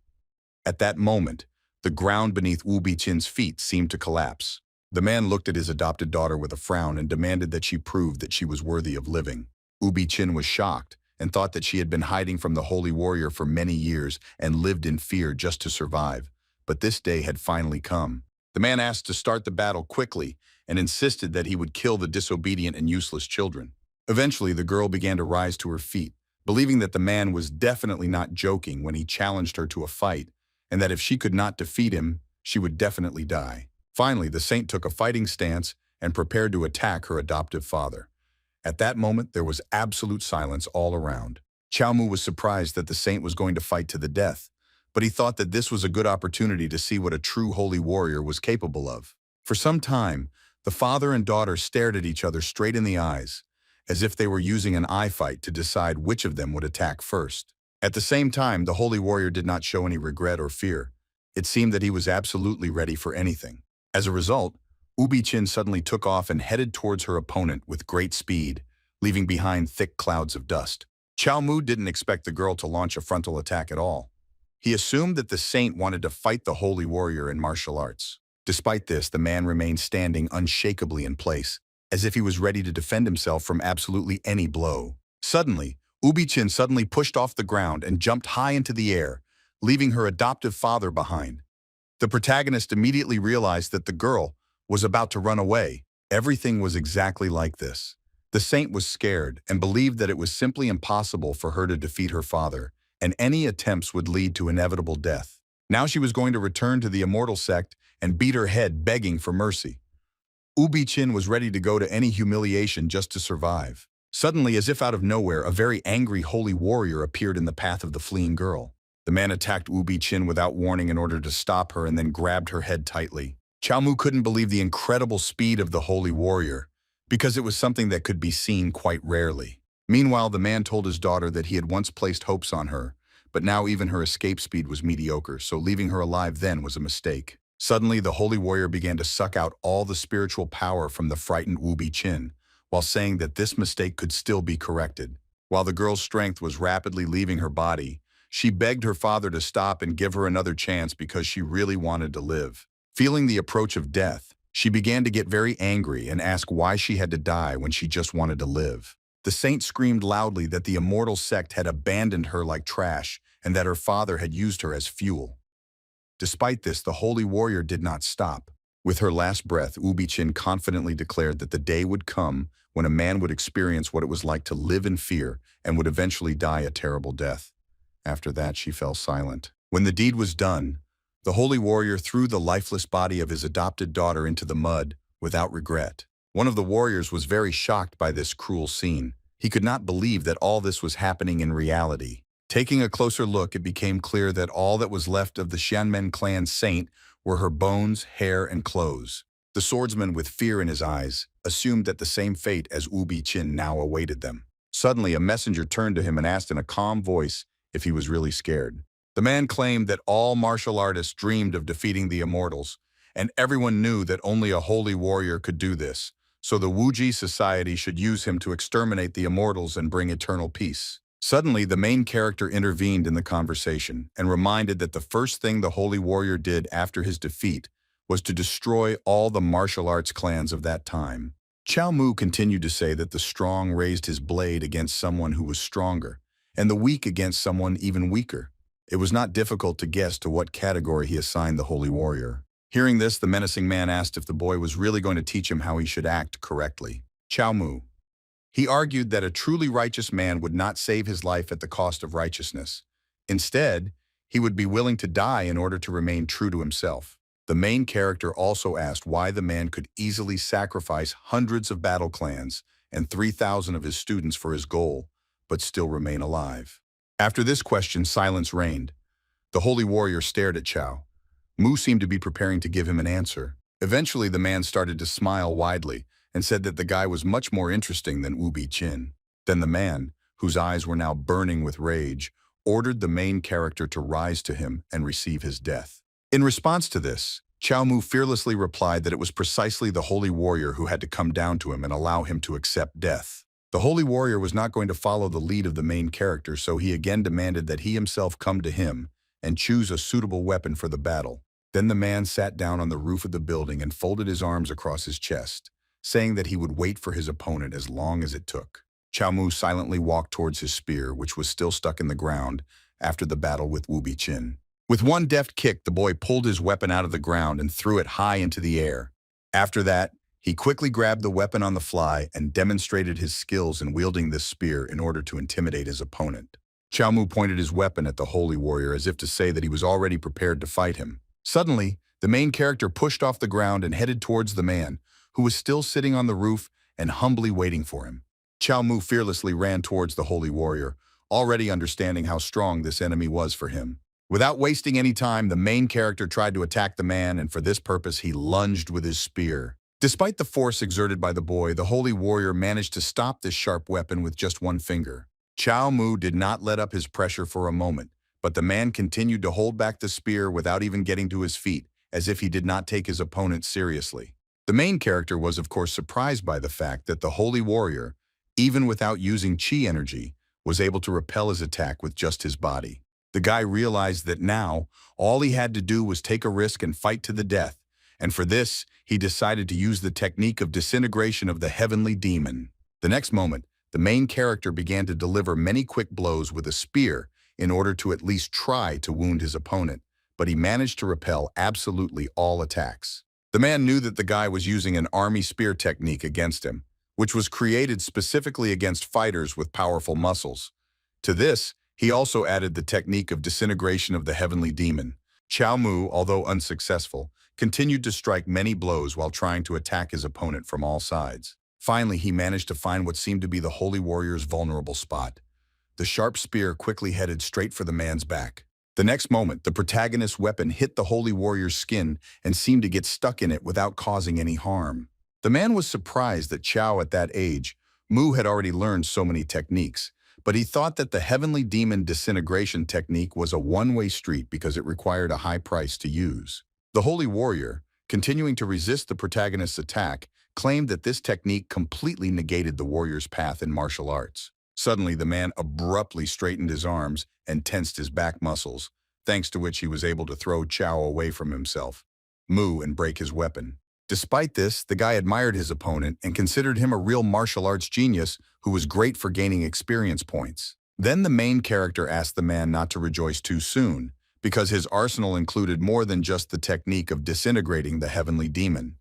For his next attack, he used the Fist of Eternal Life stance. In a split second, a holy warrior appeared in front of the boy and said that even if the entire Chiao family used the Fist of Eternal Life against him, they would still not be able to defeat him. The man looked at his opponent with arrogance and asked if Chiao Mu was going to handle him alone. The next moment, the holy warrior attacked his opponent. This blow was so powerful that Chiao Mu broke through the roof of the building he was standing on with his body and fell inside. The rest of the warriors stood aside and only watched closely as this battle unfolded. The envoy was very sorry that Chiao Mu had to fight with such a strong opponent. The men were sure that the main character was no longer a survivor. For a while, there was absolute silence all around. Bright rays of moonlight penetrated into the temple through a hole in the ceiling and made it possible to see what was happening there. The room was filled with thick clouds of dust that had risen after Chiao Mu fell to the floor with a crash. It was unclear whether the guy was still alive. Soon the holy warrior approached his opponent and asked if he wanted to know why others always died instead of him. Without waiting for a question, the man explained that, unlike him, all the others were weaklings. The holy warrior also said that all people knew only his name well, but no one knew that he was not born that way. Throughout the first half of his life, the man climbed both the military path and the career ladder. However, this rise was interrupted when he lost the battle with the Immortals. The man was not prepared to fight such strong opponents. After this, the holy warrior abandoned everything and went into seclusion to devote himself to the martial path. During this period, he created the revelation of the holy warrior technique, found 10 of the strongest fighters in the world, and taught them the full version of this technique. The students and their teacher agreed to meet in 10 years and fight each other to determine the strongest of them and make that person a saint of martial arts. The man recalled that in those years, any of those 10 students could have become a holy warrior, but only he survived. He believed that the highest law of this world was that the strong devoured the weak. This was the essence of the martial path of the holy warrior. Even now, the man continued to hold this judgment and therefore looked at the protagonist with regret. Saint Juan considered Chiao Mu was a weakling who was doomed to die at his hand. The man believed that the main character was already a corpse because his ribs were shattered, and he also received back damage from using the heavenly demon disintegration technique. After this, the holy war began to fade. He still considered his opponent too weak and therefore did not even want to absorb his spiritual powers. Suddenly, a finger on Chao's hand Mu twitched slightly, indicating that his will had not yet been broken. The next moment, the protagonist's fist shot towards the holy warrior with lightning speed in order to attack him while he was in his most vulnerable position. Of course, the man easily managed to stop this attack, which he did not take seriously and called only death throes. Taking a closer look, the holy warrior finally realized that Chao's hand, the Mu he had grabbed tightly, was already cut off. Taking advantage of the fact that the man was confused by what was happening and did not understand anything, the main character unexpectedly dealt him a powerful blow to the face. Chiao Mu didn't intend to give the holy warrior any chance of survival, so he immediately used the wave fist technique, which required 60% of the boy's strength. The holy warrior was very surprised by the protagonist's antics and could not believe that he cut off his own hand in order to suddenly counterattack. Meanwhile, Chiao Mu swung his fist again and prepared to use the double wave roll technique, which required 70% of his strength. The man was amazed that even when he was in a losing position with a clouded consciousness, the guy's body still continued to fight to the death. He believed that such a character was a real rarity. For some time, the protagonist, despite his condition, continued to deliver countless powerful blows to his opponent until he managed to force him to gradually retreat back. Comrades Chiao Mu was very surprised by what he saw, and the messenger could not believe at all that the guy had managed to pin the holy warrior to the wall.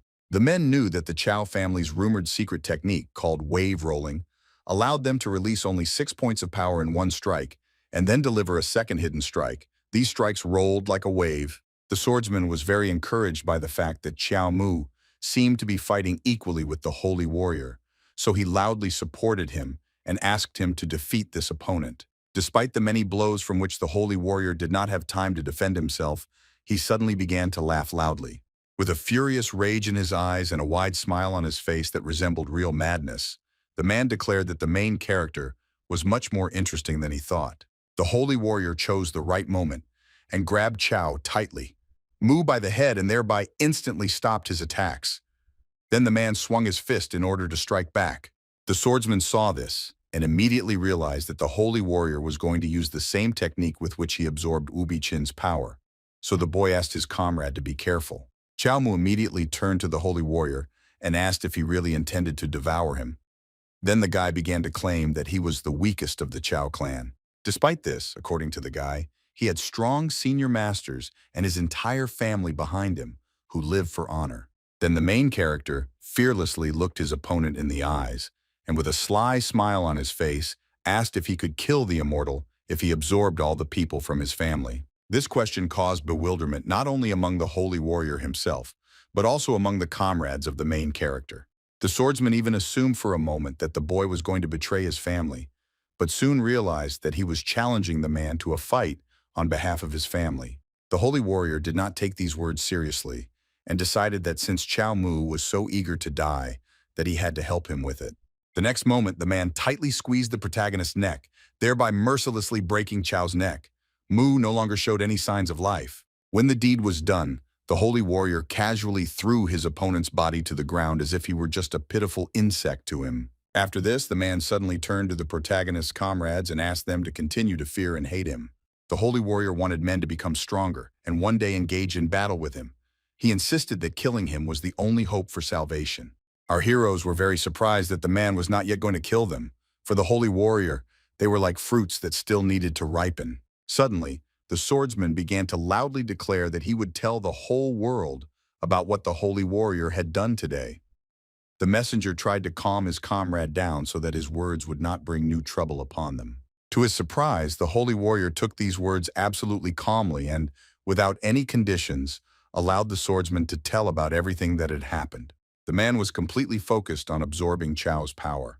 Mu, however, still said that he would wait for anyone who decided to challenge him. After some time, the main character, who turned out to be still alive, turned to his opponent and asked why he didn't kill him.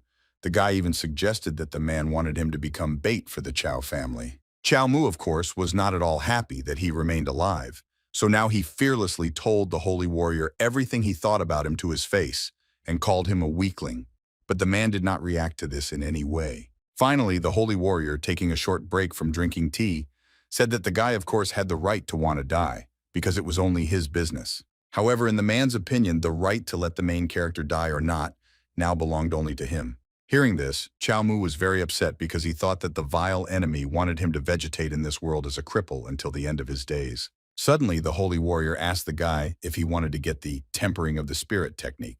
He promised to give the main character his most powerful technique if he did one thing for him. Chiao Mu was amused by the fact that they had recently almost killed each other, and now the man wanted him to work for him. The holy warrior asked the boy not to rush to refuse, after which he pointed to the Qingming mountain range, which was one of the attractions of the southern district. At the top of this mountain stood the Taoist temple Qingyongwan. It was the residence of the Zhuantian sect, which, judging by the light of the lanterns, was currently being visited by an endless stream of pilgrims. The holy warrior certainly didn't care about the ordinary people who were heading there, but he already knew that even the emperor of the Dayan Empire was breaking through there to kneel before the immortals. According to the man, these immortals were only special cultivators, but the emperor's bow meant too much. He believed that the emperor with his actions was setting an example for the people, who blindly copied everything. As a result, this could lead to the entire country falling into religious frenzy and worship of the immortals. The holy warrior continued to say that since the main character was going to die anyway, he could do something great before his death. The next moment, the man asked Chiao Mu killed the current emperor of the Dayan Empire and challenged the Zhuantian sect. The guy was clearly surprised by this, but he didn't show it. The holy warrior promised that in case of success, he would personally give the guy the highest technique, and in case of failure, he would not mind fighting his relatives who wanted revenge and giving this knowledge to them. Chiao Mu had already planned to kill the emperor, so he was not against this task. Besides, he liked the prospect of killing the holy warrior with his own technique. Then the guy asked how the man became that old who, and whether such a person really existed. It turned out that it was the 10th on the list of the strongest in the world. The holy warrior defeated him and took his place. At this time, some mysterious man was rapidly approaching our heroes as if he knew exactly where they were. The holy warrior reacted calmly to the appearance of this man and assumed that since he had finally come, it meant that he had managed to distract everyone who was watching him. It turned out that this man was one of the 7 great masters of the martial arts path, whose name was Wu Qi. Jung. Judging from his appearance and serious look, the journey here was not an easy one.